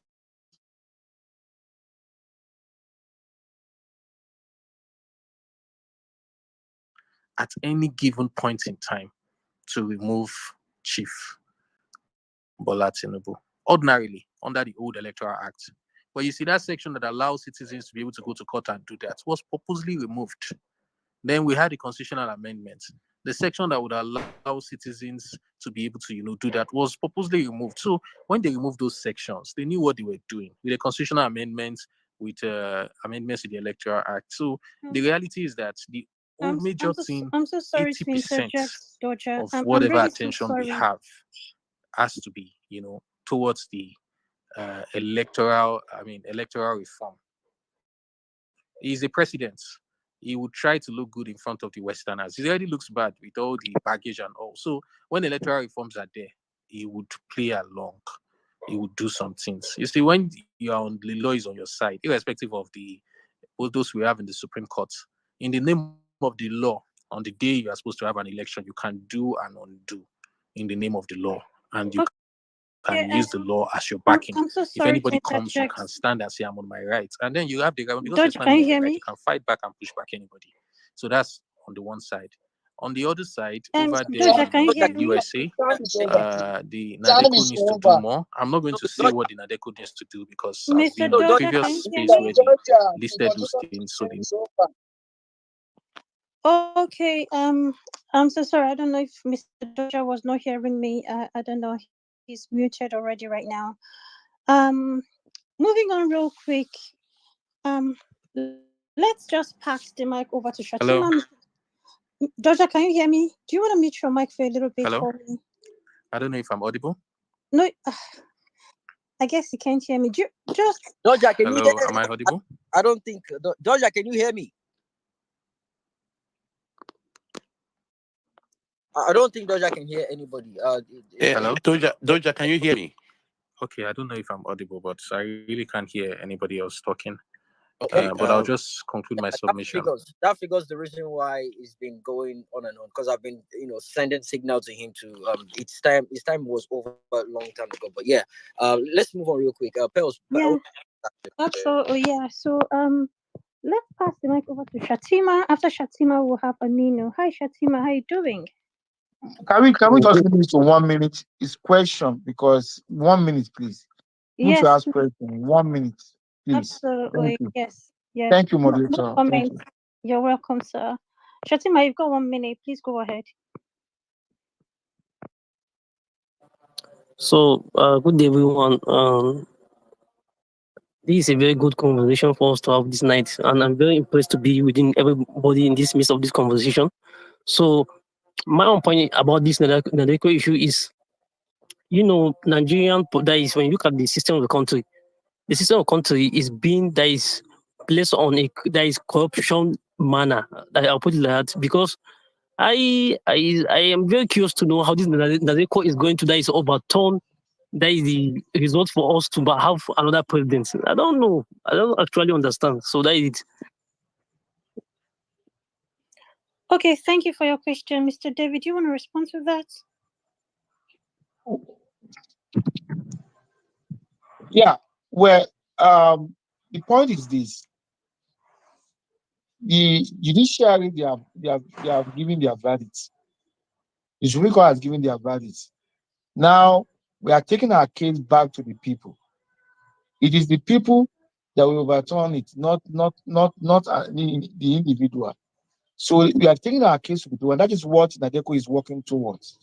We are brainstorming, we are looking for strategy whereby there will be a mass protest or a revolution, occupy Nigeria, that will force Tinubu to resign or force him to vacate the office. That is what Nadeco is doing. So, and it is possible. If you look at history, it happened in the Arab, what do they call it again? I've forgotten. The Arab Spring, when they forced Mubarak, the people occupied the whole country and they forced Mubarak to resign. It happened in Nigeria. It happened in Tunisia. It happened in all over, whereby they forced their president to step down. It has even happened in Nigeria before. Maybe we can look at it from another in a different perspective. Babangida was forced to step aside. It was forced because of pressure from democratic groups. You remember when he annulled the election? He didn't want to go, but he has to step aside. Why? Because the people said, "Hey, mister, you have to go." We forced Babangida to step aside. There was a lot of clamoring for his vacating the office. Through that, we were able to penetrate the rank and file of the military, and he knew that he doesn't have any backing. Then he step aside. So when the people mount pressure, when the people take over the streets, it might force the president to resign or to vacate the office. So we are in the process, and we'll do our best. We'll do our best. But one thing I can assure you, Nadeco is going to make Tinubu so unpopular, very, very unpopular. The worst of it is that even if he spent 4 years there, he will not even want to run again because they will stone him. That is what we are going to do. So it is possible. to make Tinubu to vacate that place. And if you look at what is going on in the country now, the economic situation is so bad. Look at the exchange rate. Look at the essential commodity in the market. Look at the price of bag of rice, food that people eat. All this can cause revolution in the country. If we, we organize ourselves very well, and we use that as a factor to sensitize the people and mobilize the people against this government. So we have it. It's just that we need the people in Nigeria to work with us. It's for us to plan. It's for the people to go ahead and take over what belongs to them. Power belongs to the people. And I'm gonna yield there. Okay. Thank you very much. Okay, Jimmy, go ahead. No, I just want to say something to what Mr. David just said now. I mean, he made a statement that said they will stone him. Let me repeat that again. Of course, they will stone Bola Ahmed Tinubu, and not just him, and every other politician. You see, it's not business as usual, and we're not here to be politically right. Amechi said it himself that they keep coming and stealing, and the people are not doing anything. Why aren't you stoning up? So there is nothing we are not putting on the table right now. You see, it is a plan to get our country back, and we're not hiding from anybody. And that's the reason why we're doing this in the public, so people can listen. Yeah, we will stone them out of that office. But what I don't agree with is it's not even going to use 4 years. I am certain of that. It's not going to use 4 years. Anytime from now, when the people are ready to take back their country, we will hit the streets. But the Nadeco are willing to do the needful from outside the box to making sure this man is kicked out of office. Thank you so much. I just had to add to what Mr. David said. Back to you, Pearls. Okay, thank you very much, Mr. David and Jimmy. Real quick, let's go over to Aminu. Aminu Bello, how are you doing? I'm doing fine. Good evening, everyone at the moment. Please go ahead. You have 1 minute for a question. Okay, though 1 minute could not be available, much more better for. Anyway, let me just start. Good morning, everyone. Good evening, everyone. I had this very conversation, being it not for the first time, but for the first time to have a credible space like this. My co-speaker, those that spoken well with wisdom. Let me just alert you on one thing. Though the second person that just left now has spoken with wisdom. How do we arrive at impeaching or vacating the Mr. President? I claim president. He's not my president for now. I am just saying it truthfully. Why I'm saying this, some mechanisms had been constructed or misconstructed in our region, in the northern Nigeria. I'm speaking, let me be fast. I'm speaking right from Sokoto State. We have this mentality of having Nadeco as a front runner of this crusade or movement. There are a lot of mechanisms set aside to manipulate people's mind in the virtue of having one party system. Like just for example, I left Gusau today, about 157 people, both age, being kidnapped by one single notorious bandit. So there are a lot of fear and intimidation. People have to be oriented. This kind of crusade is a very important one for us.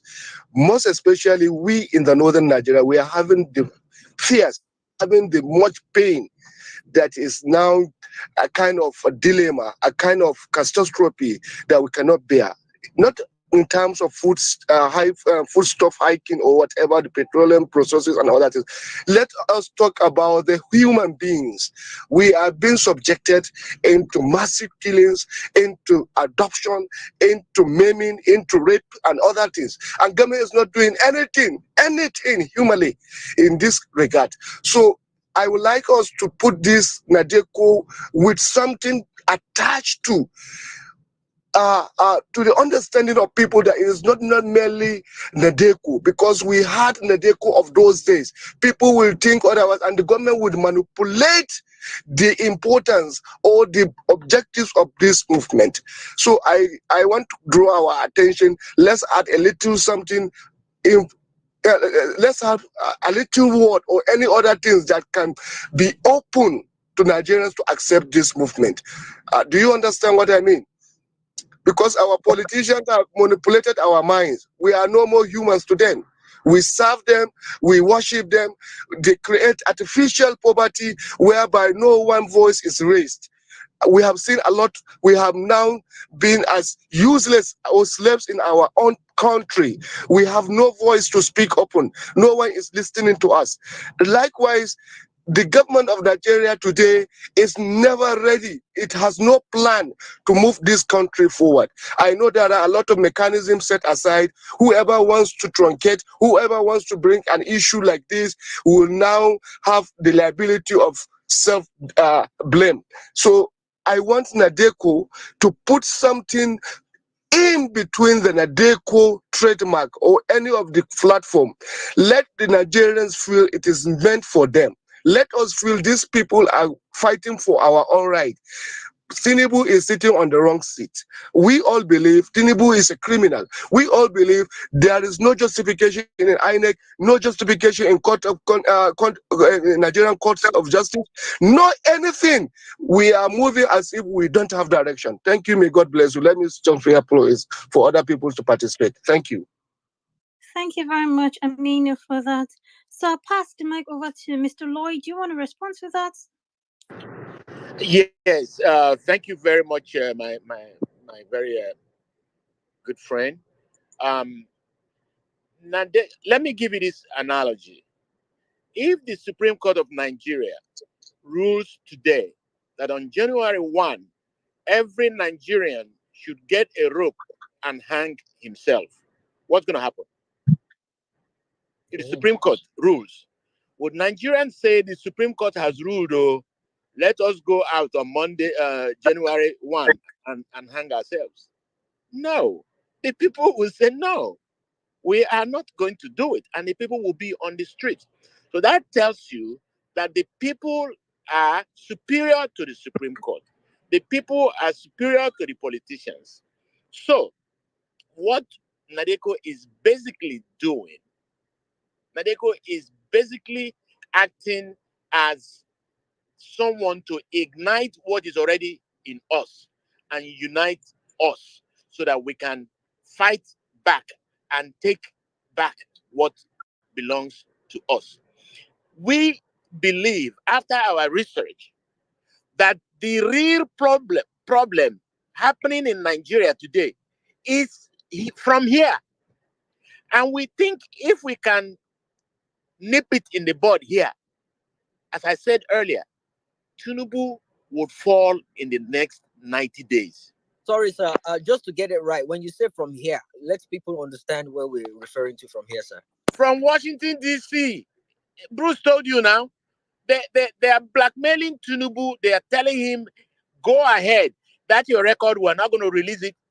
We're not going to do anything that will hurt you. But whatever we want, you're going to go ahead and do it.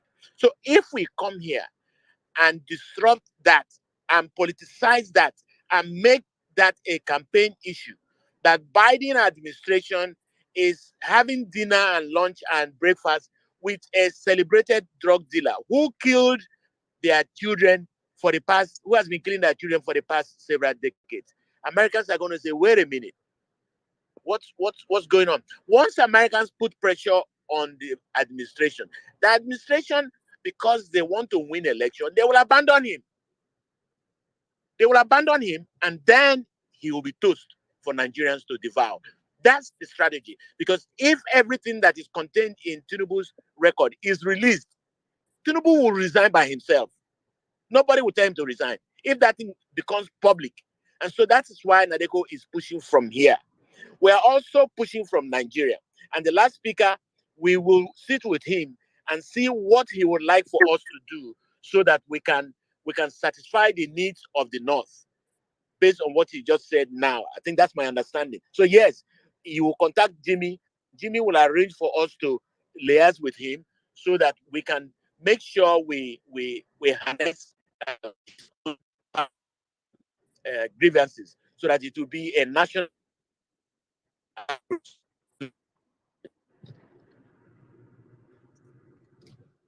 We're losing you, Mr. Lloyd. We're losing you. Oh, Yeah, really? I think it's Yeah, good we're there's a losing network. network problem. I think it has Okay. rounded up. Oh, Yeah, okay. So I've ended up. oh yeah. So let I me think just back up what you said. can I just add one thing to that? All right, go ahead, Mr. One thing I want to do about the North is the message. Nadeco is going to, develop a kind of message that will resonate with people from that region. Exactly. Particularly this time of economic situation that is going on in Nigeria. The poverty in the north is unparalleled when we compare to the one in the southern part of the country. So it is that message that we are going to use for them to join the crusade. So I think Jimmy, myself, my boss here, Lord, and Professor Gold, we are going to brainstorm and we're going to develop a powerful message that will resonate with people in the north. And that message is what we're going to convey all over the north. And I think that will work. Yes, it's true that it's a master-slave relationship, but our message, we set them free. I yield.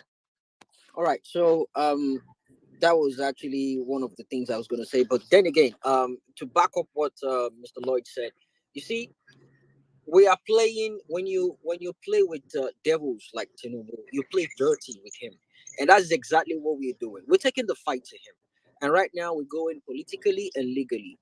Right now, the opposition, Republicans, they need something to fight the Democrats. We'll give it to them. We will serve them a la carte. They will devour him. They need something to fight against Biden. They need something to come up with his administration. He has a lot of baggages on ground already. It's either he toss him under the bus or he does the needful. But it's not going to be business as usual. Nigerians in America are not going to stand for that. Africans in America are not going to stand for that. Black people in America are aware of what is going on. You saw the reception they got when Niger issue happened. We're still getting that, and we're still in touch with them. We'll do whatever it takes for us to get our country back, and that is exactly on that stand we are. Thank you so much. Back to you, Pels, if we can wrap it up real quick. Thank you. Okay, thank you very much, Jimmy. So real quick, let's go over to we have Obina and we have Ayodeji. So over to you, Obina. You've got a minute. Obina, are you there? Okay. Yes, I'm here. I'm here. Okay, go ahead. Yeah, good evening, everyone. Good evening. Thank you for having me on this space. I think it is really laudable what Nadeco is doing. I want us personally, my area of fancy is where Nigerians in US have to start identifying their interests. If the United States feels they want to cover up for politicians that are stealing the destiny of the people, we act accordingly. I've always been a Democrat. I would not mind voting even Trump if I find out or I feel Biden is covering up for bats. I think we should concentrate on identifying our own interests because that is what most of these countries do. They pretend to be democratic and civilized, but at the end of the day, let me tell you something: the global village is a jungle. It's a jungle. Anything that goes anathema to their interest goes out the window. We should start acting likewise. Yeah. The message, the narrative we should give is anybody who is siding with those stealing our collective destiny is a collective enemy of of our people. Yeah, let it be sold to the opponents of these people in power in United States. Let them start fearing Nigerians living in the United States. We should have that power. Thank you very much. Perfect. Perfect. Thank you very much, Obina, for going straight to the point. So real quick, let's pass the mic over to Mr. Lloyd. Would you want to respond to that, or I should just go ahead? So my response is that he just spoke our mind. That's exactly what Nadeko is doing with the political action committee that we're about to form. Absolutely. Thank you very much. So real quick, Ayodeji, you have a minute. Okay. Good evening, everyone from this side. Let me just cut the pleasantries. First, I'll say well done. I can feel the fire, but I have to correct a few impressions made earlier by some speakers. and then of course by some of the response that were given by a few people. I hope you can hear me very clearly, so I'm going to try to keep it short. First of all, the brother that said that the electoral law took us, the reformed electoral law 2022 or Electoral Act 2022 as amended took us 10 years backward. I'm sorry, I'm going to have to disagree, right? Because I know the kind of work that went into it. Yes, there are loopholes, right? Yes, there are things that can be done better. Yes, we now see what those loopholes are, but it is a complete, leap, a quantum leap from where we were, in 2015, for instance, right? And what we now did, right? Apart from the awareness, also the success it recorded in, its recordability in functions, right? So I think that while we're being all emotional and we understand, and don't get it wrong, I am absolutely against what is happening, and it is not. I am completely apolitical. Mine is for good governance, and that is why I also want to ask the questions that that I think that we should all be asking. I'm seeing Nadeco here in this gathering, and no questions. I know a few people here, Pearls, Bishop. I know your background from way back. All right, so I wouldn't want to question your ability to have seen the credibility of this Nadeco and what it represents and what the Nadeco we know used to represent. First of all, we need to know that there are faces to the Nadeco of the old. Is this a reenaction? How can I trust that, okay, Pearl's decision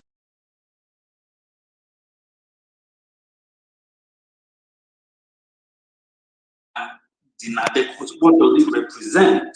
Right? Now, I'm not questioning the integrity of it. I am just saying that I think that first of all, we need to understand who this is, what it is representing, and of course, if I am hearing you clearly. Sorry, hold on, Ayodeji. Who is? I don't understand. Are you saying you don't know what Nadeco stands for? I know Nadeco, and I'll tell you how I know Nadeco. The Nadeco that I know of, that I am aware of, are currently in the government that is more or less, running us aground as a nation. So if a Nadeco name comes up again, I will expect to see the same old faces or some representation from that Nadeco, so that I can determine whether I want to be a part of it or not. Okay, this is not even just about.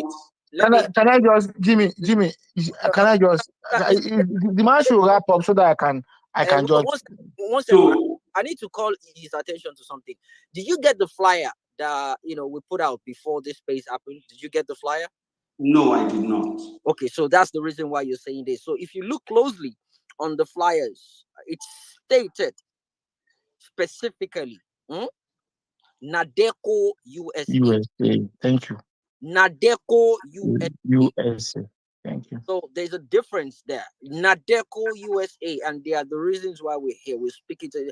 I'm not interested in the Nadeco in Nigeria. We know. Okay, so if I get you very well, are you trying to tell me? Sorry, Jimmy, that I had to budge in, but I'm asking again: are you completely dissociating this Nadeco USA from the previous Nadeco that used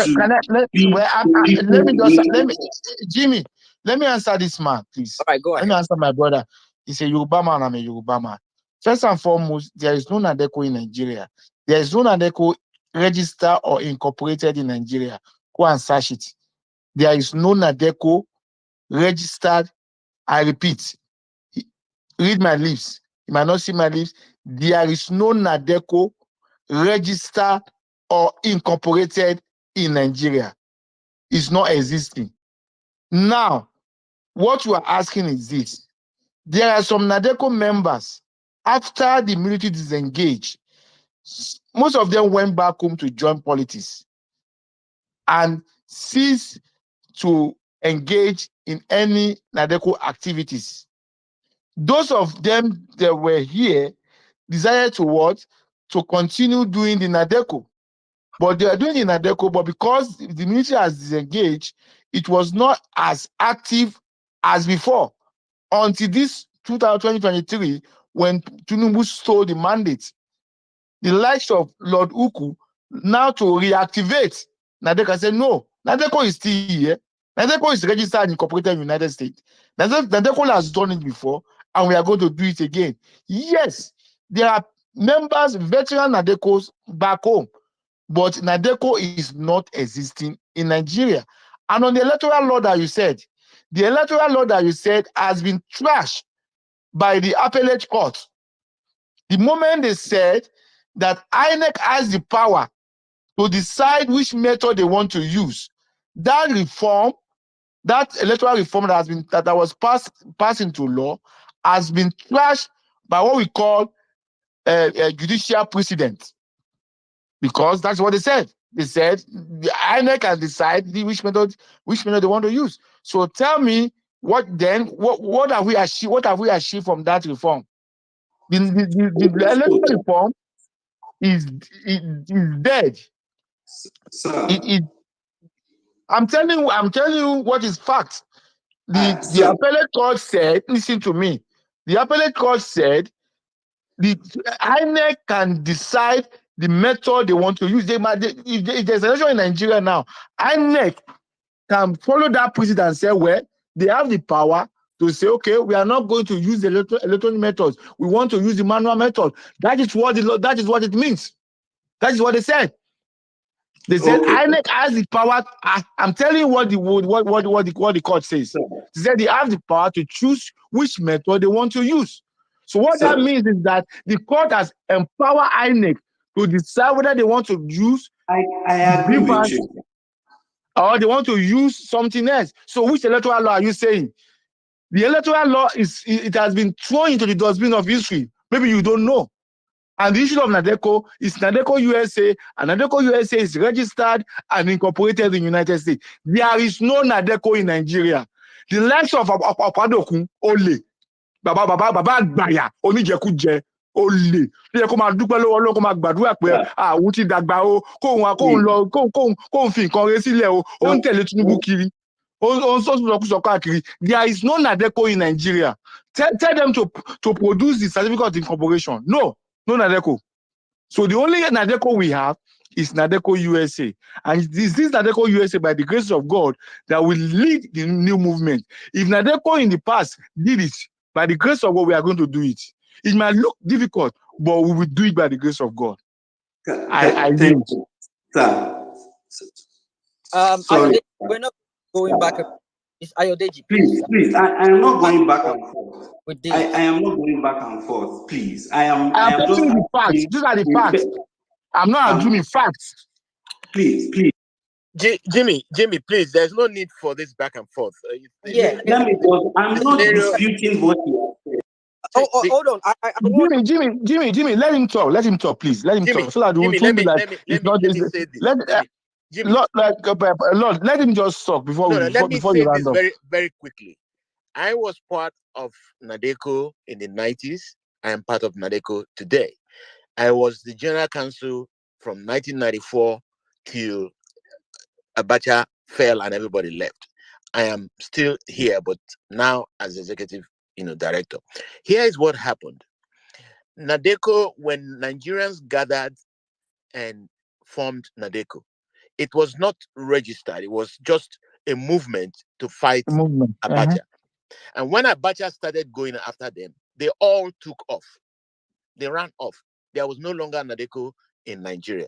The Nadeco that you were hearing about then was Nadeco USA. It was us. Here in the United States, in the UK, Ralph Wechwe and Cornelius Adebayo in Canada.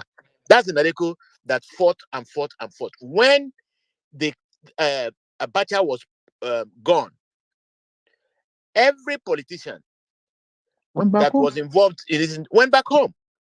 Tinubu rode on the back of what we did in America, not what Nadeco did in Nigeria, because Nadeco was formed in Nigeria, but not a whole lot happened there.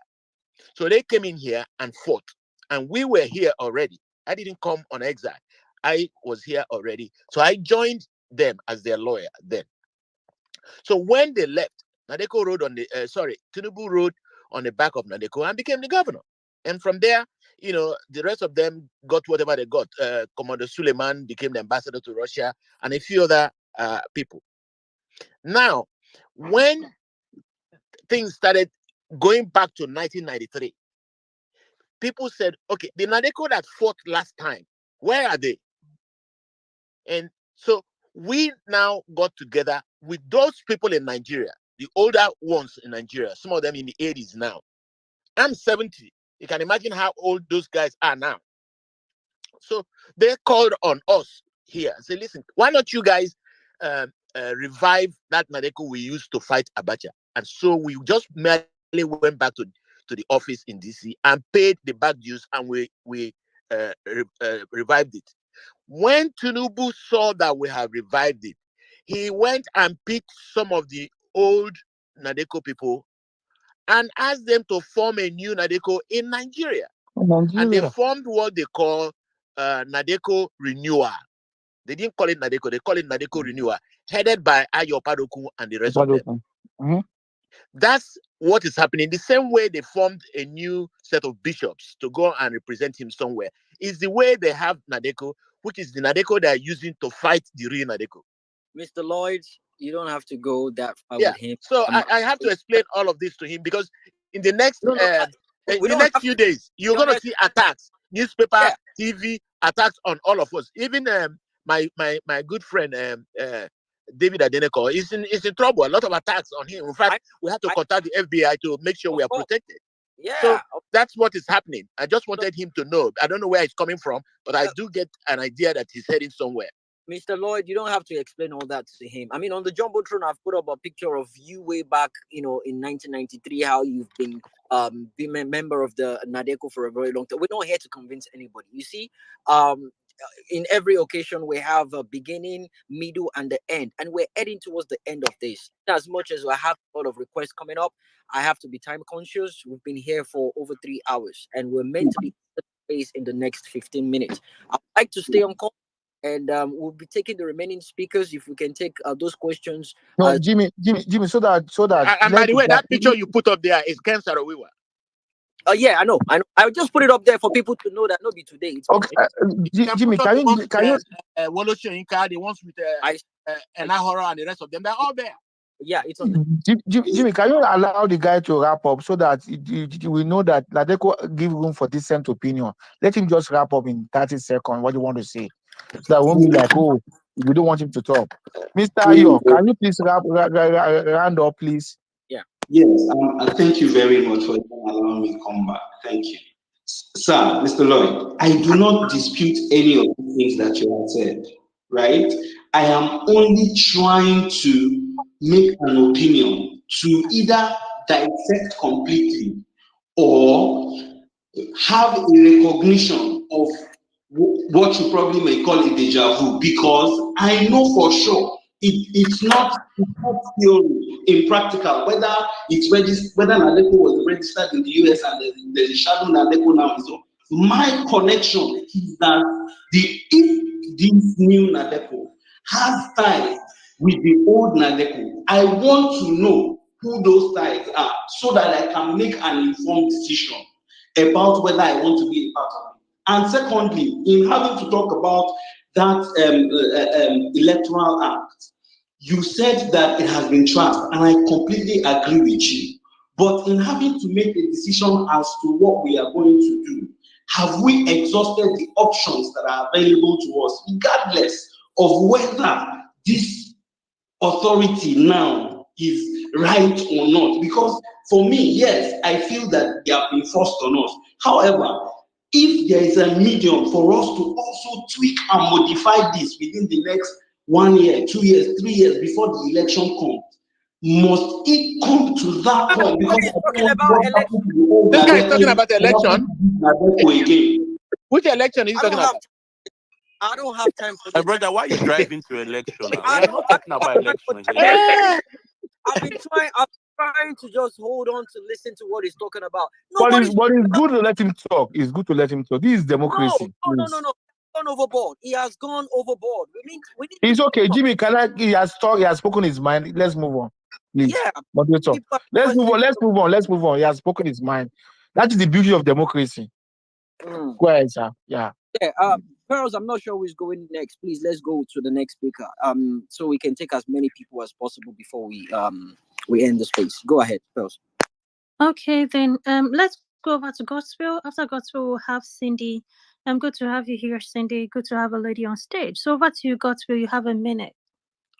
Okay, thank you for having me. So, insider sources had revealed that this illegality in Asurok, they have less than 3 months worth of cash flow to fund their operations in Nigeria. So, and we all know that since they don't have, there's no domestic production of any kind of cash flow. There's no way to generate cash flow internally.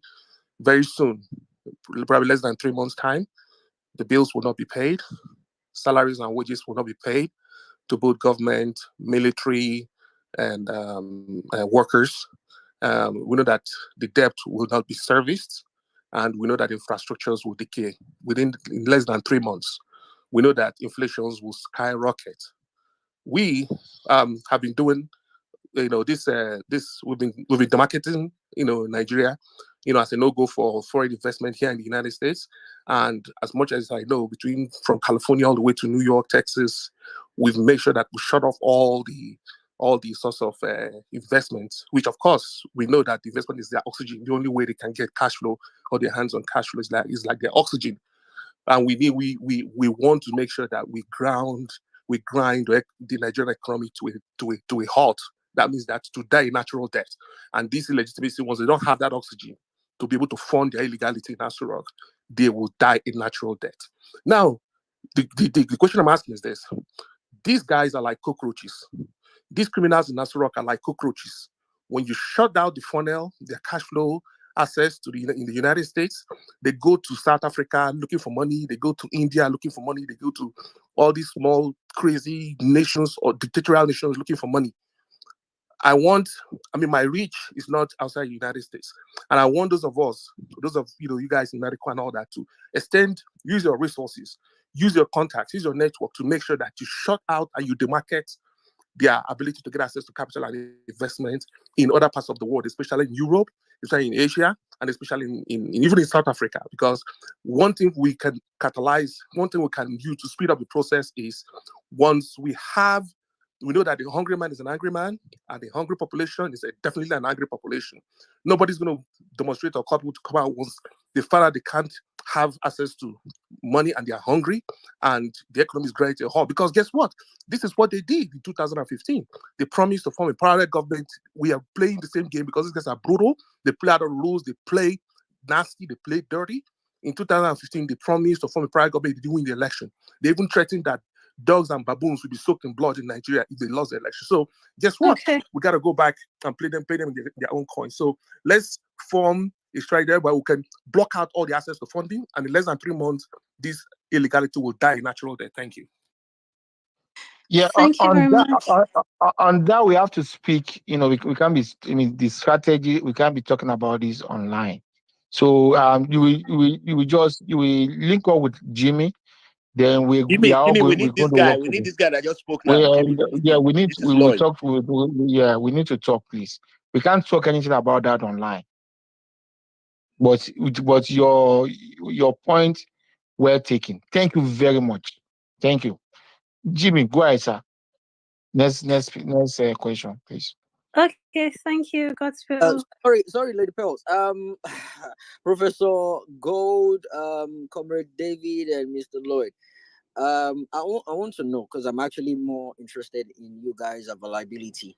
How long more can you guys stay? Because I intend handing the space in 10 minutes, but people want to. 15 minutes, 15 minutes. Dr. Law, what do you think? 15 minutes, let's end it. In 50, let's take 10 2 or minutes. 3 more. I'm more interested in the three of you. You know, do you have anything upcoming? How much more time can you render so we can? We just said it now. The time frame is 15 minutes. We have 3 or 4 more Jimmy, Okay. well, Why, sir? so this is the last time. So Sorry? Sorry? and then you will schedule. Okay, so 15 minutes from now, right? Yeah, 15 minutes Yes. from now. There's a woman that wants to talk. I want to hear that woman. The woman. There's a woman that is next. Okay, all right. The Back to you, second Prof. moderator. Okay, the next person to speak is Cindy. Actually, I don't know if it's her you want to hear. Mr. David, Yeah. is it Cindy? I want to hear that angelic voice, please. We want to hear it. Nadeko would love that angelic voice. Thank Sure, you. please go ahead, Cindy. Cindy, are you there? Cindy? Oh dear. Maybe it's muted. Maybe it's muted. Yeah, she ought to unmute herself and speak. Unfortunately, you won't have the pleasure to hear the angelic voice you want to hear. But while we wait for her, let's go over to Akoni. We have Akoni here and Henry. So over to you, Akoni. How you doing? Cindy, go. Hey, I'm good. How you doing? Oh yeah, Connie, go ahead. Go ahead. Sorry. Okay. Thanks for giving me the mic. I want to touch on 2 things. Number one is that perception is reality. Just like Ayo Mide or Ayo Deji said, those of us that are old enough, when we hear the name Nadeco, we don't know the story you just told in response to Ayo Deji. But what we know is that people like the president, Dele Alake, Ononuga, many people in government now, they rode on the back of Nadeco and all other political activism to get into government. And when they got into government, they don't deliver to the people. So when you go to the market or go to anybody on the street, talk about Nadeco, what would they tell you? They'll tell you, oh, we know them, they're in government, they're not doing anything. Why should anybody trust you? Why should anybody listen to what you have to say? Okay, the solution to that, my suggestion, and I think that's what Ayodeji is trying to get through, you need maybe rebranding the name or working on your messaging so that people will not think it is the same old story. For instance, in the recent elections, we have people that were voted into the House of Rep, National Assembly as Labour Party politicians. What have they been doing? Nothing. Tell me in the next cycle, we come to say, vote for LP. Who's going to take us serious? So I didn't want us to discountenance what Ayodeji or Ayomide said. Let's take it as an opportunity to work on the branding and the messaging orientation to the people. And the second point I want to make, second thing I want to say is, maybe you drop your general contact information for all your audience, for people listening, so they can send in any feedback they have, things that can help the organization move forward to achieve the objective. That's all I have. Thank you.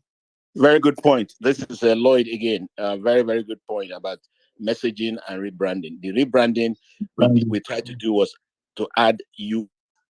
It was originally Nadeco, and the Nadeco in Nigeria, the older Nadeco people in Nigeria suggested to us, specifically Chief Shupo, Sean Barry, that we should add USA to differentiate us from the forged one in Nigeria. And that's part of the rebranding and the messaging. I agree with you 100% that we should do more to make sure that we extricate ourselves from the bad people who rode on the bandwagon of Nadeco to get to where they are, and they're doing nothing. And we're going to need people like you to help us do that. Jimmy, please note this gentleman and Ayodeji, the guy who spoke earlier. We need them to see what ideas they have to make sure that we send this message clear size to the Nigerian people. Thank you. Okay, thank you very much. Moving on real quick, let's pass the mic over. Okay, Doja is right back. We'll come back to you after we've gone to Nonso and then Henry. Hi, Nonso, how you doing? Nonso, are you there? Okay, Nonso is not there. Let's go over to Henry. Hi, Henry. Henry? Oh dear. Please, if you're not ready to speak, do not request for the mic. And Cindy, if you're still here, I'm looking for you. I want to bring you back up here to speak to us. So let's go over to Dr. Barry. Hi, Dr. Barry. Dr. Barry, are you there? What's going on? Am I audible? Yeah, loud and clear. Loud and clear. You're crystal. Okay. Well, Okay. if there's no more Can you hear me? question, I'm fine. if there's no more question, then let's Dr. Lloyd just give us a closing remark. Then we call it a day. No, Dr. Barry's here. Can you hear me? Okay, Okay, go ahead we and can hear go ahead, you. go ahead and ask your question. 1 minute, sir. Yeah, thank you so much. Not take your time too much. I just want to know, this person called Ahmed Bola Tinubu has been illegitimate president of Nigeria, and we have come together to say no to his existence as our president ever. And Nadeco now is coming to say, okay, yes, we are working. We want to be part of this. We want to say no, and we want to take Nigeria back. This same Nadeco, no be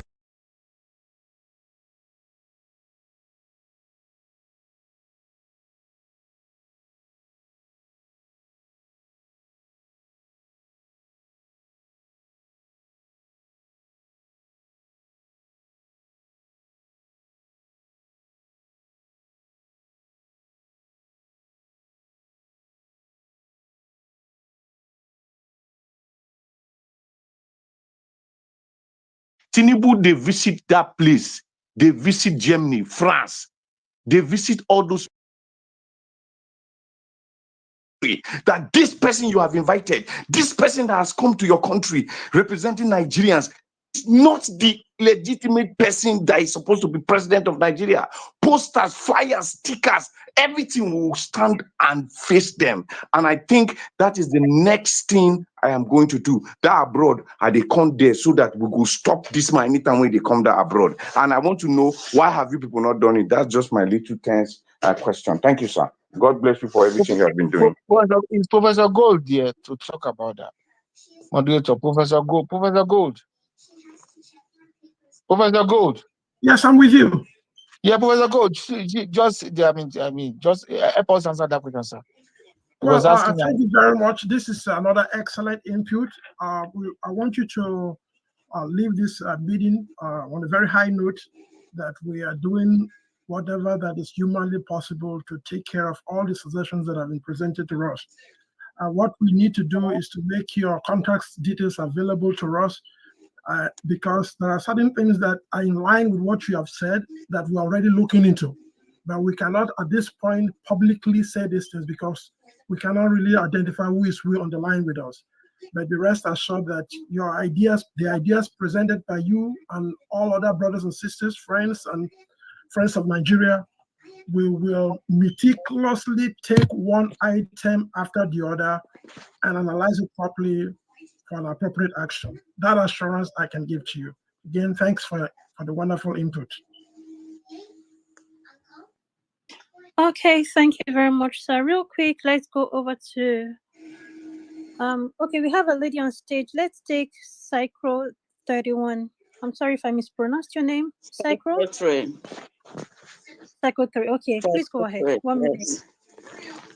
Good evening, all. My name is Christy, or Secretary, as you see there. I just want to ask this question because from the onset, immediately after the election, Nadeco was saying a lot of things that they needed to do, how they are going to sanction this, how they are going to come about with interim government.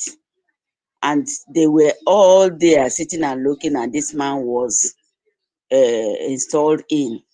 And now we are talking about how they can remove him or what they can do. I just don't know what anybody can do because all the powers of attorney has been given to this man. So how are these Nadeco'S in US or wherever going to work to make this thing, actualize this mandate of removing this devil in our country? Thank you. That is another excellent question, but I want to tell you this. We are having this session with the public because we see that some of us are really dampened, worried, see the situation as hopeless. But we have seen that determination, perseverance are some of the critical factors that have made significant differences in the world when it comes to addressing issues of this nature. I'll give you an example. Look at what happened in South Africa. Look at what the slave trade, the issues concerning Black people in America. Certain things cannot just happen overnight. We need to work in a way that we don't sacrifice our brothers and sisters. When it comes to actually carrying out, executing the plan that will lead to loss of life, we have to be extra careful. And so I need you to bear with us that, yes, you have identified one of the key areas we wanted to do, and we looked at it differently because of the prevailing circumstances at that time. We have to be dynamic in our approach. And it's kind of like, we must do this. It's not a do or die, you understand? But we have to be conscious of what is happening and be able to say, how do we go about arriving at doing things differently in such a way that we will not compromise the interests of certain individuals in Nigeria. So it is not over yet. We want you to be strong. There is hope. And that is why if you've been with us here for the last 3 hours, we have identified just what we have shared with you so far is just a fraction of our capacity to deliver. So please work with us, give us time. The Nigerian diaspora will not let our brother, because a lot of us, millions of people are hopeless in Nigeria now.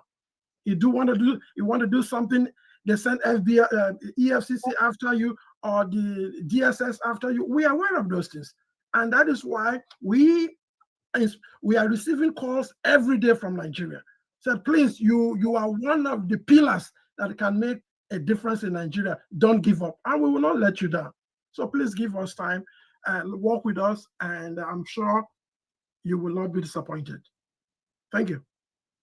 Thank you very much, sir. So real quick, let's go over to Truth. Hello, good evening. Thank you for the privilege to speak. I greet you, Nadeco executives here. Thank you very much. You've bolstered my resolve, my confidence that we can take back Nigeria. I really appreciate you guys for coming up here. Quickly, let me just speak to two things.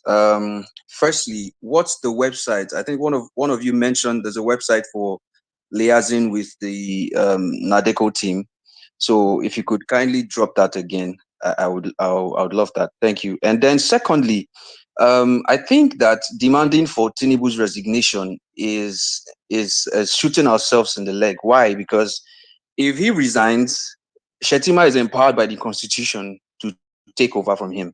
And the goal here, I believe, is taking down APC from top to bottom. They are the engineers of everything that has happened to Nigeria so far.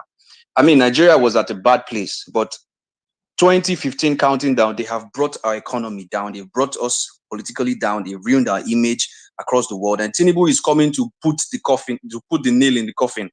So I think that I think you guys should take this under consideration. Demanding that Tinubu resigns is not.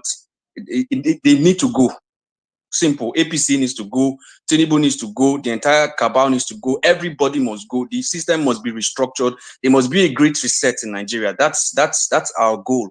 That's the point here for me, because by the grace of God, I happen to have some dealings with the government. The civil service is corrupt. You cannot effect any reform in Nigeria You cannot talk about an election when you cannot talk about electoral reforms when the people who are going to implement these things are if there's a word worse than rotten, that's what I used to describe the situation in Nigeria. So it's terrible, you know. So that Tinubu resigning for me, I think shouldn't be on the table. The structure must be brought down and done with. Thank you very much. As a matter of fact, we are determined to go beyond what you have just said. Remember, I said that what we are saying, we're not going to be able to expose sensitive information on this platform. All the institutions are weak. And one of the speakers have said earlier on, the three arms of government, the two arms of government are just basically part of the executive branch. And so what we need to do, there has to be restructuring. The institutions are weak. How, if you remove Tinubu, what do you do with the INEC chairman? Are you going to leave him there? And the answer is no. Are we going to continue to have the same process of appointing judges and justices in Nigeria? The answer is no. Let me tell you this. There is a process in place for us to take a look at the existing constitution. Because if there is no deliberate, direct, practical evaluation of the existing constitution, it doesn't matter who you are going to change tomorrow. You understand? So we are looking into that matter as well. Because if you do not take care of the structural deficiencies in Nigeria, it's going to be like you're wasting your time. So we'll address key issues, and those issues will be made public in due course. Sorry, sir, if you could just drop the website again. Thank you. There's this website you mentioned. I think we need to type it so that others can see. It's David Okay. Right. All right. Thank you for that, Truth. I'm not sure who's meant to go next. Miss Pearls, you have the queue. I'm not sure who's meant to go. Okay, next we'll have Avril, and then we'll have Dodger. Over to you, Avril. Hey, thank you, Miss Bells. Thank you, Jimmy, for putting this together, and for the Nadeco man. Thank you so much for your time. Is Avril speaking? Yeah. Can anybody hear me? Loud and clear. I can hear Avril. She's speaking. Pearl, do you want to drop and I'll pull you back real quick? Okay. Thank you. Thank you, guys. Miss CRO3. I don't. It's not like I'm addressing you personally. I kind of sense some mistrust in some of the things. Not even you. Some people have come here to say Nadeco this, Nadeco that. You see, the things they have said so far, right? Someone who doesn't want to help us out will not be saying such things because they are talking to the point, like the points that Tinubu don't want you to talk about, so his crimes. And one way to ensure that something like this succeeds is when you get involved. Do not leave it for them. Do not wait like it's only them that will handle it. Do your part, get involved, fight this fight with them. You ensure that everything is done right. Sir, should we be adding you to Jimmy, I can't hear anyone. Bishop, anyone speaking? Yeah. You can drop and come back, just the way Pearl did now. You can drop and come back. I'll pull you back. Oh my God. So yeah, go on. I was asking, sir, we tweet every morning trying to embarrass Tinubu. Should we add you? Should we copy you guys? Would you think we're a nuisance if we do that? Should we add you to our tweets every morning, calling out Tinubu, tagging all the world leaders, and making it clear that anybody that stands with him is standing with a criminal? We have begun to do that. Should we copy you should we tag you when we do these things? You can. Okay. You can. All right. So can you explain just in 1 minute? But remember now, one of my colleagues, my partners said, we are trying to ensure that specific cells are created in each of the 6 geopolitical areas. So we'll be reaching out to you when you are communicating with us, provide all relevant information so that we can keep in touch with you. Yeah, we have been doing this for a while, embarrassing him everywhere, respectfully letting Biden know that we know that Tinubu is a criminal and you are working with him. We don't want to make an enemy of Biden, but that doesn't mean we won't call him out and make it impossible for him to work with Tinubu. Please, can you because the whole time I heard you speak, in trying to take our country back, you were only alluding to Tinubu's crimes. Please, can you help me explain to the House why you are focused on his crimes and not hunger and not even the electoral act and all that? You have mostly focused on Tinubu's crimes. And I've had a problem trying to explain to Nigerians why this is what we must do. Can you please explain why you are laser focused on his crimes, sir? Thank you very much. Thank you. First and foremost, when the egg is rotten, a whole lot of things will not be in place. Right now, there are key issues in Nigeria. We have very high inflation. We have very high unemployment. Millions of youth are out of jobs. Okay, and then we have another key area that will move Nigeria to the next level is education. You know that the educational budget area is underfunded. There's a whole lot of things there. So that is why I've also said there has to be a structural reevaluation. And we are emphasizing on Tinubu because if we don't deal with him directly, what is happening in Lagos will be replicated at the federal level. You understand? And above all, we know the power of the presidency. He literally in charge of everything in Nigeria. And that is because of the way the constitution is written. So it's not necessarily all about Tinubu, but Tinubu happens to be the leader, right, plus or minus the illegitimate president of Nigeria. And we have to find a way to remove. And so one of us have already said too, we have also mentioned the role of APC as well. So we will take one step at a time because the process has been on for so long, and that is why we need. This is a collective effort. But there are so many things that Nigerians cannot do in Nigeria. And there are other things that those of us in diaspora cannot do in Nigeria. So there has to be this genuine collaborative effort. And when that is firmly established, the sky is going to be our limit. Okay? I hope I've answered your question. Thank you, sir. You did. Thank you. Thank you so much. Okay, real quick, let's go over to Dodger. After Dodger, we'll have Cindy. Okay, and Prof Gold, do you want to say something? Thank you. Okay, Dodger, go ahead. Okay, thank you very much. Okay, I'll just conclude my previous submission, but before I proceed forward, I'd just like to say this, and I'd like to put it on the record. And I'm putting it on the record, as a knowledgeable Nigerian, Tinubu is not going to resign. You see, people don't resign from political offices in Nigeria. Those who resign are like outliers, not to talk about offices where they, get there via an election. In those states, we have a governor who cannot carry out the functions of his office, a governor who is sick, very sick. That's a governor who was one of those who were at the forefront against Yaradua when Yaradua traveled sick and refused to hand over. He's doing exactly the same thing Yaradua did now. He's not resigned. So let's not try to, dissipate energy in the wrong directions. Tinubu will not resign. The worst you can do, or the worst that can happen, is maybe you have some sort of something similar to what happened in Nigeria. That's the only scenario where you can leave. But saying he will resign, I think you'd rather die first than resign. I think now that we've put that out of the way, the work I believe that Nadeco is doing a lot and needs to be encouraged, but I believe that the energy, Nadeco should dissipate its energy on trying to finish the work, what is left of the work in Chicago and in the USA. The FBI records, all those other things, Nadeco can use that court system and bring it out for the world to see. But with respect to the Nigerian side of things, I believe that Nigerians at the end of the day would have to take their destiny in their hands. But first of all, before we do anything first, get involved in whatever reforms they are doing. Get involved in everything, whatever constitutional amendment, or even if they are trying to deceive us, still get involved and shine light there.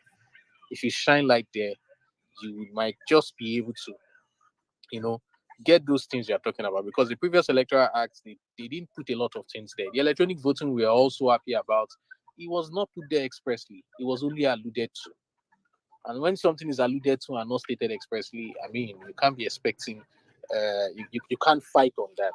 So those are some of the areas when I would say they dribbled us, just like Maradona took away a lot of our rights. And this is the time for us to focus on that 100%.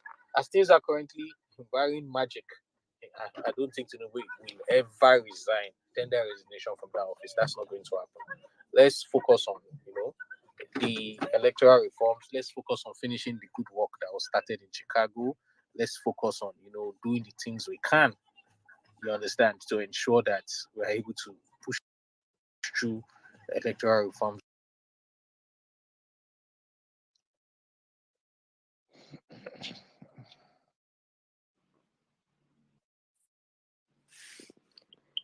Okay, Dodge, I think we are losing you. Can we just have one more questions?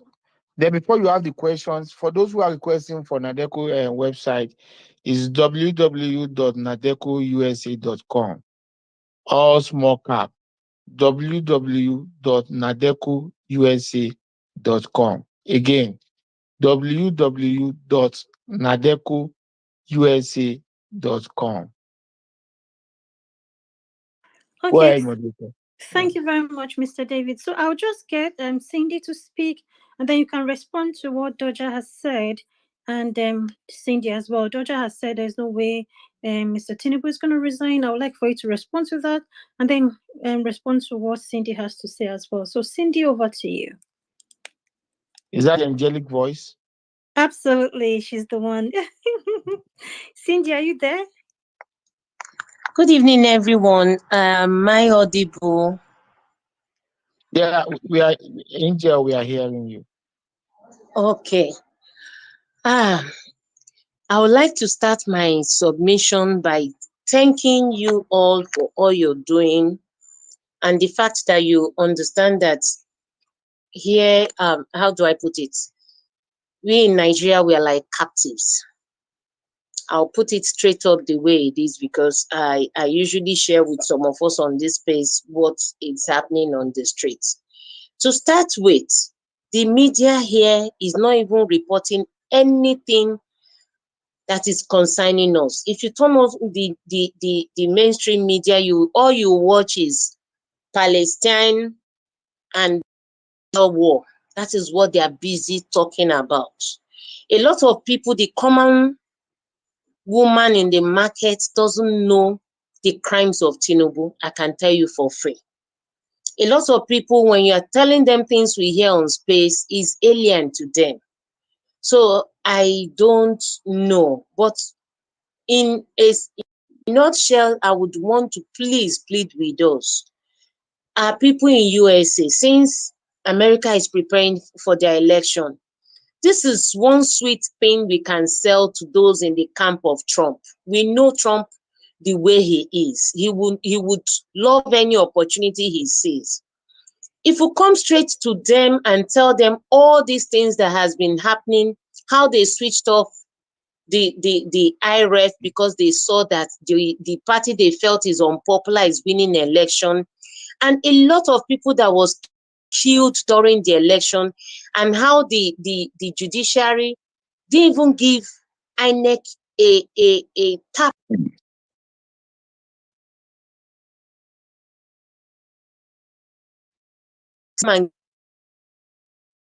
Doesn't matter. Hello, I hope I'm being heard. We are hearing you. Go ahead. So there's a common saying that my enemy's enemy is my friend.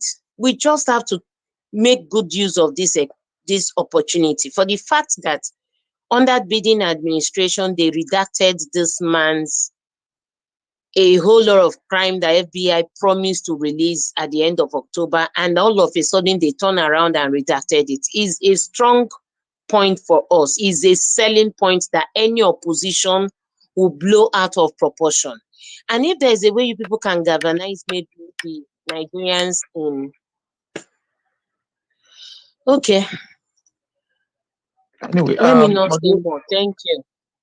Thank you, Miss Cindy. God bless you.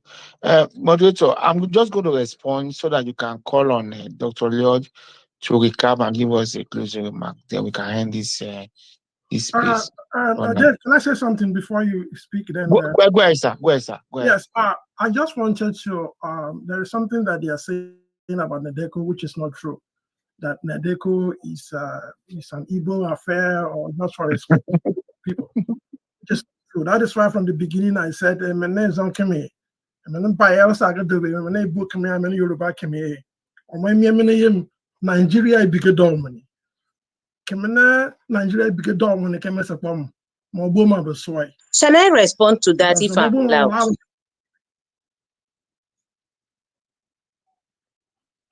So I can say Boboma besoy, and I came back my love. Thank you. Let Professor Monday finish, and you have like 30 seconds to round up. But yeah, Professor Monday is actually speaking. Go ahead, Professor Monday, please. Thank you. Okay, now I've concluded. Thank you. All right, thank you, Professor Monday. All right, Indigold, I sense you have something to really say real quick. I give you 30 seconds, please. Go ahead. Thank you very much. You see, this bigotry strategy is something they have weaponized. The same way they told everyone is Chinedu. I, as a person, I am an Igbo.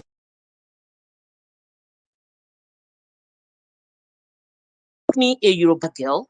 So the fact is that what they do because they have absolutely to offer. Okay, go ahead. We couldn't hear you for a second, but go ahead, please. Round it up real quick.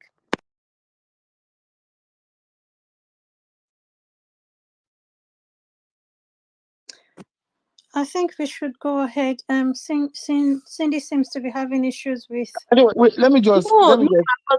I was actually muted. You've been going off. Nobody muted you. You've been really. Yeah, you've been off. Is your network? So go ahead. Let me round up by saying that this strategy, this is the strongest weapon APC has. To whenever you are saying anything that makes sense, they will label you. If you are Yoruba, you automatically become Omale Yoruba. If you are not Yoruba, you are IPOB. Or that is what they do. And a lot of people, unfortunately, are buying into this bigotry. I shared some things with Jimmy the other day that I experienced in a bank. It's crazy, especially in Lagos. The bigotry in Lagos is second to none. So whenever you are saying anything that makes sense, you automatically becomes an anti-Yoruba person. So I don't know. That's just what I want to say, that we have to live above that, please. Thank you. Anyway, let me just say, because after that, I think that will be the last question.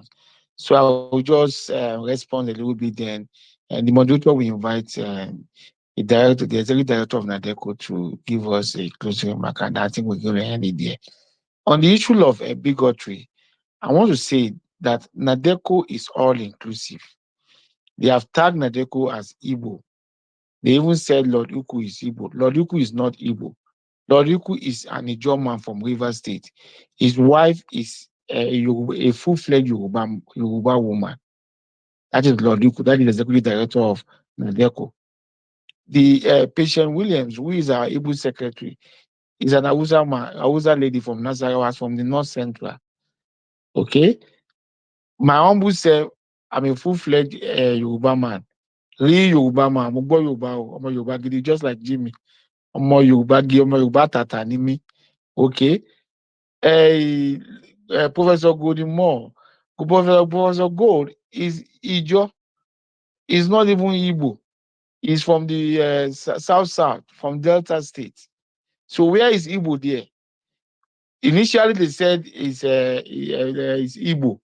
Okay, now when people like me and Jim now came on board, they changed it. They said, it's fake Nadeco. So I think what we just need to do is just to remain focused and ignore them. See, when we started, joining issue with them, they will turn it to an issue and we lose focus.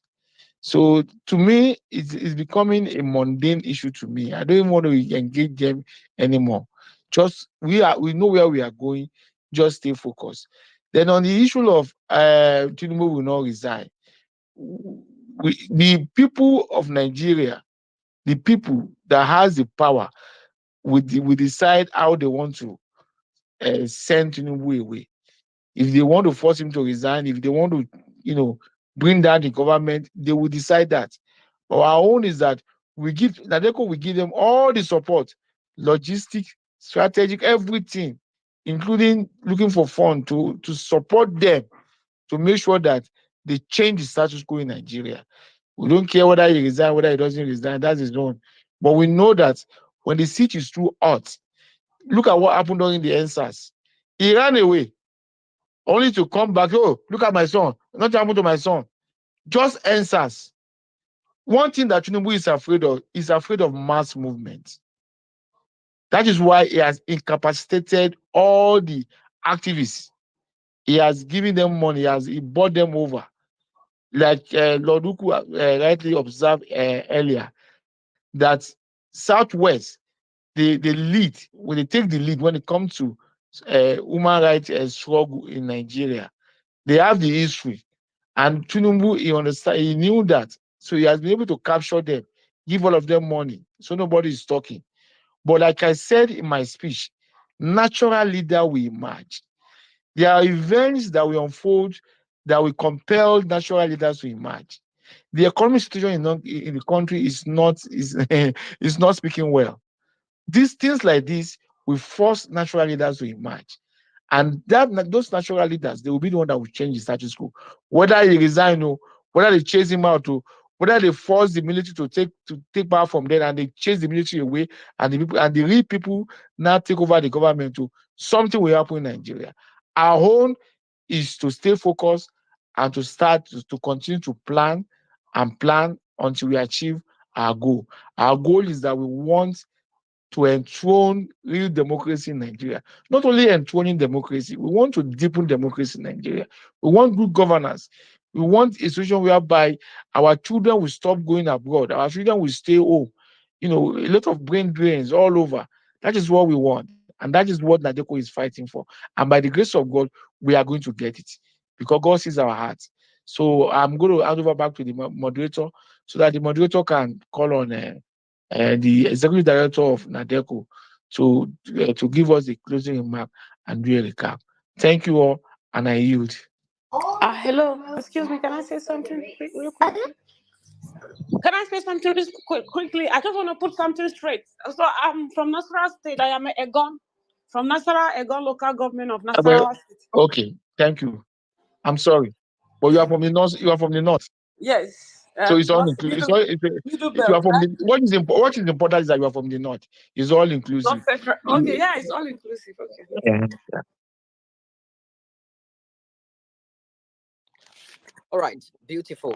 I think we can have oh, I think it dropped. You can call on the big boss to hand off. Yeah. Can you Mr. Lloyd, can you request for the mic again so we can get the we can get your closing remarks? Mr. Lloyd, can you're on the listener section now, so we can just hear your closing remarks. We've gone way overboard. Mr. Lloyd. Mr. Lloyd, are you with us? It's with us. Mr. Lloyd. It's in the listener section. I can actually see him in the listener section. Can you change the status to speaker? He needs to request for the mic, and he's not doing. Okay, let me send him a mic if he can see the notification. I just sent you a request to speak, so yeah, I think it should be coming up now. Okay, hold on a minute. Our able secretary, can you just call him so that you can just hand off this? Okay. Coming up. It's coming up now. It's coming up now. It's coming up. Okay. All right, welcome on board, Mr. Lloyd. Can we have the closing remark from behalf of the Nadeco, please? Thank you. Thank you so much, Jimmy. On behalf of the National Democratic Coalition, Nadeco USA, I would like to offer a very profound appreciation to all of you for participating in this very, very important meeting. I go first to Jimmy, whose idea it was to put this thing together to allow Nadeco to address Nigerians all over the world. I also would like to extend appreciation to Patience and the co-hosts, I think Pearl, Bishop, and all the individuals that made this happen. The people who participated in this gathering are Nadeco's best asset. We cannot thank you enough. I've never seen a thing like this before, frankly. I've never seen a thing like this. We started from around noon, Washington time, and it's 5 o'clock right here. 5 hours later, you have over 1,000 people still listening. And frankly, I'm not kidding. I'm here with an individual from Sierra Leone who was a presidential candidate in that country. No name. I'm not mentioning name, but she participated in listening to the activities, and herself, was more shocked than anyone else could imagine that we were able to stay online for this long. So I thank all of you so much. I can assure you today, though, that Nadeco is a better Nadeco today than it was yesterday, because we've listened to all of you, and we know that it's always not easy to take criticisms easily, but we definitely are a better team after this gathering than we were before it. We also know that Nadeco and the rest of Nigerians had a lot of missed opportunities when when it was time for us to come out and take back our government, our country, before it was taken by Tinubu, but we didn't. But I tell you this, that we miss those opportunities is making things a lot easier for us now, because a lot of people were saying, no, it's going to get better, he's sick, he can't do anything, Nigerian people will not allow it to happen, the Supreme Court is going to stop him. All of those things didn't happen, and they exposed the rot the Nigerian system for what it is. So it is better now that we're pushing to flush him out of office. And I've taken into advisement the comment made by one individual that we shouldn't be asking him to resign, because if he resigns, constitutionally, Shetima will take over. No, we're not asking him to resign alone. We're asking to flush all of them out, from Senate President or everybody that has made Nigeria the hell that it is today, will be flushed out by the people. And let me say this, for those who are standing on the fence, believing that Tinubu is an impregnable rock, impenetrable rock, an impregnable fence, you're going to be surprised. What is going to surprise you is the power of the people. The people are in charge of what is happening. This is the people movement. The people have been able to remove the strongest human beings in the world, and we're championing it. And luckily, we are a coalition. Everybody that has something to do with democracy is part of Nadeco, because it's a national democratic coalition. We want all of you to be with us. We want to create a hotline where your ideas will be communicated to us.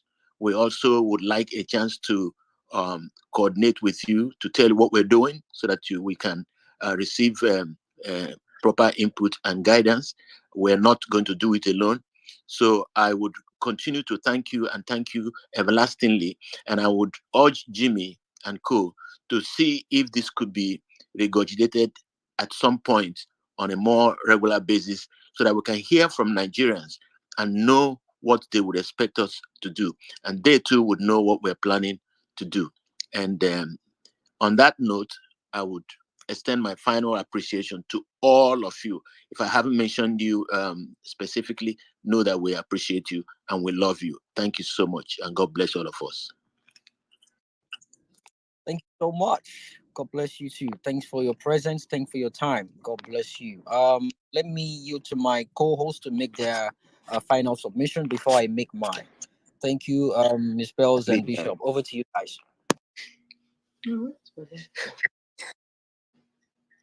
Okay, man, it's been a very wonderful space so far. This space has just been so amazing. I want to express my heartfelt appreciation to our very distinguished guests who found time out of their very busy schedule to come here and share their great plans with us. It has been a very resourceful space. You need to see my DM. The feedbacks I'm getting regarding this space has been very amazing. And a lot of people are looking forward to have this conversation again, and I'm very glad to hear you say you will come again to have another space with us. So I very much look forward to that. Thank you very much, Mr. Lloyd. Thank you, Mr. David. Thank you, Professor Monday, and every other person who has come here today. My sincere apologies to people. There were lots of people in my DM who wanted to come up here and speak, but due to time constraints, we couldn't let everyone speak. Even as I'm speaking right now, we have lots and lots of people requesting for the mic. My apologies to you all. We will try as much as possible to have another of this space in the nearest future, and we will try as much as possible to make sure those that couldn't speak here get to speak on that space. Appreciation goes to Jimmy as well, and Patience and Bishop, and for every one of us who has made this space possible today, especially Jimmy. Thank you so very much for putting this together. So, guys. All right, guys. Well, thank you so much for joining me. So we've come to the end of that. I hope that you enjoyed it as much as I did. And I hope you had some takeaways from this. I hope you're having a great, restful Saturday. And Kenneth, did Nadeko give birth to Tinubu? They couldn't see him for who he was or got them over. I hope you got to listen to the question from one Ayo Media, I believe, and the response he provided. So I don't know if that answered your question. Thank you for joining me, guys. Enjoy the rest of your Saturday. Bye.